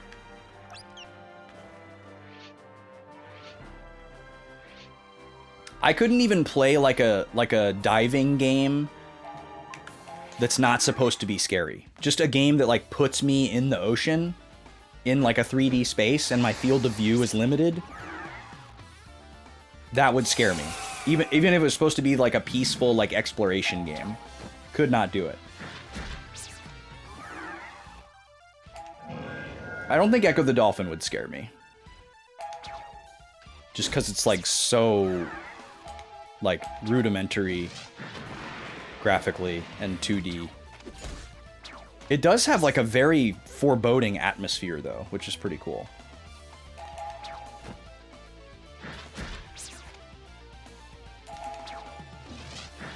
Kind of wanted to just be lazy and hit attack here. But I do need to heal. And I don't want the full charge because I want it to go off this turn. Oh, but he just does it anyways. Yeah, you're not gonna bait me into playing something like that, Ricky. I do not care at all about being called a chicken or anything like that. I don't care. There has been many times throughout my life where people have tried to use that technique to like get me to like do something scary with them. Whether it's like a movie or, you know, going somewhere or whatever. And I've never fallen prey to it, thankfully. You'll hold my hand? See, the problem with that would be is that that wouldn't help. So... Oh no, it's a poo snake.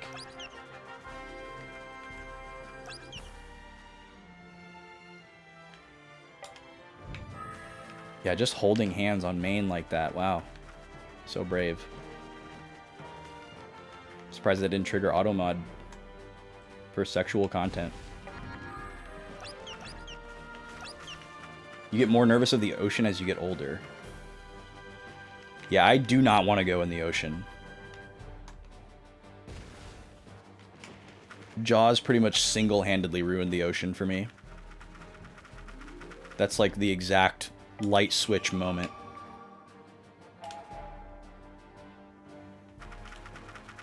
Just don't tell someone to shut up. Yeah, for sure.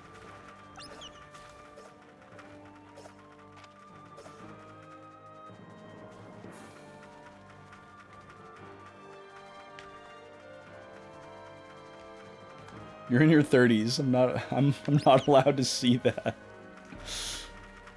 I hope these stone pillars stay down forever. Like, it would really suck if you left this area and came back and they all reset. But that might be the case. I want to find that lady's life savings. Ooh, agility +1. I'm going to give that to my healer. Love a fast healer.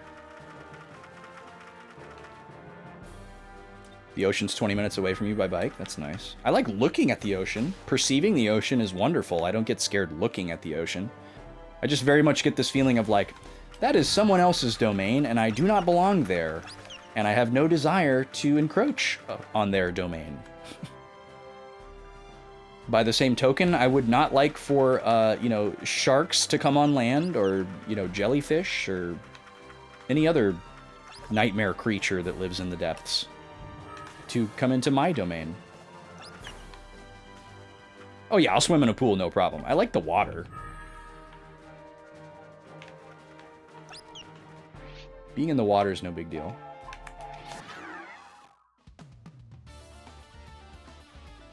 Do I like when the enemies are visible like this in RPGs? I don't know if you've asked me this before or not. Yes, I do like it. I don't necessarily dislike when there are random encounters to a point where I would empirically prefer the visible encounters. But there's never been a game that had visible field encounters where I was upset about it, if that makes sense. Okay, I think I can hit everybody with wind.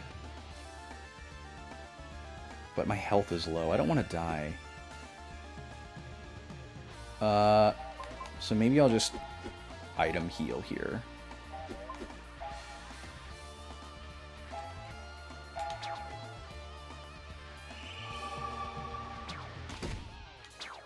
I think most of the time I prefer the visible encounters. It's just very convenient. Or like, you know, a game like Bravely Default or Bravely Second, where you can just turn off encounters at will so that you can control when encounters happen. That's great too. I guess what I really like is if a game like this that has field encounters has mechanics that are related to the fact that the encounters are visible. Like, where you can... Like, you have to actively do something if you want to engage with them more or less, or there are things like in Earthbound where you can like level up high enough to like instantly win a field encounter, or like the position that you interact with them affects the, you know, preemptive versus back attack. Like, if the game has field encounters and something like that, I really, really like it. If it's just the battles are visible, but it doesn't change anything. Like, it's just, you can avoid them if you want, and no matter how you interact with them, it just starts a battle or whatever. Like, that's definitely less compelling. I would say that's less common, though. I feel like most games I've played that have field encounters do have some kind of additional mechanic for them. But, you know, I can't think of every single one I've ever played right now. All right, let's try this mow down. This is a great opportunity. Nice. So it's like a spread of lesser damage than a regular attack. Very convenient. These guys are not that strong, and poison must have a pretty low success chance, because we have not been hit with it yet.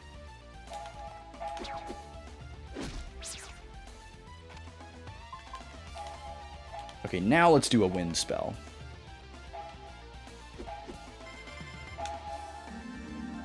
Oh, maybe it just needs to go past all of them? Maybe that's what it is.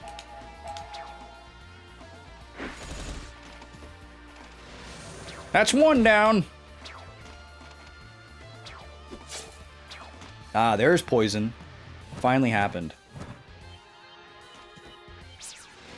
But yeah, it can be really annoying when you play a game with random encounters and you're just at the mercy of an encounter rate that's sometimes not great. Or, you know, something like, oh, you're in a room that has a puzzle and you're trying to like move around and like interact with objects in a sequence or move sliding blocks or something like that, but you're also getting interrupted by like random encounters or something. That really blows. In general, I'm not put off by random encounters, though. Like Wild Arms 3 was amazing for that. Wild Arms 3 has random encounters, but there's a mechanic that you can use to dodge random encounters, which is really great. And whenever you're in a room that has a puzzle, there's no encounters. Super smart design. Poison persists after battle. I did play Wild Arms 1 and 3 and not 2. That is correct. Wild Arms 3 was the first JRPG first playthrough that I streamed. And the reason I didn't go to 2 was because I had just watched somebody else stream it, and they kind of bounced off of it. And I had some concerns about some of the same things that they were concerned about. And I knew that I was like really, really gung-ho about 3. So I opted to leapfrog. Oh, that was interesting. He had his shield out, and jumping into him stopped the encounter being initiated. And then I just like stunned him and had to react. That was really cool. But all that's long since under the water under the bridge now, and I want to play Wild Arms 2. I peeked in on B playing it a lot, and she had a great time with it. I think it would be a lot of fun. I own it. I didn't own it at the time that I played 3 either, so that kind of made it a little bit easier to talk myself into, because I would have needed to buy it. But yeah, that's why that happened. I'm going to get rid of the Scorpion first because of the poison.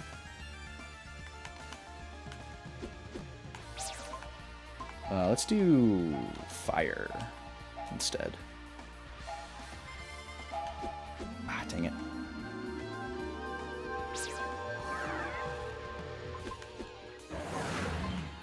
I'm excited to read the manual tonight.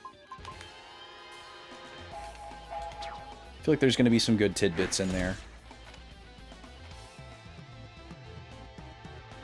You're welcome for lore.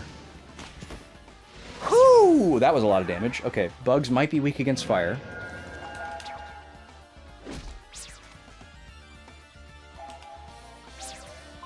I'm going to steal something from you, because we're in a good position. Miss. I should do a class change for Shu.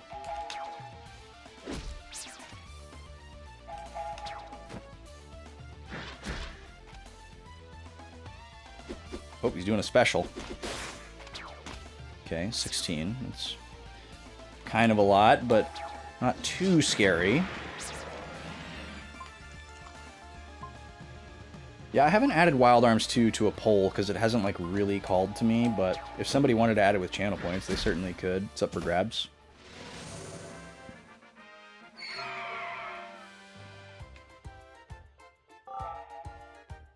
Alright, we gotta rank up on everybody.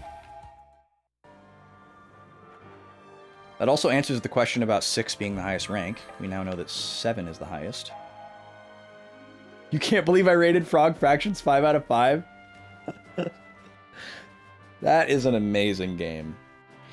And it's one of those things, too, where, like, you know, we talk about this a lot about, like, the time in your life that you experience a game and, like, your specific mental, emotional state when you experience a game are very influential to, like, your overall experience that you can walk away with.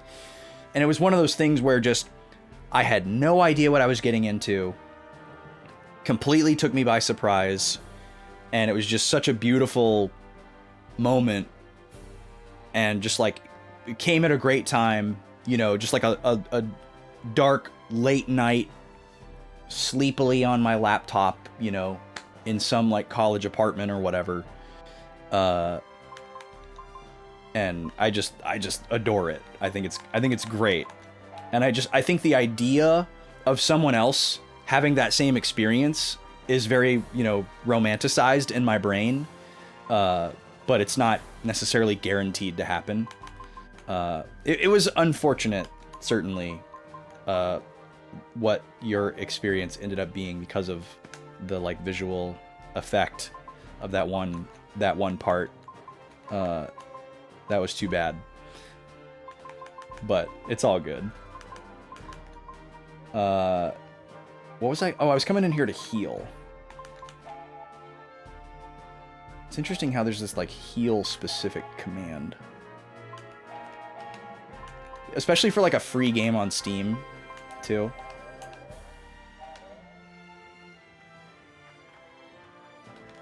Yeah, it really was so impactful for me. And it was because it was so truly random and unexpected. Like, I thought I was going to be playing like just like a typing game, or like a very like low sensory kind of like vegetative, meditative thing. And then I was like, wait a second. Am I on drugs? What is happening right now? These holes are everywhere. Oh, checkpoint. Interesting. Okay. I don't know what to think of that. Does that mean I'm about to hit a cutscene? I'm a little disoriented right now. Why is Super Mario World only 4.5 out of 5? Oh my god, it's Donpa! Hey, somebody help! There's a huge creature there. Can you do anything about it? A huge creature? Oh, it's a boss. Great. What's this sound?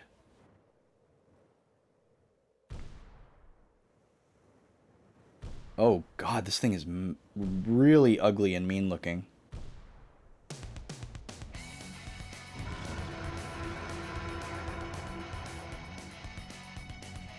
Holy moly, this theme. Oh my god, there's vocals!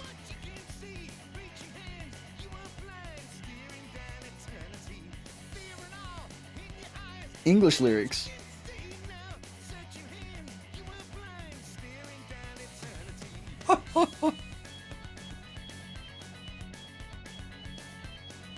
Organ. We're just gonna listen to this for a minute.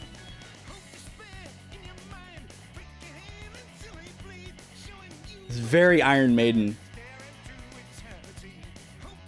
Little Judas Priest as well, maybe. Deep Purple. With the organ, especially. Or, like, wait. Isn't this actually Deep Purple? Isn't that what the meme is?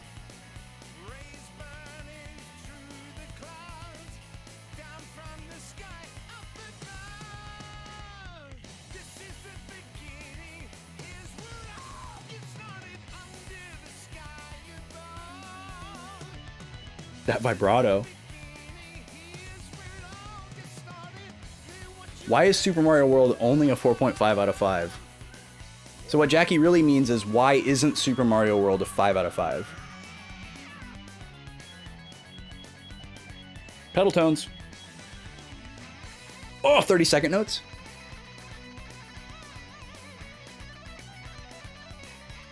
That doesn't sound like Richie Blackmore. I don't think this is Deep Purple.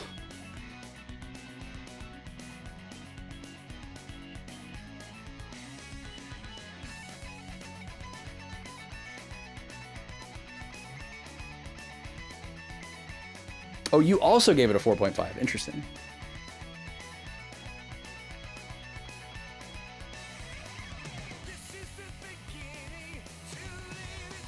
All right, I think we've looped. I can stop critical listening. What a banger. what an unabashed dad rock anthem. So what? Okay, let me think about this. What stops Super Mario World from being a perfect game for me? Is it just that one level in Dino Land where how are you supposed to know how to win? No, it's more than that.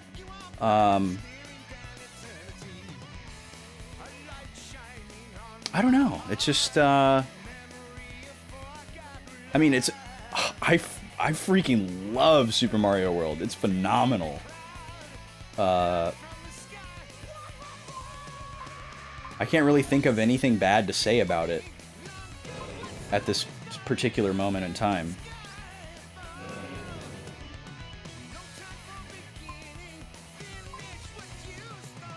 Okay, let's see. I am definitely not ready for this battle. Let's try to steal from it. Flamboyant Dino Ram. What a name. Got an ancient fossil.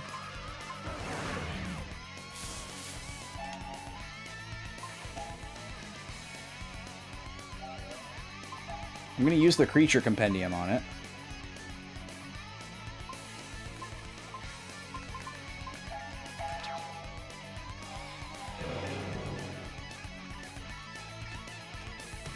Though small, you should find it challenging. What about this is small? Watch out for its tail.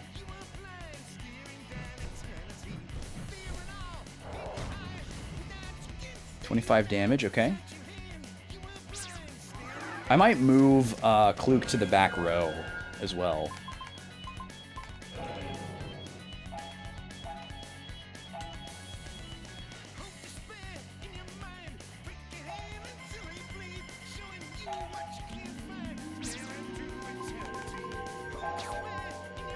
Does that use up my turn? It does. Okay. Good to know.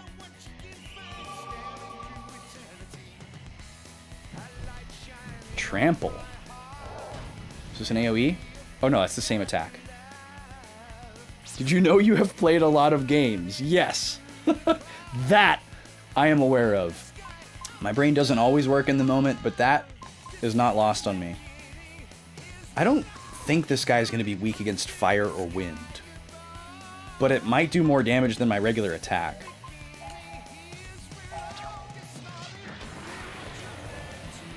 Let's find out how much more. I really don't want Jiro to get killed next turn, so let me just heal him. I have played a lot of Vigi games. That is true. Wait, how did he get healed? What the heck was that? Did he heal himself by defending? Does defend heal you in this game? I haven't used it yet. It said watch outs for its tail, so I'm going to take this as like a guard scorpion moment and not attack while he has his tail in front of him. Judo looks like a know-it-all. He does kinda. He's doing the Jeff pose even. That's exactly what Jeff does. But yeah, he is kind of like being, like, it's very early, but he's kind of being framed as like, oh, Shu is like the protector, hero, courageous, jump right in, walloper type, and Jiro is more of like the calculated, in the background, tag along. Well, let's see if defend heals me. It doesn't. Oh, he has mow down as well. But he doesn't hit whoever's in the back row. That's very cool. Alright, let's try Magic Sword now.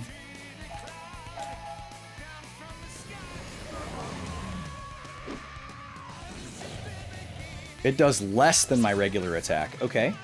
So he might have fire damage reduction. Oh, I did not mean to do that. Dang it.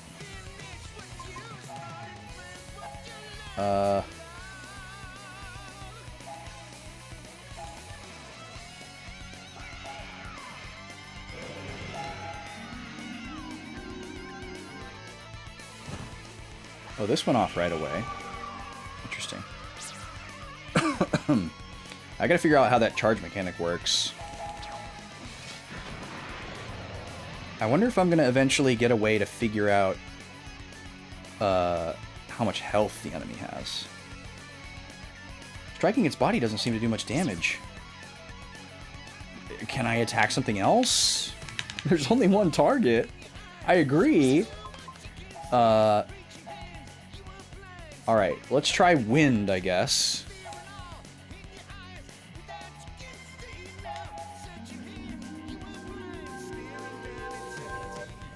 Oh, okay, I think I understand. I think I understand what's going on there. So the gold part of the meter is the sweet spot that you want to aim for in order to get the additional effect. And then the little points along the bar are letting you know if you go past this point, you're going to have to wait until after that person in the turn order. That's what's going on there.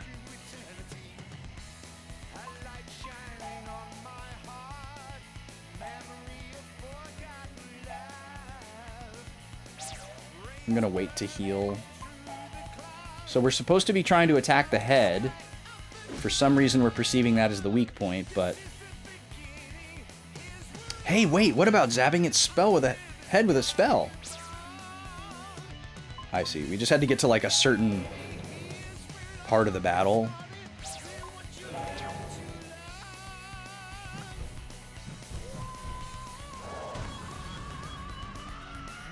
Oh, cool. He attacked the character who was defending. That was fortunate. I don't have enough. But I can restore some MP, so let's do that.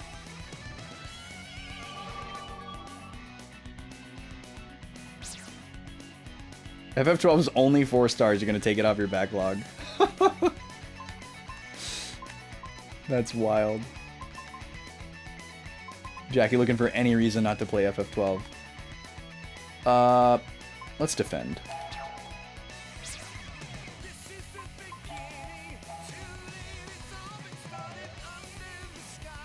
I guess I'll defend with him as well.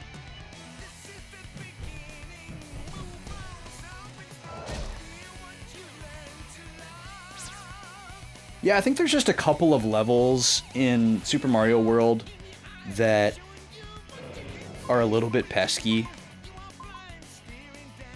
and feel a little bit cruel. That's probably where the 4.5 comes from. Like... Sorry, I had to sneeze there.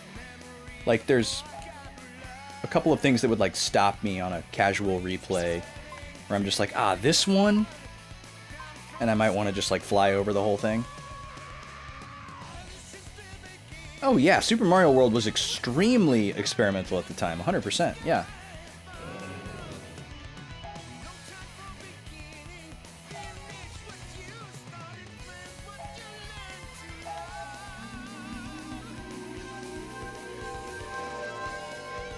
I would say Super Mario World was the most creative 2D Mario game until Super Mario Wonder. Like, I've enjoyed every 2D Mario game since and in between, but I feel like Mario World would have still taken, like, the creativity revolutionary award for many decades to come until Wonder came along. Alright, can I use Magic Sword on the horn? No, of course not. I can't reach it. Well, I feel like I should still just attack. It's less damage, but it's damage. Excuse me. Maybe I'll do one of these group heals. I don't know.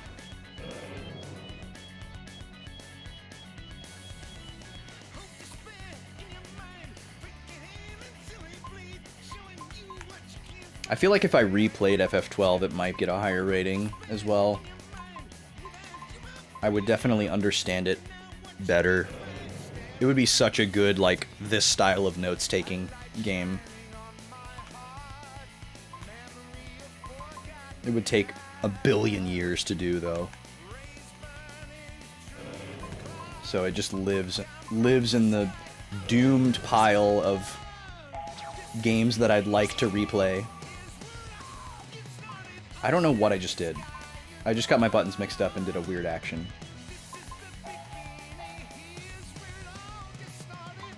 Well, let's see if wind does more to the horn.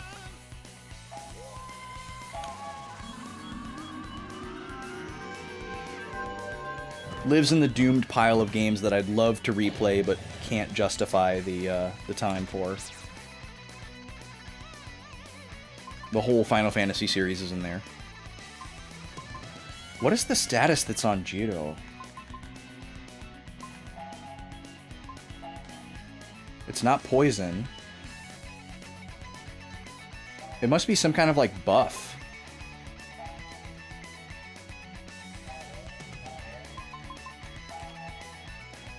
Oh, I can attack his horn now that he's weakened. It's low enough. Interesting. Okay. Woo, 62 damage, baby. That's nice.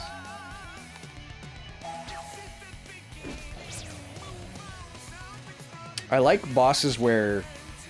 Like, this is very Sakaguchi, where, like, there's, like, story mechanics playing out in the battle. This is, like, his thing that he came up with for FF4, and then was carried through, like, all the remaining Final Fantasies that he did, where, like, there's, like, character banter in the battle where the characters are, like, figuring out things about the enemy just after a certain amount of damage or a certain number of turns pass, and then, like, the flow of the battle changes.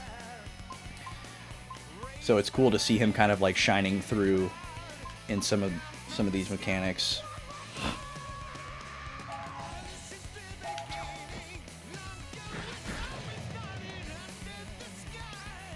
Okay, tail defense. I'm assuming something bad happens if you attack him while the tail is up, too. That's what my Sakaguchi-trained brain is telling me.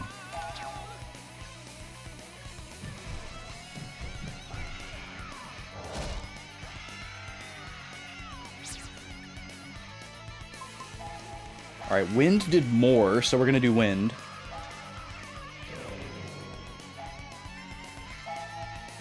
Alright, I'm getting pretty good at this sweet spot here. So this will be after Jiro's turn. I'm glad I got that bar figured out, too. I don't know what this aura is, though, that Jiro has. I don't know what that is.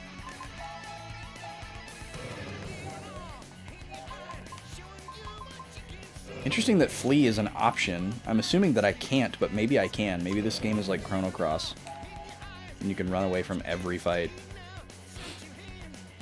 Oh, his head is back up. Interesting. So the weakened thing isn't like a measure of his HP. It's like a temporary state. Oh, now his head is back down. Alright, let's try to hit him with a wind sword then.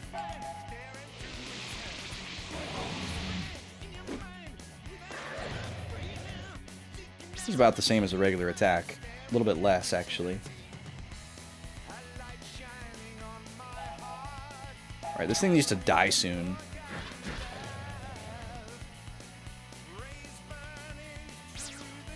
Keeps healing itself, though, which is really annoying.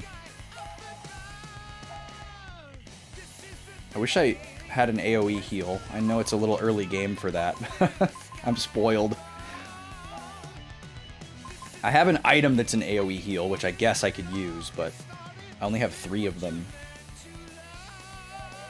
So let me just, I'll just use white magic. I got time. That scream is something else.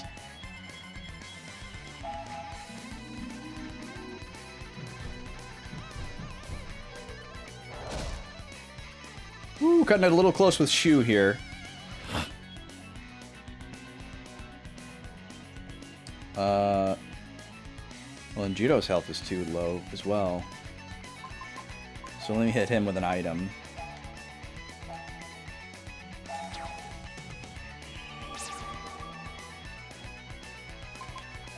And blow on his horn.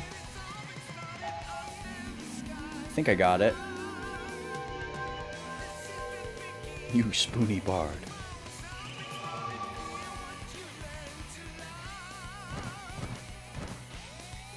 I'm gonna snooze this ad.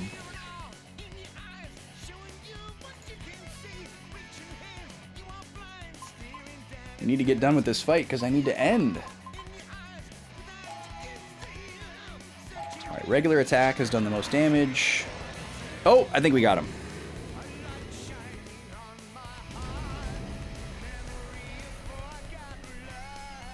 What a hilarious choice for a boss theme.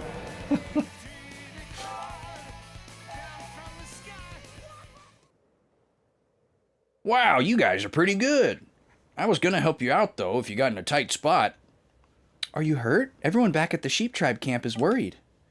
I'm fine. After all, I'm Donpa, the bravest in the camp. Brave? You really didn't seem all that... Anyway, are you guys going on ahead? Yes, we need to get back to Talta Village, and this is the only way there.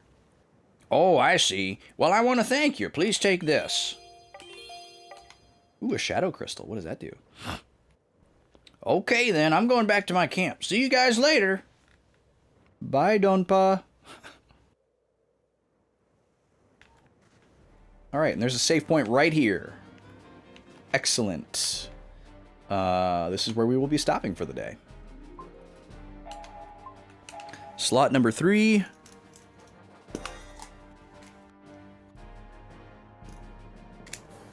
We'll call this Wilderness.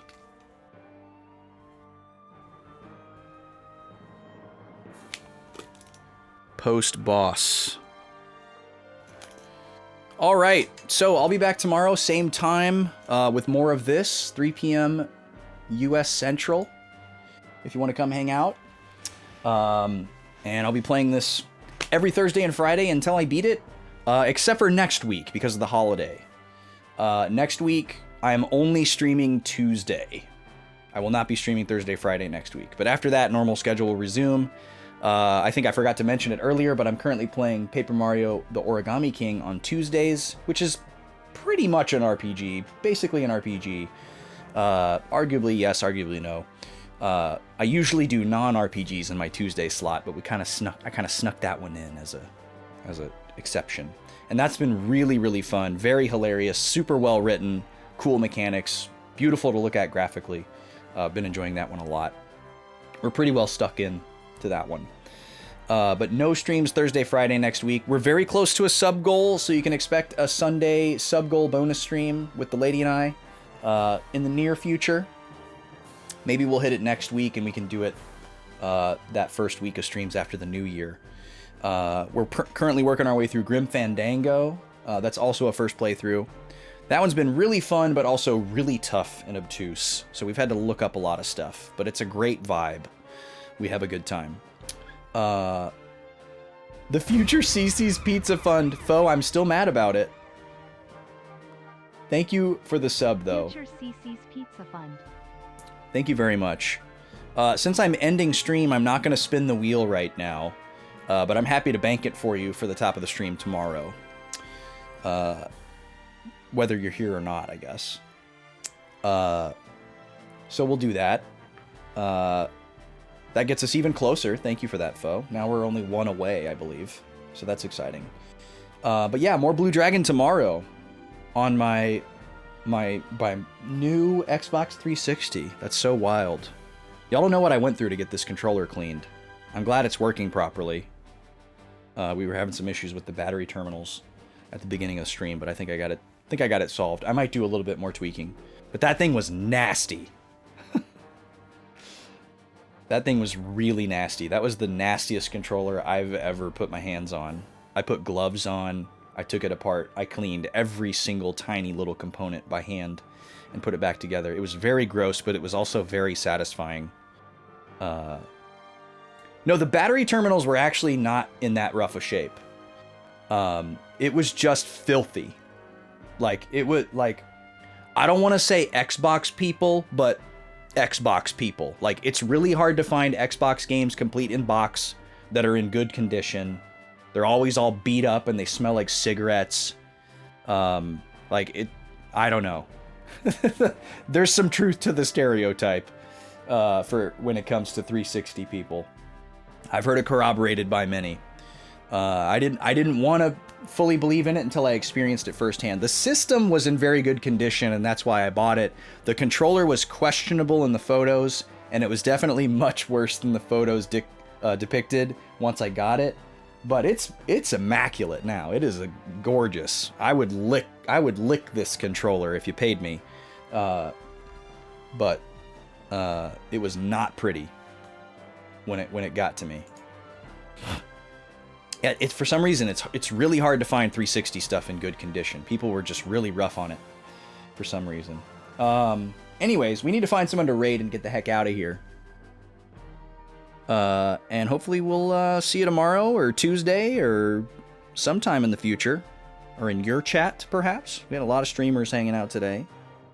A lot of friends, new and old. Where are we going?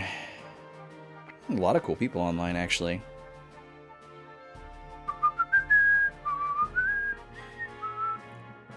Your 360 stuff is just stowed away. Tempted to dig it out. There you go, Balrogic. 360 controllers are weirdly expensive to find. Really, I didn't know that, Foe. Well, I'm glad I didn't have to go searching for one, and I hope I don't. Because if this one's good to go, I'm sure it'll be good to go for a long time. Unlike the system, I don't think they're known to fail. Man, I'm torn on where to raid into. There's some really enticing targets.